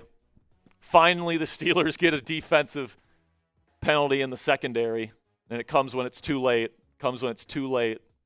Fucking shame. Holding on the defense. 5-yard penalty, first down Steelers. Listen, man. I get that the offense has been dog shit today. I have a feeling they're going to put up over 30 again against the Bengals next week. After this kind of performance, I can only imagine the maniacal kind of focus that Rodgers and this offense are going to have this week in practice. They already put up over 30 against Cincinnati. So, I'll say this, man. We haven't seen this team play this bad offensively all season. They go empty here. First down and 10. Rodgers will throw. Quick slant. Dropped and picked from Calvin Austin. Are you kidding me? Dante Jackson, the former Steeler, takes it to the 39. I mean, Calvin just has to catch it. That is a fucking brutal play from Calvin Austin III. How do you drop that, pal? And every single member of Steelers Nation, especially the ones that wanted a receiver at the deadline, just said, well, there you go, Omar Khan. Yeah, MVS, here we come next week. Dude, Calvin is – dude, what? And it's not like Calvin has a big drop issue. He's got he's got pretty good hands. It's just, dude, that is just a brutal, brutal mistake.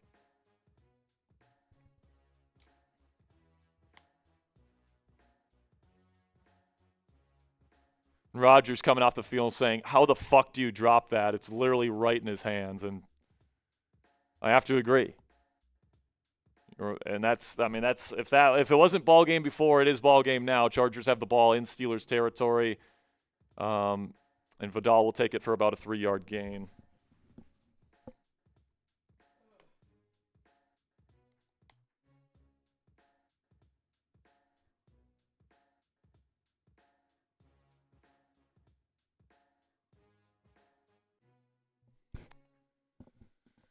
Oh man.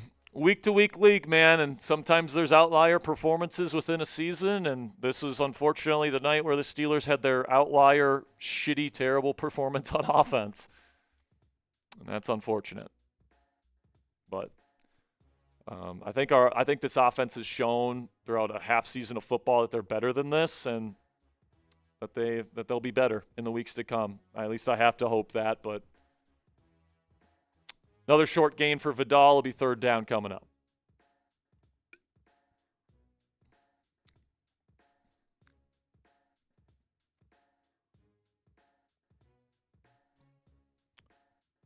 I mean, that's only Calvin's second drop on the entire season, Ponzi. So it's not like Calvin, it's Calvin small, so we can't catch the it's not it's just a lot of weird compounding shit that's happening to the Pittsburgh Steelers tonight. I will say, though, that is the second time Calvin kind of tipped it into a defender's hands, though, against Seattle, too. Yeah, that's true. Toss play to Vidal. Nobody on the perimeter. First down Chargers. A gain of around 9 or 10. Flag on the play, though. Holding. And I'm guessing this will be holding on the Chargers. And it is. So it backs him up even more. I think I have my takeaways all done. So, of course, we'll get into our post-game show pretty shortly after the game is over.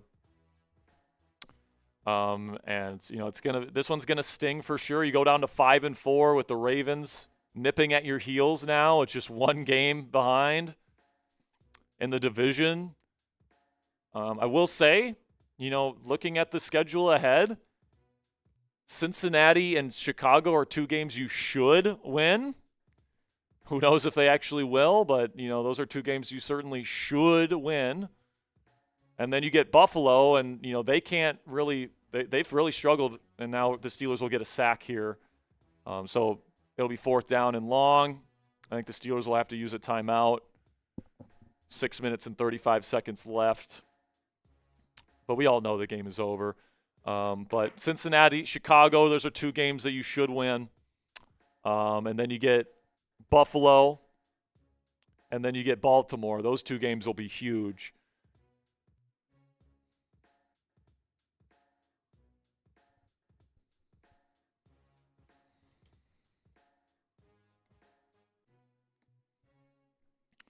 Man, look at Aaron Rodgers' stat line in this game, man. 10 of 23, less than 100 yards passing, no touchdowns, 2 picks, and 3 sacks.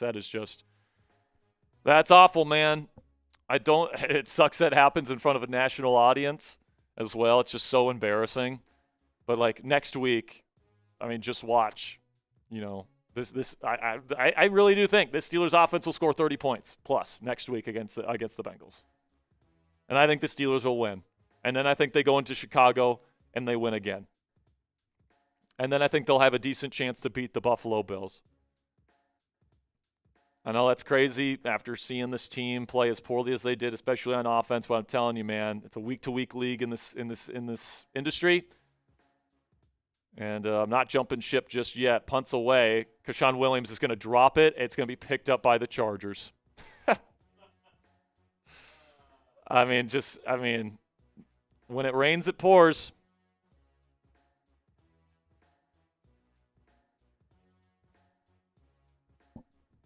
When it rains, it pours, man.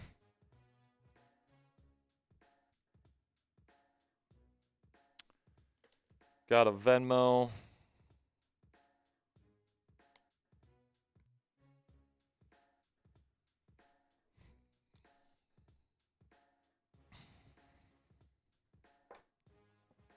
But, man, I'm telling you, man, over their next 4 games, I'm going to say it right now, I think the Steelers win 3 of them.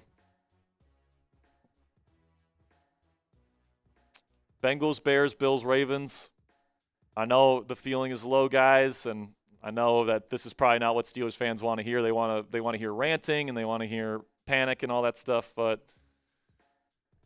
I really do. I think the Steelers are going to win 3 of their next 4.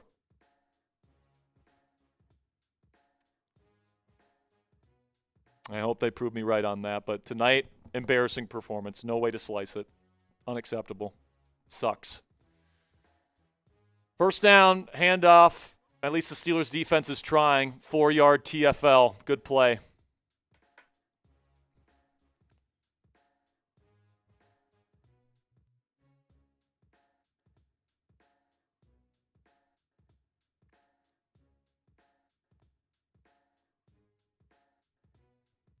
I mean, I think you have to go back to probably Christmas last year against Kansas City to find a game where, where the team as a whole played this bad. And, the defense actually played okay today, honestly. They got multiple stops. But handoff, Vidal, another TFL. Run defense coming to play here at the end, but it's not going to be enough, obviously. But, yeah, man, we've seen this offense play way better. This is not the Steelers' offense that we have seen throughout this season. And I know, the last impression is the lasting impression, and because this is the game that fans see the most recent of, this is who they're going to think the Steelers are and are going to be the rest of the season. But I'm telling you, man, I really do think this offense is going to bounce back in the weeks to come. We'll see if I'm right on that, but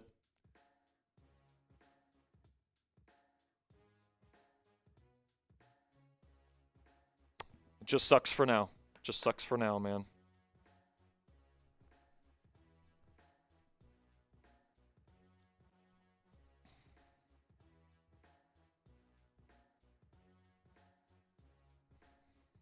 You got Asante Samuel Jr. coming in this week. I got to say, I'm not sure after watching tonight's game against his former team, the Chargers, I don't know if the defense played fine. I mean, that's not the issue, but does he really want to play defense for a team that's offense played like that? I don't know, man. We'll see what happens when he visits on Wednesday, unless he signs with a different team before he even gets here, which is possible. He visits, I believe, it's San Francisco tomorrow, and then Chicago on Tuesday before he travels to Pittsburgh on Wednesday. So Steelers get a stop, and Dicker, the kicker, will put it up, and he will make it. 25-23 is the score.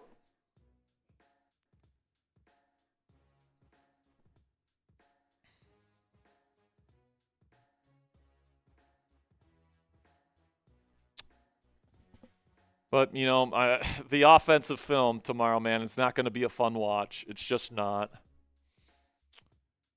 And it's just a game, Ponzi, where everything except for Jalen Warren playing his fucking ass off didn't go your way in this one. Rodgers having his worst night of the season by far, multiple overthrows. One bad interception where he overthrows DK Metcalf. The other one was on Calvin. But, guys dropping passes, not getting very crucial potential DPI calls, at very critical moments, possession downs, not getting those calls was, certainly nails in the coffin. But at this point, put Mason Rudolph in the game. All right, don't risk Aaron Rodgers. All right, we don't need a Jaden Daniels situation here. All right, this game's over. You're down by multiple touchdowns. Don't put Aaron Rodgers out there. All right, put Mason Rudolph in the game for the rest. All right, don't risk it. Rodgers is going to finish with a completion percentage under 50% tonight. He's going to finish with less than 100 yards receiving. Or passing, I should say. He was going to finish with no touchdowns, 2 interceptions, one of them not on him, and 3 sacks. Worst performance of the year from Aaron Rodgers. And listen, man, I'm going to say this right now. This will end up being the worst performance of the year from Aaron Rodgers. We've seen enough from Aaron Rodgers this year. We've seen a whole half of the season of football where Aaron Rodgers has played pretty darn good. All right? He has played, at least league average level. Potentially, a little bit above league average quarterback level play. All right, we've seen it all season long, and he's done it against good defenses. Okay, just today, unfortunately, it didn't go his way. It wasn't his day, man. Bad day at the office from 8. I don't expect that to be consistent, but unfortunately, it did tonight, and that sucks because you had an opportunity to get to 6-3, really set yourself up for a playoff push in the AFC, and now you're going to go down to 5-4, and, your lead in the AFC North from, after the Ravens started 1-5, you lose 3 of 4, and now you're sitting at 5-4, and, you got to turn it around. Still think this team is capable of it. It just seems like every time the defense steps up, the offense doesn't. And every time the offense steps up, the defense doesn't. And, you got to play more complementary football than what they've been playing over the last 4 games. It's as simple as it is.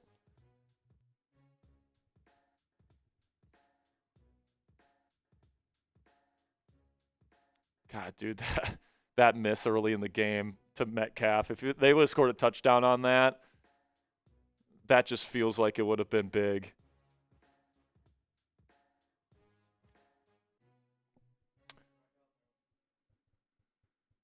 And Rodgers is back out there. I don't know why, but just pray he doesn't get injured. Throws, quick, gets it back to Calvin, who makes a catch. Gain of 7 or 8.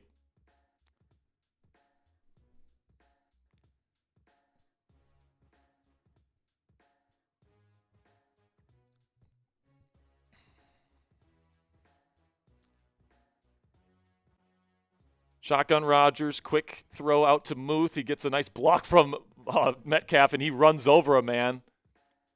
Listen, man, I appreciate the fight that's out there from the Steelers, man. They're winning the line of scrimmage on defense when they're down by 3 touchdowns. Muth is running people over. It's not for a lack of effort, I will say that. But obviously the results are not what you want. It is empty. Rodgers just has to throw it. He gets slammed to the ground. What the fuck are we doing keeping Rodgers in this game, Mike? God, dude, those are scary hits. If Rodgers gets injured, the season is over. And now they're discussing intentional grounding. Harbaugh sure wants it. So they're saying no intentional grounding on Rodgers. I mean, I just don't know why Rodgers is in this game. He's taking unnecessary hits in a game that has no chance of being won. Get him the fuck out of there, Mike.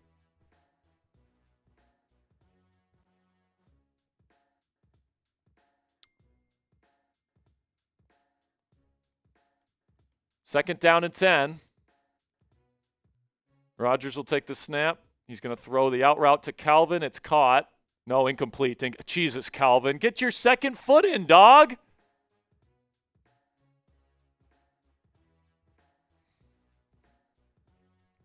God, dude.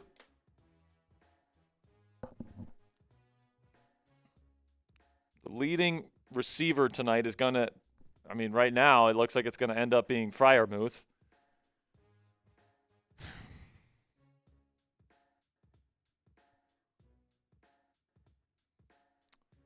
Start the season 4-1, and now this stretch where you lose 3 out of 4.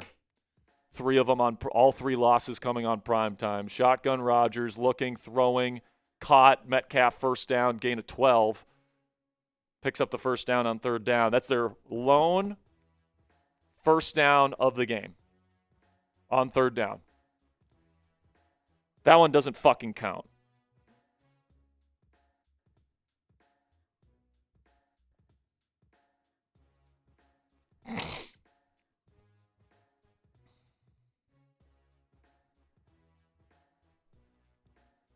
I'm going to say in the postgame before garbage time, they got 0. They were 0 for 9. Now Rodgers will throw quickly to the flat. It's Gainwell. Did he get out of bounds? No, he did not. It's a gain of maybe 2. Also going to be,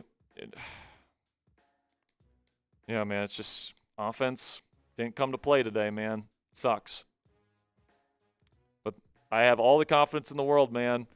Gonna bounce back next week. It's going to be quick throw, little stop route to Jonnu for a gain of around 4. Clock continues to tick. I believe we have all of our stuff, right, Ponzi?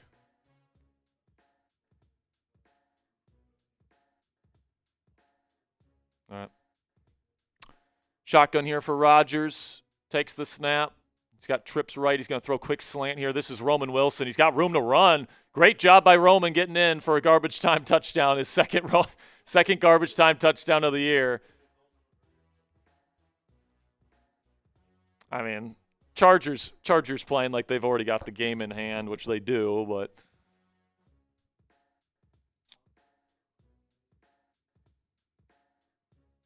Roman finally gets a catch here today. Wide open on the slant, beats D-Jack. And, the tackling effort there from LA was just non-existent. Takes it in for the touchdown. At least you put up double-digit points. But, it's embarrassing game. Embarrassing game from the offense, man. Especially because it happened on prime time, you've only got 4 true primetime games guaranteed this year. You've already played 3 of them, and all 3 of them you looked terrible. Defense looked terrible against Cincinnati. Defense looked terrible, especially in the second half versus Green Bay. Offense looked terrible pretty much the entire game, at least when it mattered, against the Chargers. Couldn't play any brand of complimentary football. Last week, okay, Steelers defense plays great, and the offense plays okay. All right, the offense didn't even play amazing. They played okay last week. You put up 27 points. This week, Steelers defense doesn't get the turnovers that they've really been relying on this year, but they got stops. The Chargers are going to finish what? They're going to finish, they're 5 of 16 on 3rd down today. Pretty decent stuff from the Steelers. LOL, get 2 onside kicks, go and win this game.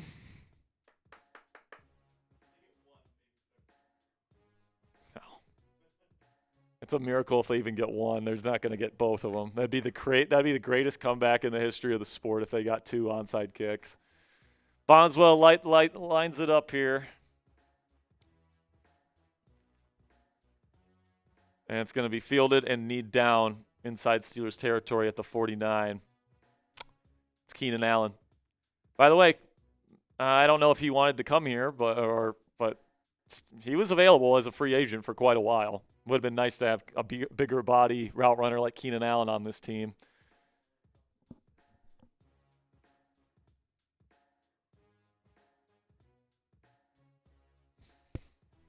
But dude, with Joe Alt out for the season, this Chargers team, they got a legit defense. Like the Chargers and the Broncos to me, kind of similar teams. I think the Chargers are better than the Broncos, honestly. They got the better quarterback, but the Broncos have the better defense.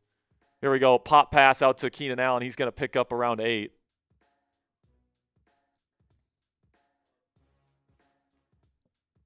Huh? I know. Broncos fans think they're the shit.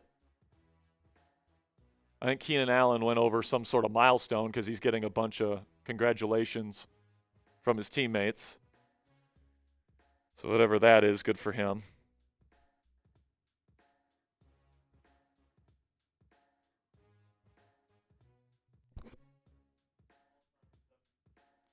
Yeah. So just get him a little pop pass in garbage time. Got it. Passes Antonio Gates, who's in attendance tonight, by the way. So good for Keenan Allen, man. Almost 1,000 receptions in one uniform. It's nuts. It's a hell of a career from Keenan Allen, man. Of course, we'll take your super chats at the end of the game. It's not too late to get in on the raffles. We are giving away an Aaron Rodgers jersey tonight, but if you want somebody else's jersey, we can get you somebody else's jersey if you don't want an Aaron Rodgers jersey. But we'll give away a jersey. We're going to be giving away a signature football, and we'll be doing that at the end of after we're done with our post-game show. So make sure you guys stick around.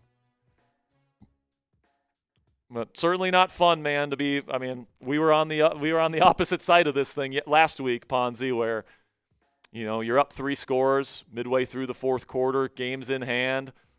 It just sucks that 1 week later, after that awesome performance at home against the Colts, you're sitting here.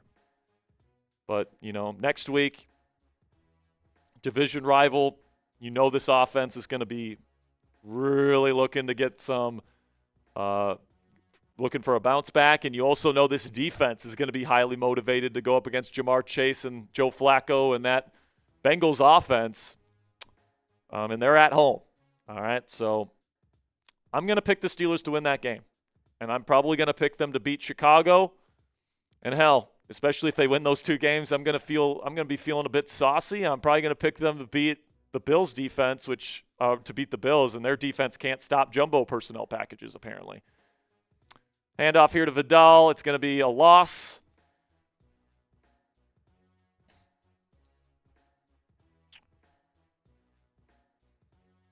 And if they win those 3 games, Ponzi, I might even pick them to beat Baltimore in Baltimore.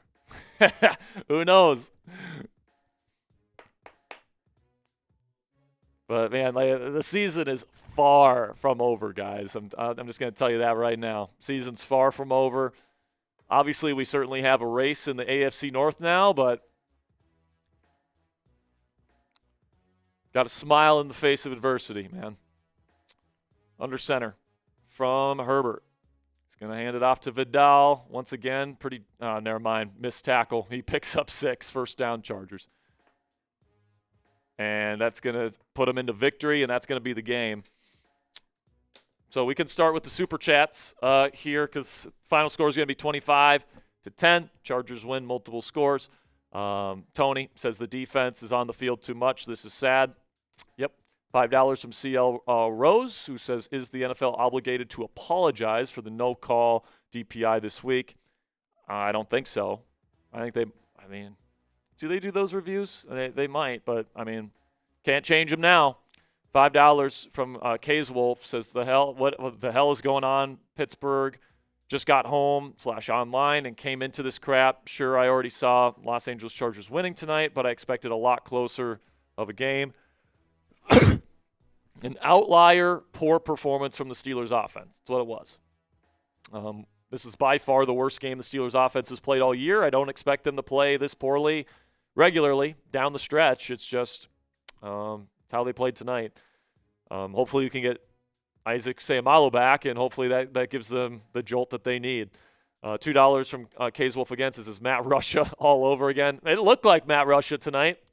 It did. Looked like Matt Russia for sure. And Aaron Rodgers looked like fucking Kenny Pickett.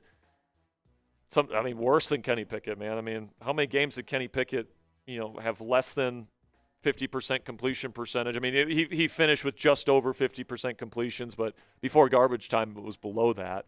$5 from Ichia the Man says, "Where's the fourth quarter Kenny Pickett comeback when you need it?" I mean, Kenny would deliver a game-winning drive. I mean, how many true fourth quarter big comebacks, multiple score comebacks did he lead? I'm sure he's got a couple, but I mean, I'm certainly not missing Kenny Pickett. All right, Rodgers played a Pickett-esque style of play today. But Rodgers has certainly shown that he already has more touchdowns this year, guys, than any Steelers quarterback since Big Ben.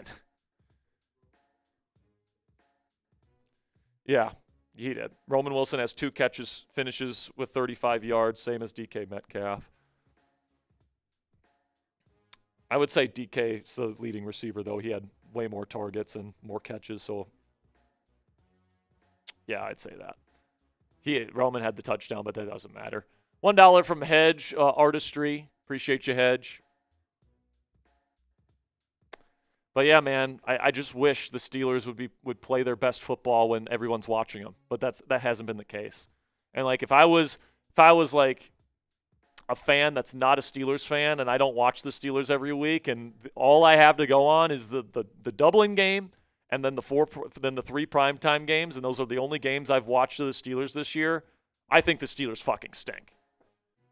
And it's I really do think that you just got to put it all together.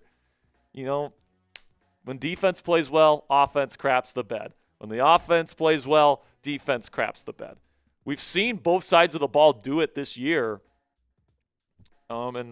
Certainly I think this team is still built to play their best football down the stretch, but they gotta play better. And they gotta play more complementary in the weeks to come for sure. Is that it on the Super Chats there? All right, cool. Got some more Super Chats here before we get into our post-game show. Yami says, at this rate, the Ravens might win the division. They might. Defense is playing better. Lamar Jackson is back. They've got a pretty easy schedule. They got the Browns, they got the Jets coming up. They got a pretty easy schedule, man. And so if the Steelers want to fend them off, they got to keep winning. Now the good news is, if I have to pick between the Steelers, winning the next 2 games at least, I would pick them to win the next 2 games. All right. I think at home you split against Cincinnati. I think that this team has a bounce back week next week. Then you play the Bears, and I think the Bears are kind of another quote-unquote kind of fraudulent team. Aaron Rodgers plays great in Chicago, always has. And then you get Buffalo, a team that can't defend jumbo personnel packages, and that's really the bread and butter of the Steelers. So, we could very well be looking 3 weeks from now with a 3-game win streak, and you're holding the Ravens off up until you play in Baltimore, where the winner of that game would be first place in the AFC North. That's very possible. Javon Bashara with a 5 says, "Boy, oh boy, do I love when this team gives me gray hair at the age of 22. Yeah, man, it's frustrating as hell. It's frustrating as hell. 1 week, you're at the top of the world beating the number 1 team in the AFC, beating the crap out of them, to be honest with you. And then this week, you can't move the ball to save your life. Just frustrating as hell. $5 from Alex L says, "I don't see Rodgers in the long run." Just like Russell, we went from last week saying we got to bring back Rodgers to this week saying Rodgers is done. Listen, man, I don't want to make any week-to-week decisions here. We don't have to make a decision on Rodgers right now, right? We have the whole season to evaluate, and once the season is over, the team makes the best decision that it can. And we'll see what that looks like. If they miss the playoffs and this is a collapse in the second half of the year, you probably trade Tomlin, Rodgers retires, all that stuff, and you're moving forward with probably a rebuild here in Pittsburgh. But we'll see what happens. I think Rodgers is going to play a lot better in the weeks to come. Today was not his day. He was terrible today, frankly, and that's unfortunate. But sometimes outlier bad games happen. And, unfortunately tonight, that was the performance for the Steelers offense.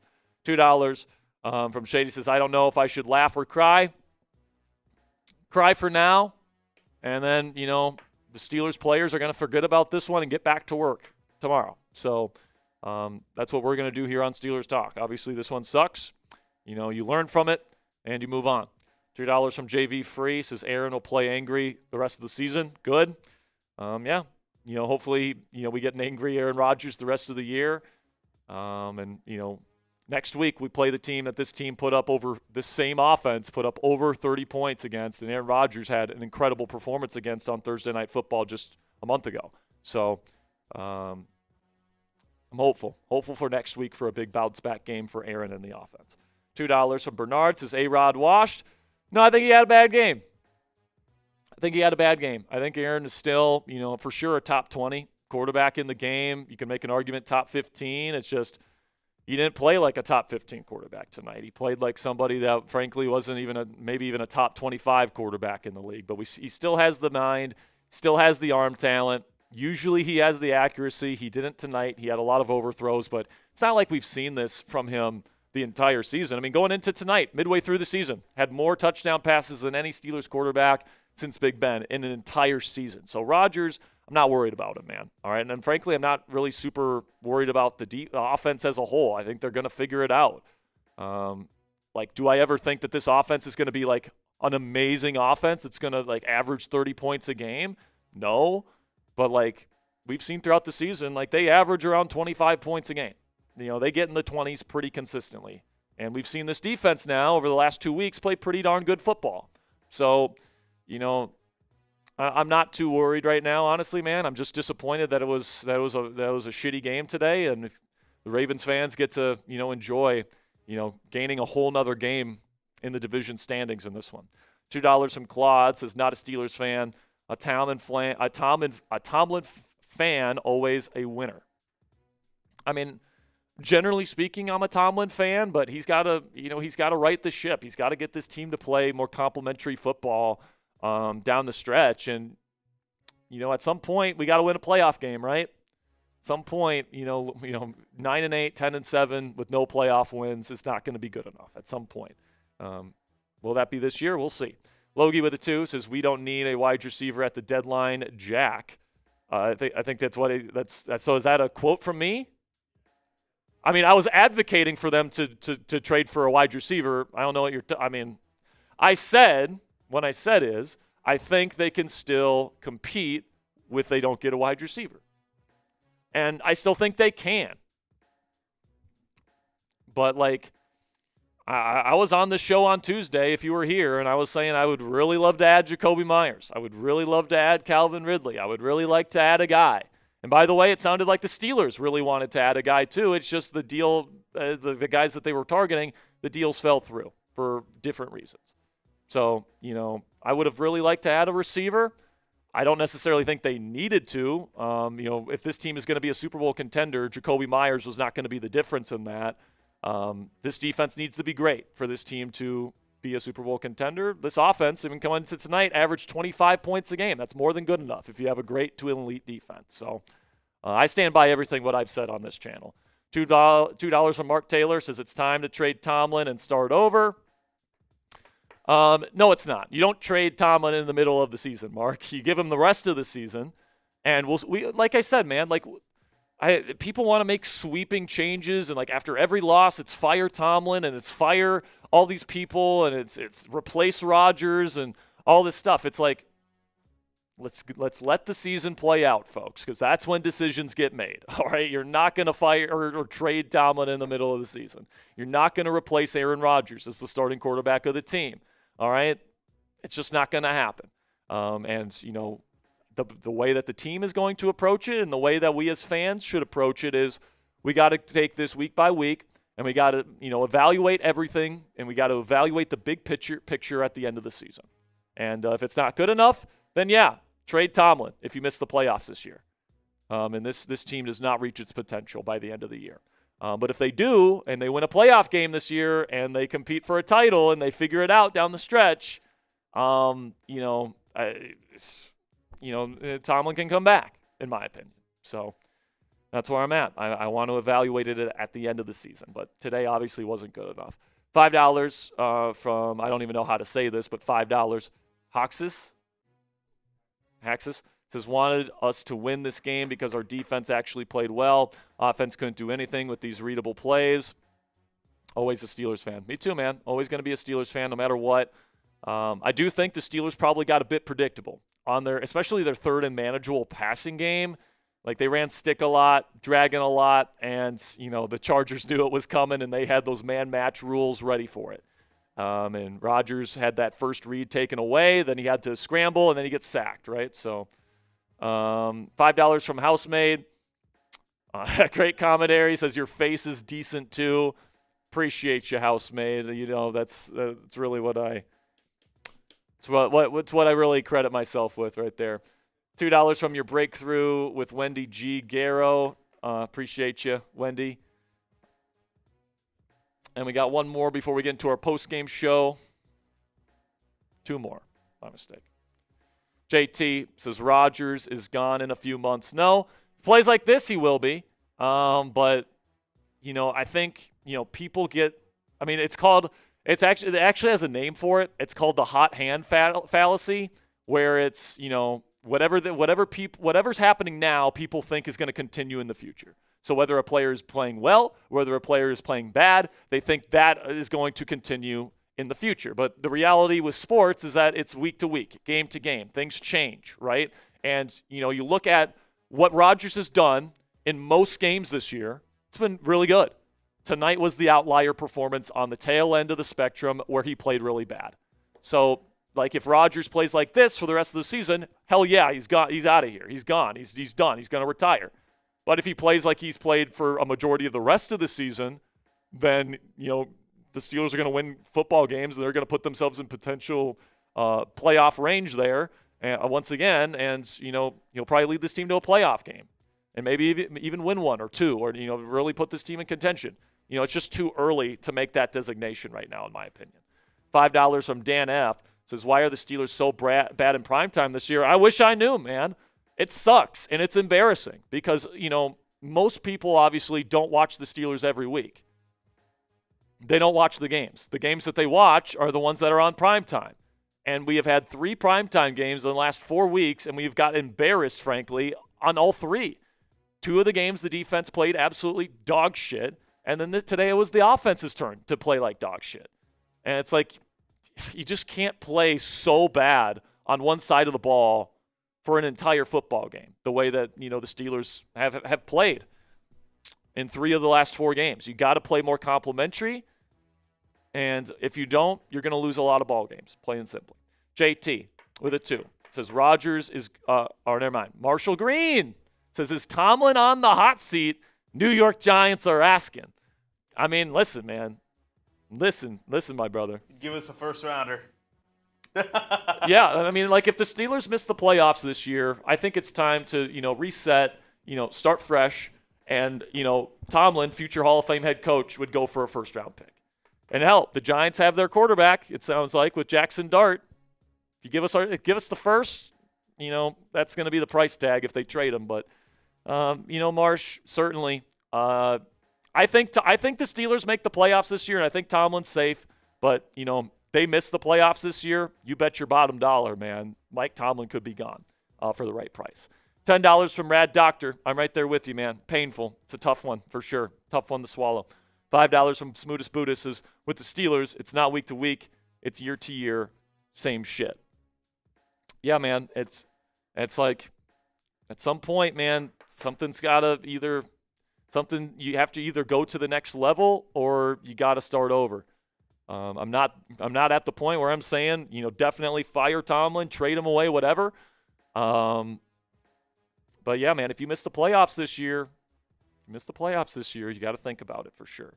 To try and change something here in Pittsburgh. Carter with the 2 says, same shit, different year. The standard is the standard. Yeah, man. It's every single year, man.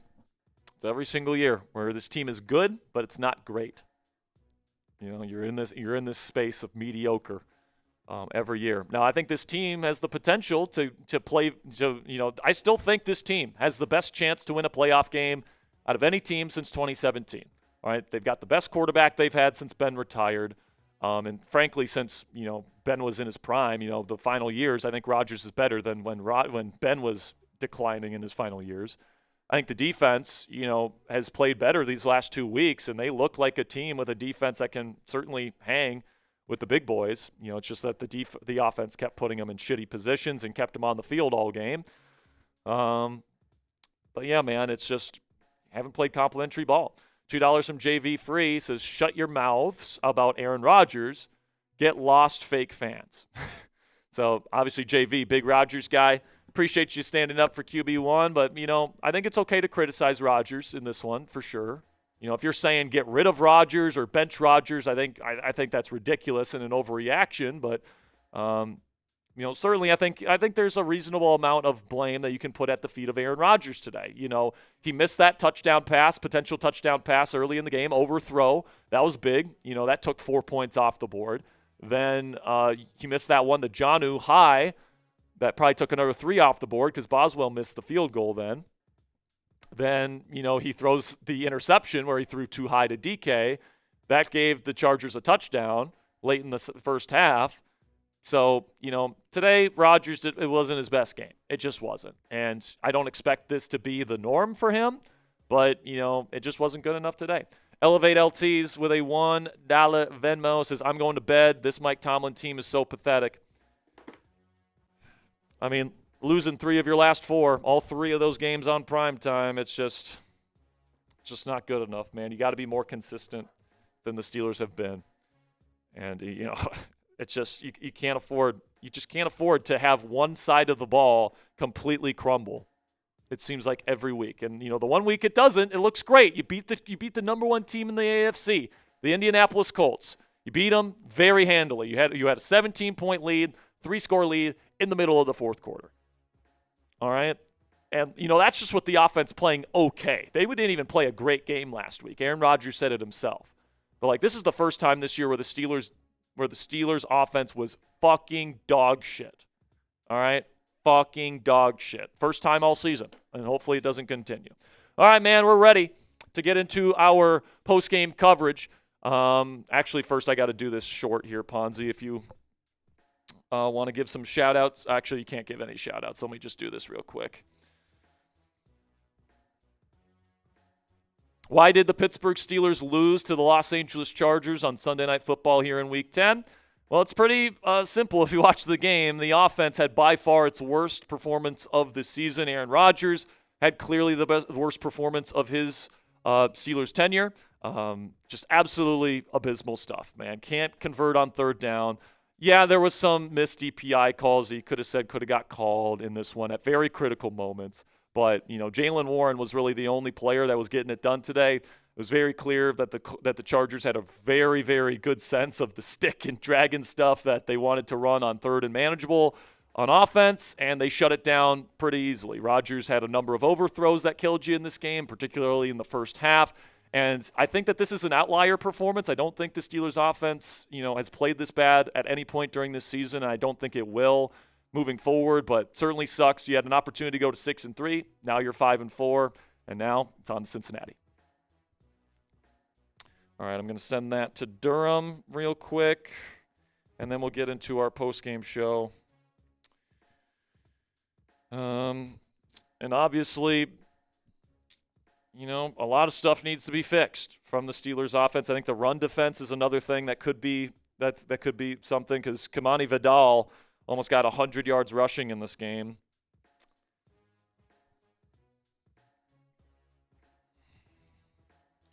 Still preparing. But yeah, man, now Darius Slay dealing with a concussion. We'll see how long that takes him out. I don't know if that makes the Asante Samuel Jr. potential more likely. It could, depending on how long he's going to be out. But all right, it's sending. Just want to make sure it sends before we get into the post-game show. Again, guys, we got 2 raffles coming up after the post-game show, so don't go anywhere.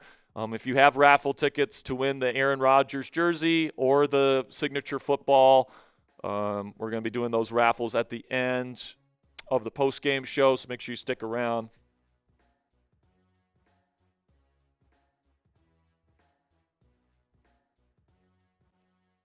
Come on, send for me, man. And if you guys got super chats, feel free to send them in. We can answer questions if you want to vent. I'm somebody that tries to stay pretty level-headed. I know it's a week-to-week league, and as Aaron Rodgers likes to say, you can't ride the roller coaster, but, when you lose 3 out of 4 and all 3 of the losses are in pretty embarrassing fashion in front of a national audience, it's hard for as Steelers fans to not be like, why can't we play more complimentary?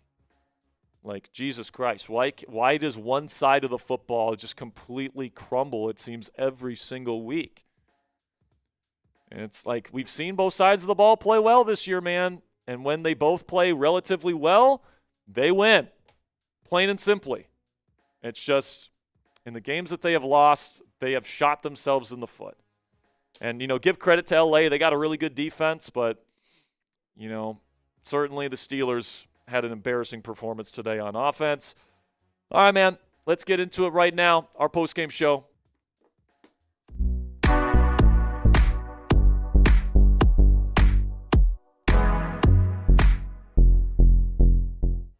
A week after the Pittsburgh Steelers took down the number 1 seed in the AFC in quite convincing fashion, I might add, they lay an absolute stinker on primetime, yet again losing their 3rd game in 4 weeks, this time to the Los Angeles Chargers without their starting offensive tackles, I might add. Final score 25-10. Honestly, the game wasn't even as close as the final score shows. And it was a pretty embarrassing performance yet again for the black and gold. And now the question that remains is this the Steelers team we can expect down the stretch, or is this an outlier poor performance that the Steelers are going to bounce back from? Either way, you're sitting at 5-4, and the Baltimore Ravens are nipping at your heels, just 1 game behind the Steelers after starting their season 1-5. Make sure you guys click that subscribe button if you haven't already to see all of our post-game reactions this season. I try to keep myself pretty level-headed here on this show, guys, and I think you'll probably see that throughout this show, but we're going to give it to you straight. When the Steelers play bad, we're going to tell you that they're playing bad, and when they're playing well, we're going to tell you that as well, but certainly today was an embarrassing performance. If you guys want nuanced, level-headed, contextual Steelers coverage all throughout the year, make sure you guys click that subscribe button if you haven't already and join the over 100K strong already subscribed to Steelers Talk. So obviously, man, just not a good performance today, specifically from the offense, and that's really the story of the game for me. Offense couldn't get anything going. They get a garbage time touchdown. Rowan Wilson gets another garbage time touchdown in this one, but he did nothing before garbage time in this one. DK Metcalf, 7 targets, ended up with 4 catches. Jalen Warren really carried you on his back today, almost 100 total yards from scrimmage. Had some really great plays, had a hurdle. Had some really, really good stuff today. J-Dub continues to show you why he's J-Dub. And honestly, the Steelers defense played pretty well in this one. It's just that the Chargers consistently had the ball because the Steelers couldn't stay on the field before garbage time, 0 for 9 in 3rd down situations, and they were 0 for 1 in 4th down situations. So possession down football was simply atrocious from the Steelers. Aaron Rodgers clearly had his worst game as a Steeler today. And even though the defense got a lot of stops, they did a good job for the most part today, in my opinion. They had another pretty decent performance against, a good quarterback. I would say the one area is that they can maybe get better a little bit in run defense, but certainly not a great performance from the black and gold in this one. That's unfortunate. But then you get to Darius Slay, who left the game with a concussion in the first half.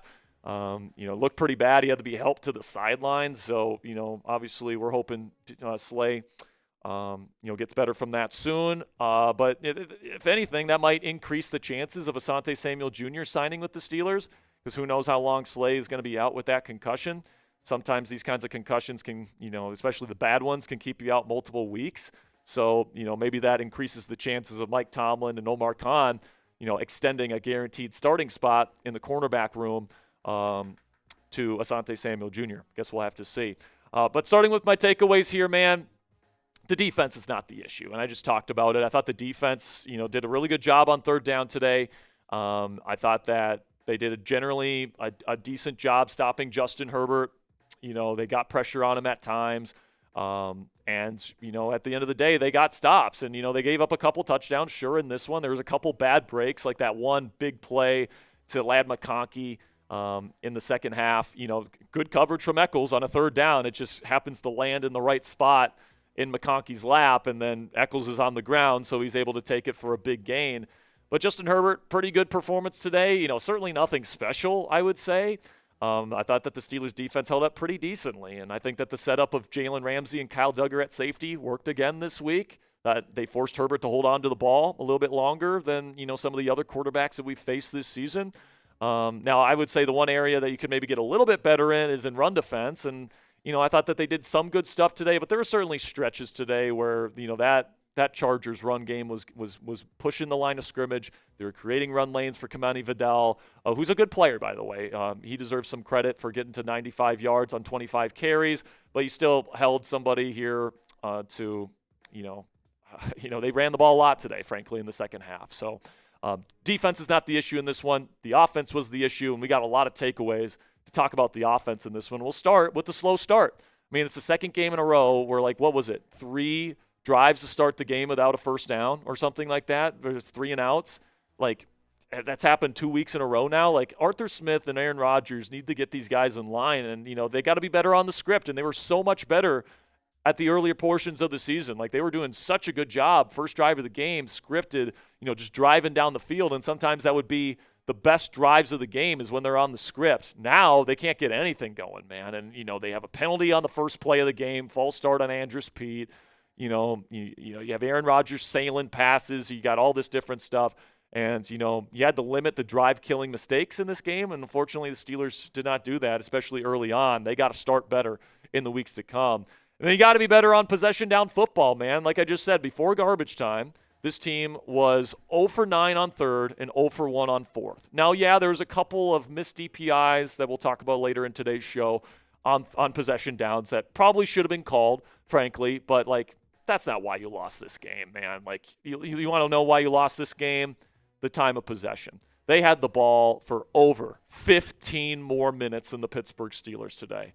And honestly, it's a miracle that the time of possession battle is that differentiated, and the Steelers defense only gave up 25 points. That is commendable what the Steelers defense did right there. All right, but 3 turnovers from the Steelers. Calvin Austin III, right in the breadbasket. A guy that doesn't have drop issues. Calvin Austin III just drops it and goes right into the hands of Dante Jackson. Just, a lot of just big mistakes that ended up killing the offense today. I mean, it just creates a huge outlier, poor performance for this offense that's really tough to swallow at this point in the season. I also thought, just a couple times today, Broderick Jones gave up some very quick pressures. Now, obviously, I'll watch the All-22 tomorrow, see exactly what it was, but I did think some of the sacks were on Aaron Rodgers holding the ball for too long, but there was multiple times where Broderick was allowing quick pressures in one-on-one. He's had some pretty good games, but, I would certainly say at this point, Broderick Jones has not played well enough where if the season ended today, there's no way in hell you're picking up that 5th-year option on his contract. There's no way in hell. So, hopefully he plays better than he did today, but it certainly was a tough one for 77. Make sure you guys let me know down there in the comments section what your grade is for the Steelers' performance today, A, B, C, D, or F. For me, man, you got to give it a D, D-. I thought the defense showed up pretty decently today, but, the offense being as bad as it was, the offense gets an F, no question about it. And that carries a big weight on this grade today. So I'm probably going to go D-, maybe F+, if that's even a thing. But get those grades down there in the comments section. This will be the pinned comment on today's show. In just a second here, I'm going to tell you about our sponsor today, where you guys can get a great piece of Steelers apparel. Go to chatsports.com/PitSalute25 to get this Salute to Service Steelers hoodie.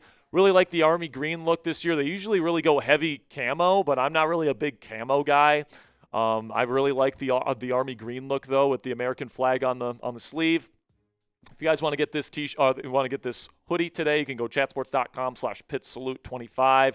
That link is down in the comments and description of today's show.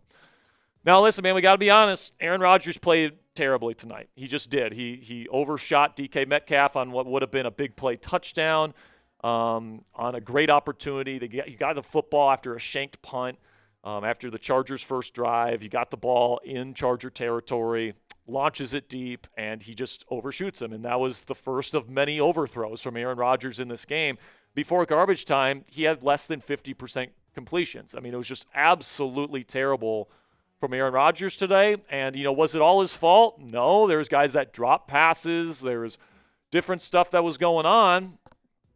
But Rodgers, man, he's known for his precision and his accuracy, and it wasn't good enough today. And I certainly think, his reliance on stick and dragon and a lot of these quick game concepts, the Chargers kind of knew that that's what they were going to try and run, and they were ready for it with their man match adjustments. And they took away the Steelers' first read a lot today, which led to more pressure, which led to sacks. He had 3 sacks today. Do I think Aaron Rodgers is going to play this poorly the rest of the season? No, we've seen a lot of good ball from A-Rod this year to indicate that this was more of an outlier performance. It just wasn't his night. But it certainly sucks that in a great opportunity to potentially go to 6-3 on the year, maintain a 2-game lead over the Ravens in the division against a team that's missing both of their starting offensive tackles. Defense is playing well. Just really sucks that this was the night that Rodgers decided to lay an egg. But certainly, the refs didn't help in a couple of instances in this game, particularly the 2 non-DPIs against DK Metcalf. There was a 3rd down where he's throwing a slant to DK Metcalf, and Derwin James just runs right into him and tackles him. Clear DPI, no call. Maybe the most obvious DPI I've ever seen in my life. Doesn't get called. Then, this one is a little bit more controversial, but in my opinion, Cam Hart is all over DK Metcalf, doesn't have his eyes to the ball, and completely prevents DK Metcalf from making a play on the football in the end zone on a 4th down. Those are 2 critical non-calls in possession downs that, who knows, maybe the Steelers stay in it at that point. Like if you get that DPI call on that 4th down, you get the ball at the 1-yard line, you probably score a touchdown in that game. It might be a lot different, but and the same thing goes for that 3rd down that you don't get the DPI call on the more obvious one. So obviously the refs, certainly, screwed the Steelers on those 2 instances, and maybe the game would be different if you get those calls. But you didn't get those calls, and frankly, you don't want to put yourself in a position where you're dependent on those calls, and that's just unfortunate. But to look at a silver lining here, Jalen Warren showed you, why I have consistently said he is the best offensive player on this team. Making guys miss, catching the ball out of the backfield, hurdling a guy today. His average today was 5 yards a carry. Frankly, I wish they would have got the ball to him more. I think they're passing the ball even a little bit too much at this point. They got to be a running football team, man. They got to have the run game be the identity, and then Rodgers wants to make, the quick game, from shotgun kind of like the identity of the offense. No, man, it's got to be the ground and pound run game led by Jalen Warren, followed by play action shots under center. That's got to be the offense, and that's got to be the identity. And I think Rodgers needs to kind of leave his ego at the door a little bit with that, because this guy's special. He really is. He's a fantastic player. He's the best player we have on offense. And, 14 carries to me is not enough, all right? I thought he played well tonight. But, with all the issues that the Steelers offense had tonight, guys, I do think that the offense will be better. This game, was more like a Kenny Pickett, Matt Canada almost style game. I don't know if I've seen the offense play this bad since, probably Kansas City last year maybe on Christmas. Today was the worst performance on offense by far on the season. And, all we're asking, all right, we're not asking for Aaron Rodgers in this offense to be elite, to, score 30-plus points a game. We're not asking them to be that kind of offense. What we're asking them to be, and what the Steelers and Mike Tomlin are asking this offense to be, it's a team that can score, in the mid to high 20s at least, consistently. And the Steelers have generally been that. Going into this game, they averaged over 25 points a game. So for me, this is an outlier performance that, is not, in congruence with what this Steelers offense actually is. And my thought is, I think next week against the Cincinnati Bengals defense, which is terrible, okay, this same Steelers offense put up over 30 points on them, and Aaron Rodgers maybe had his best performance of the season. After a game like this, this offense is going to be practicing hard. The focus level is going to be razor sharp, and I think they come out next week at home against Cincinnati. And I think that this offense will bounce back, and I think they'll bounce back against the Chicago team 2 weeks from now, and hopefully against the Bills defense, which is really struggling 3 weeks from now. So certainly not good enough tonight, but I do think I have some hope still that the Pittsburgh Steelers offense has what it takes to turn it around. So point the finger for me down there in the comments section. Who's the most to blame for the loss today? For me, I'm going to go with Aaron Rodgers. If Aaron Rodgers makes a couple of those throws that he overthrew and overshot, I think this is a different game. It is. And, I think you can always point fingers at the non-calls at the DPIs, but if Rodgers just makes the throws that he's supposed to throw or make, you're probably not even talking about the refs in this ball game, and it would have been close. But he didn't make the throws today. Certainly can't blame the defense in this one. I thought they played their butts off, frankly, for most of it. But certainly the offense as a whole was just not good enough today. Some final thoughts here before I say goodbye. Obviously, losing this game was a big one because the Ravens won today, and once again, they add a game on the Steelers in the division standings. And after the Ravens started, 1-5? Steelers started 4-1. Now it's just a one-game difference. And, that sucks because you had a real opportunity to run away with this division by coming away with some of these games, and during this stretch of primetime games where you have 3 primetime games in 4 weeks, you lose every primetime game. You lose every single one of those in embarrassing fashion. And, at this point, the Baltimore Ravens have to be the heavy favorite, at least in the sports books, to win the division. I still think that this Steelers team, and this is going to be a hot take, I think this team is going to bounce back. I think they're going to beat Cincinnati. I think they're going to beat Chicago. And I think they actually have a better chance than people think against the Buffalo Bills. That Bills team cannot handle jumbo personnel packages, and that's what the Steelers' bread and butter is. Isaac Seumalo will be back by that time, and the Steelers will be home. The Miami Dolphins, of all teams, killed the Buffalo Bills today. And if they can do it, I think the Steelers can certainly beat the Bills if things go their way in that ball game. And if they win those 3 games, man, you're sitting in a pretty decent spot, and we'll see what the Ravens do. And then you play the Ravens there in Baltimore after the Buffalo game, and that might be, an interesting stage there at that point in the season. But my advice to you guys is the same thing Aaron Rodgers has been saying the entire season. Don't ride the roller coaster. It's a week-to-week league. 1 week you're taking down the number 1 team in the AFC. Next week your offense lays an egg. I don't think this is, what the Steelers' offense is. I think they'll be better moving forward. I'm hoping the Steelers' defense can continue to play well like they have over the last 2 weeks, in my opinion. And I certainly think that this Steelers team has what it takes to bounce back in the weeks to come. Make sure you guys click that subscribe button if you haven't already. I appreciate each and every one of you guys stopping by here. I know there's a lot of disappointment and, frankly, anger after, the Steelers, had an opportunity to really run away with this division, and now they've let the Ravens back in it. But there's still a lot of season to go. There's still 7 games left to go in the regular season schedule. And I still think, this Steelers team has the talent to be playing their best football when it matters most in January. So hopefully Mike Tomlin and the Steelers can make that a reality. But we'll see over the course of this season. If you don't want to miss a moment, click that subscribe button if you haven't already. Till next time, guys. Here we go, Steelers.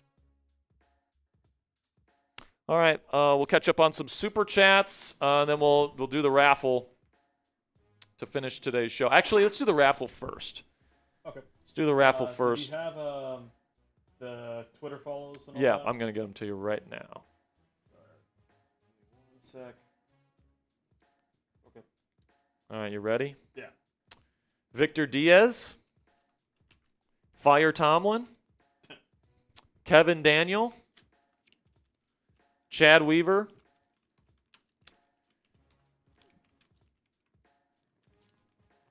JT Malashite. I hope I'm saying that right. I'm probably not. How do you spell that? Like Mala, M-A-L-A, then C-H-I-T-E. Adam Clark, Sam Smith, Frank Perrone, Steve Thomas, and Firewire. Then I've got shares. Okay.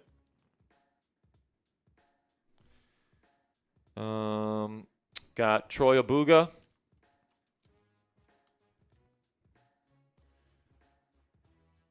Then we got, let's see, Robert Kirkpatrick, Hot Rod 24.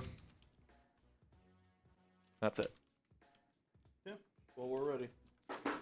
All right, man.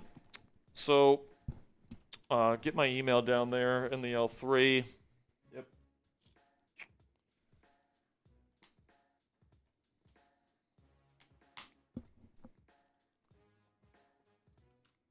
Alrighty. All right, man. So Do one more shuffle, then we're good. let's get it going.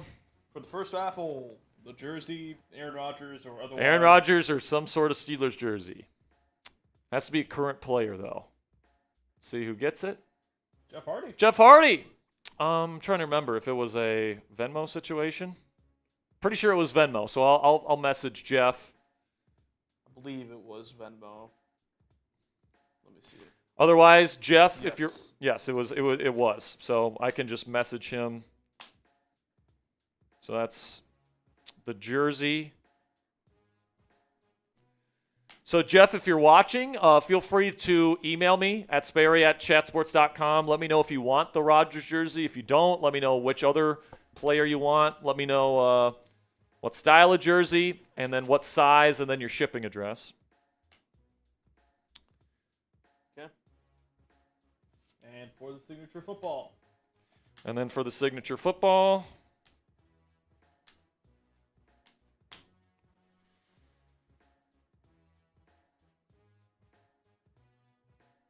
No, that's my grandma. She can't win it. She can't win it. That's like Pam winning the Employee of the Month award. So any tickets with my grandma in there, just take her My out. bad. I think I put those in before I realized it was your grandma. Ben Knowlton, is that a Venmo one as well, Yep. or it is? All right, Yep. great. So so Ben, if you're watching, Jeff, if you're watching, let me know, or send me an email. Otherwise, I'll reach out via Venmo. Okay, let's get into these super chats. And we'll finish out with some super chats. We'll stay live as long as they come in. But certainly not a great day to be a Steelers fan after. I mean, this is a very winnable ball game for the Pittsburgh Steelers. That's what really grinds my gears, Ponzi, is that this was such a winnable ball game. Because frankly, your defense kept you in this game. You know, they gave you a number of chances, and the offense just couldn't get the job done. And I know that the refs didn't help you out on some very key moments, but you know, also Aaron Rodgers had some very key mistakes in this game, and that cost you for sure. Joseph with a 2. Appreciate you, Joseph. Thanks for watching. Jose with a 2. Says, we're not getting past the wild card this year. I wouldn't say that declaratively right now, but I'd say if I had to guess right now, would I say it's more than likely that they, not get past wild card than do? Yeah, I'd put an over 50% chance this team's not advancing past the wild card round. I won't say it's impossible.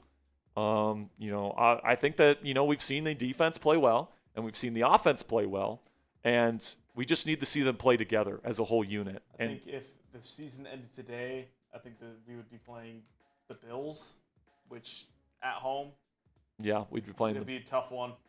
Yeah, but I think you'd certainly win. I think you can beat the Bills. I think the Bills are so beatable, man. What are they? Yeah. 6? What are they? 6-4? Yeah, I think they're 6-3. Are they 6-3? Let me see. But dude, they got killed by Miami today. Killed. All right, they can't. They really have a tough time stopping the run, especially against jumbo personnel packages. 6-3. Off the dome. 6-3. $5 from Nessie and the Creator. Says Chargers fan here. Just wanted to say, bolt The fuck. Bolt the fuck up. Oh, okay. TJ Watt shut down by our third string lineman. Was he shut down today? I mean, he didn't get much. Have any pressure? Yeah, he didn't get much today. I don't think he logged in a single pressure. He didn't get a pressure today? Because I know Herbig got a sack today. I know Highsmith had 2. Watt got a PBU, I think. But yeah, man, they were chipping the hell out of him today. He did get a sack, so he did get a pressure then. So TJ got a sack today. So I guess he Yeah. didn't get shut down, Neeson. I guess he picked up. I think it was in garbage time though. I think it was that sack. Yeah, I think it was in the fourth quarter, so it doesn't really matter. But $2, it certainly wasn't worth the $41 million we paid for him. That's for sure today. Andrew Muma with a 2 says, "This is why I didn't celebrate the Colts W." I mean, frankly, I think that's ridiculous, Andrew. Man, like you can absolutely celebrate the wins, just like we can be disappointed with the losses. It's an up and down season. Yeah, man. It's a roller coaster whenever your team wins or loses. It's like, dude, like the whole reason about being a football fan, like do you want to be miserable even when they win? And when they have a really good win like the Colts game? It's like you can still think that maybe they're not a Super Bowl contender or something like that, but like you can still be happy that they won. There's no reason why you shouldn't be doing that. Willie Hull with a 2 says, I'm 100% Steelers fan, Jack, like you. Me too, man. I'm here. I'm not going to let – obviously, losing 3 of the last 4 and losing in embarrassing fashion 3 of your last 4, it's not good, man. And you got to put together a more complete performance like you did against the Colts. I mean, it's not even like – it was like a – the thing about the Colts game is it wasn't even like a super complete performance, right? Like the offense still wasn't like great, but they were good enough.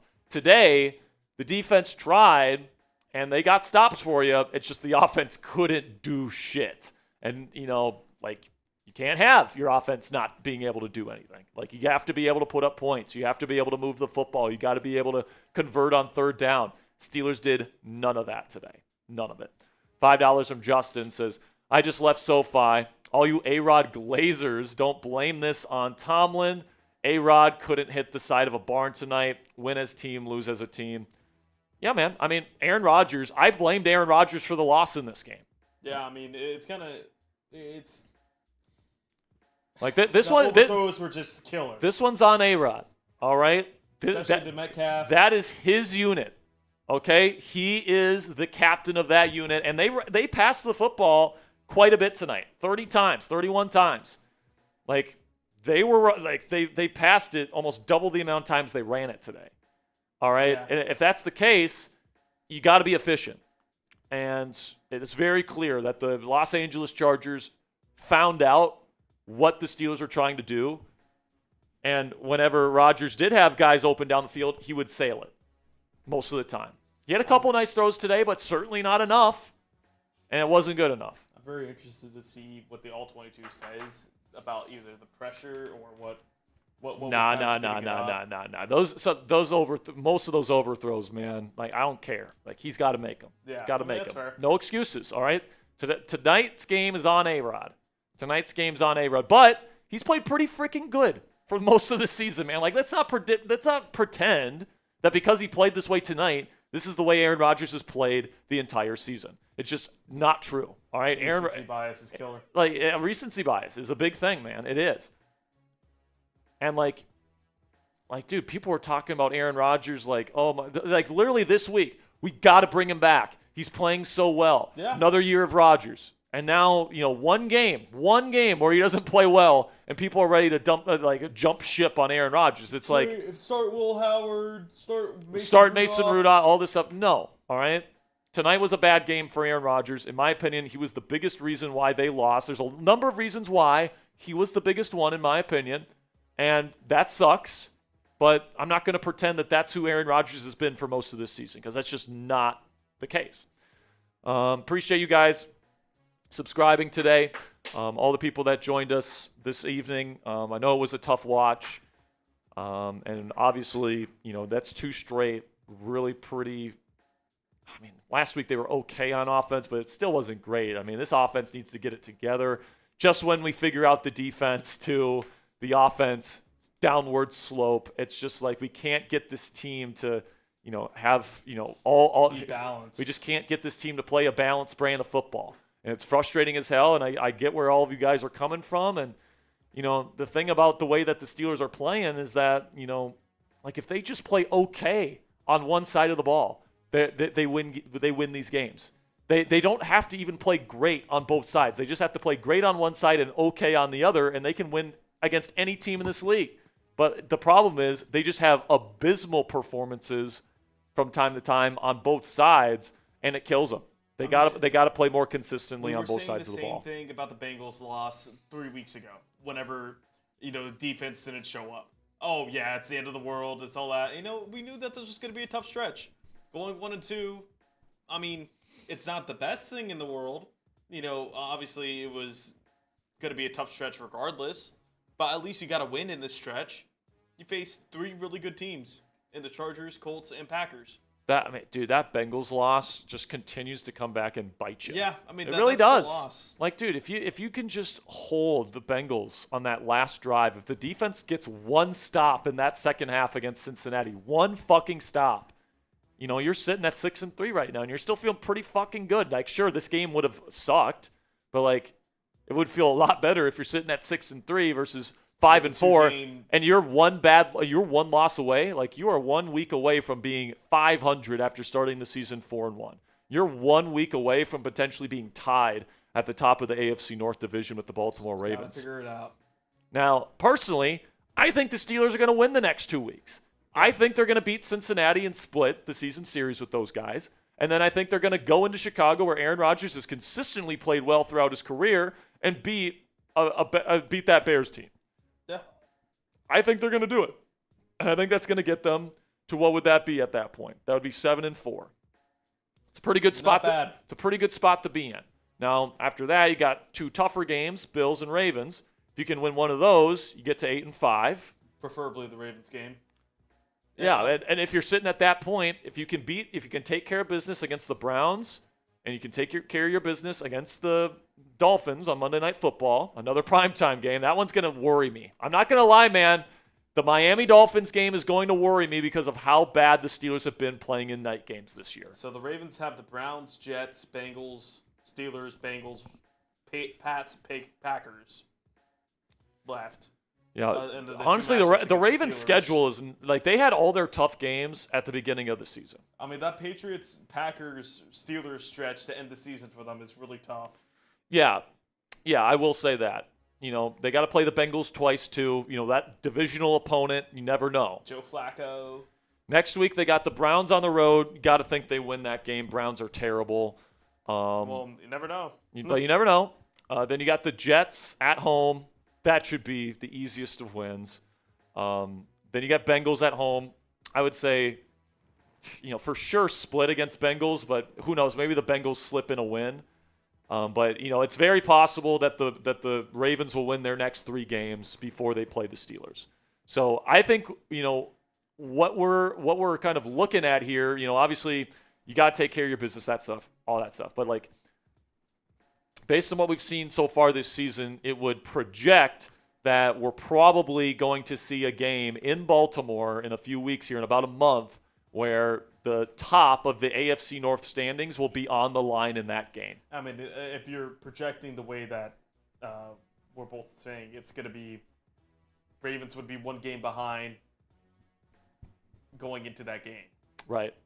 And so whoever wins. That's if the Steelers win all 3 and they beat the Bills, which is. But even then, you're still fighting for that top seed because you'd be tied. Right, because you'd be tied. Exactly. So I think that game both games against the Ravens, down the stretch are just going to be massive to decide who wins this division. So Steelers better be ready for them, man. $10 from Joseph says, how can we be so inconsistent from week to week? If Tomlin can figure this out, when can it all just be figured the F out? Hopefully down the stretch. That's all I can say, man, is hopefully it's down the stretch. I'd rather be rough at the beginning of the season and figure it out. Because, that's just the reality of the NFL. And frankly, I don't really put this game on Tomlin. I don't. Obviously, he's in charge of the locker room and stuff like that. But, the execution of the offense today, for me, I put more of that on Rodgers, who is the leader and the orchestrator of this offense, and Arthur Smith, who's calling the plays. Honestly, more on Rodgers. Like I said, I gave the most blame for this game on Aaron Rodgers, not Mike Tomlin. But obviously, Tomlin's the guy that's supposed to get these guys to play, and get these guys to play complementary football. And unfortunately, I think the offense let this team down tonight. And like I said, man, he's got to get it figured out, because if this team misses the playoffs this year, you got to trade Mike Tomlin away, and you got to move on, in my opinion. That's what's got to happen. But I still acknowledge the possibility that this team can figure it out, because we've seen that when this team plays even somewhat complementary football, they are a dangerous football team. They are a dangerous football team. Okay? They didn't even play their best game against Indianapolis, and they had that thing locked down in the middle of the fourth quarter. All right? It's just, you got to avoid these games where the offense or the defense are just completely shitting the bed. All right, you got to avoid these games. You've got to play more complementary in the weeks to come. And if you don't, you are going to lose a lot of these ball games against good football teams. You're going to lose against Buffalo. You're going to lose against Baltimore twice. You're going to lose to Detroit. All right? And you might even lose some of these games that you should win if you play this way. So, we'll see what happens in the weeks to come. They've got the ability. We've seen both of these units play well at different points in the season. We've seen it happen. It's just a matter of putting it all together, man. It's just and hopefully they do it down the stretch. I really hope they do, but who knows if they actually will. We got any more? That'll be it. All right. I think that's it from us either. Rodney says, we lose out, I bet. You think we're going to lose the last 7 games of the season, dude? I've seen people say that we're not going to win a single game the rest of the way. Like, dude, I'm sorry, man. I think that is such an overreaction. It's so... I do. I get it. I think the Steelers win their next 2 games. I get these people. I get some Steelers fans. I get the whole... Well, I get where they're coming from because I understand human psychology. All right, it's the hot hand fallacy. The last impression is the lasting impression. The last thing that you saw is what you think a person or a team is. And because the Steelers offense was dog shit tonight and they got their ass beat, this is who they are, and this is who they're going to be every single game from now on. But that's just not the way the NFL works. It just doesn't. It doesn't. It's Sometimes there's outlier bad performances. For this game, it was unfortunately an outlier bad performance for the Steelers offense and for Aaron Rodgers. Are we really gonna go like with Buffalo right now? You can't sit here and tell me that Buffalo's gonna lose out because they only scored 14 points. 13 points against Miami today. A bad defense. That's not gonna happen. Losses happen. Fluke losses happen. Even though losses happen where your defense doesn't do good and your offense doesn't do good. But it's a week-to-week lead. This is what I'll say. All right, and we'll kind of finish on this point. Coming into tonight, the Steelers' offense was averaging 25 points scored per game. 25.2, I believe, was the exact number. Now, obviously, with the 10 points tonight, that's going to go down. But on average, the Steelers' offense does a lot better than they did today. Today was an outlier performance, where it was really unfortunate timing because, if they play somewhat decent in this game and they play the way that they usually play, they win this game. And that's why swallowing this loss is really painful and it sucks because if this offense just played, if they even played the way that they played against the Colts, okay, and they didn't play a great game against the Colts, but if they played to that degree where you are capitalizing on some of your red zone opportunities and stuff like that, and you are scoring some touchdowns there, and you're capitalizing on turnover opportunities, you're looking at, a much closer game. I'll say that right now. It wouldn't have been a blowout in the fourth quarter where the game's done, 10 minutes left to go in the game. I would have said, I'll say that for sure. And if you would have played, one of your better performances in this game, you probably would have won. The defense played well today, man. For the most part, they got them off the field. They were pretty darn good on third down today. The defense has played pretty darn well the last 2 weeks. It's just, had 10 points scored off a turnover. What's that? Chargers did. Yeah, I think that's correct. So you take away those turnovers, and you give at least a league average offense here, or league average performance for your offense. You score 21, they score 14. Yeah. All right, $10 here from the future. See if we can get it up. Apologize for the delay. There we go. Future with the 10. We appreciate you. It says my take. Fire defensive coordinator. Dude, the Steelers defense has been playing pretty well. The defense was not what lost you the game tonight. It says start Roman Wilson over Calvin Austin III. I disagree with that. Calvin is the better receiver right now. He had he had 2 really stupid mistakes today, I think Roman's fine. If you want to do that, but Austin's a good player, man. He is. It's just my whole thing is dude, that drop that he had for the interception was his second drop all season. He's not a guy with a drop issue. But people are going to see that play and they're going to say, "Oh, he's a small receiver with a hands issue. We got to start Roman Wilson." And it's I don't know, man. I still think Calvin's a good player. It just he didn't play his best today. My point on this, Sperry, is that if you wanted to try to see what you had in Roman Wilson, you would have done it when Calvin was hurt.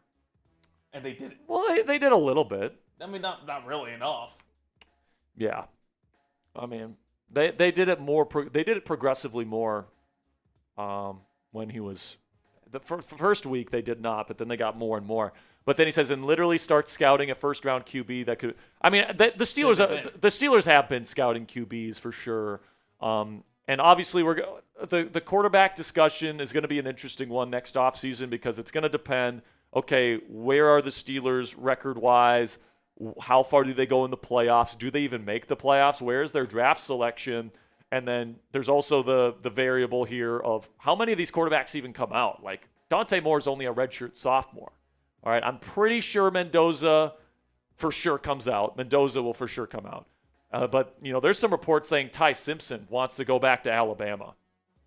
Because he's been dreaming about being in Alabama. Yeah, because Ty Simpson's dream was to play at Alabama. Like, it wasn't to play in the National Football League. It was to play for Alabama.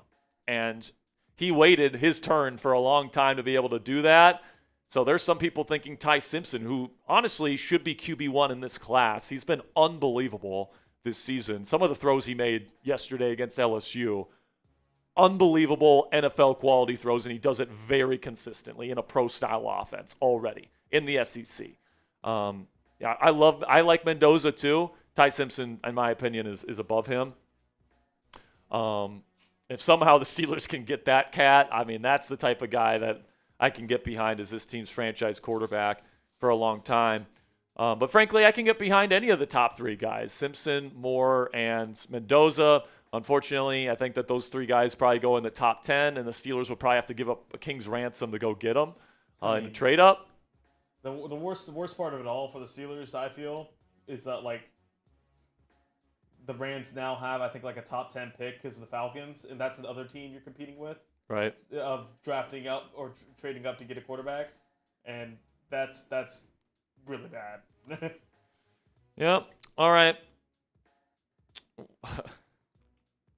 Rodney Grayson says, "Can we activate Beanie Bishop, please?" He's gone. Who's gonna tell him?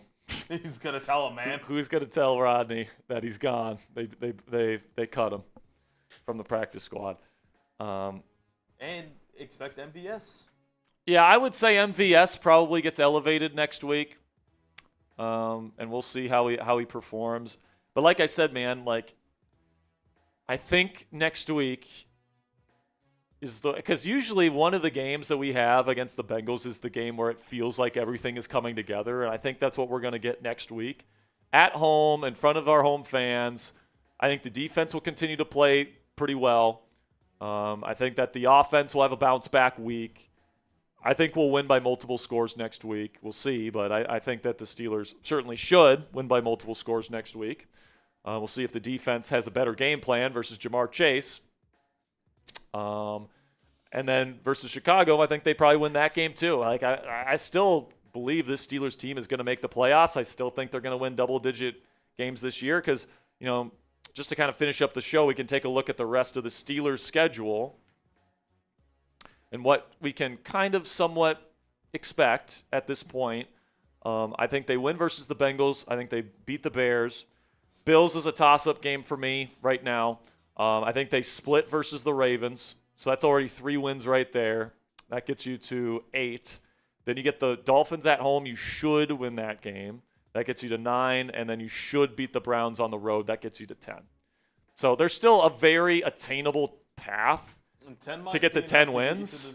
And if you win the toss-up game with the Bills, you get to 11, right? So, obviously you can't count your chickens before they hatch, but that's just a kind of landscape look at the rest of the way.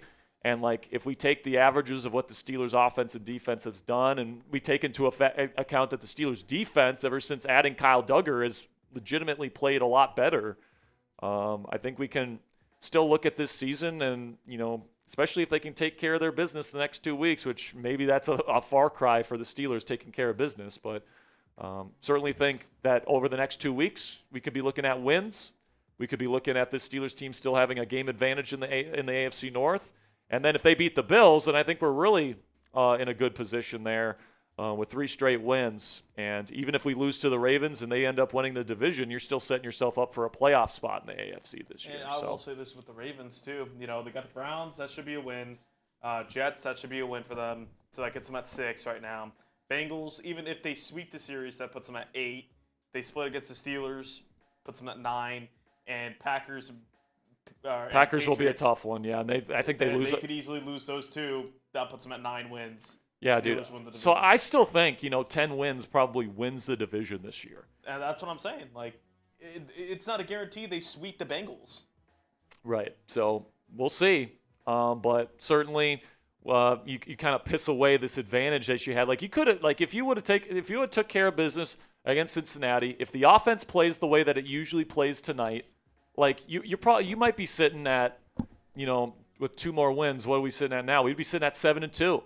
One of the best teams in the AFC, but you piss away those 2 games, and it's just a terrible feeling sitting at 5-4, and now you really got to start kicking up a notch if you want to get to 10 wins and win this division. So we're gonna end it here right now, guys. We appreciate you guys sticking with us here throughout this game. We're gonna have more coverage for you guys tomorrow. My film takeaways. I'm gonna take a look at the film tomorrow, give you guys my extensive offensive and defensive takeaways. I'm guessing it's not going to be pretty, especially on the offensive side of the ball tomorrow. But we gotta do the work, right? So appreciate all of you guys stopping by today. Congratulations to all the winners of the raffles. We will see you guys tomorrow. And until next time, guys, here we go, Steelers.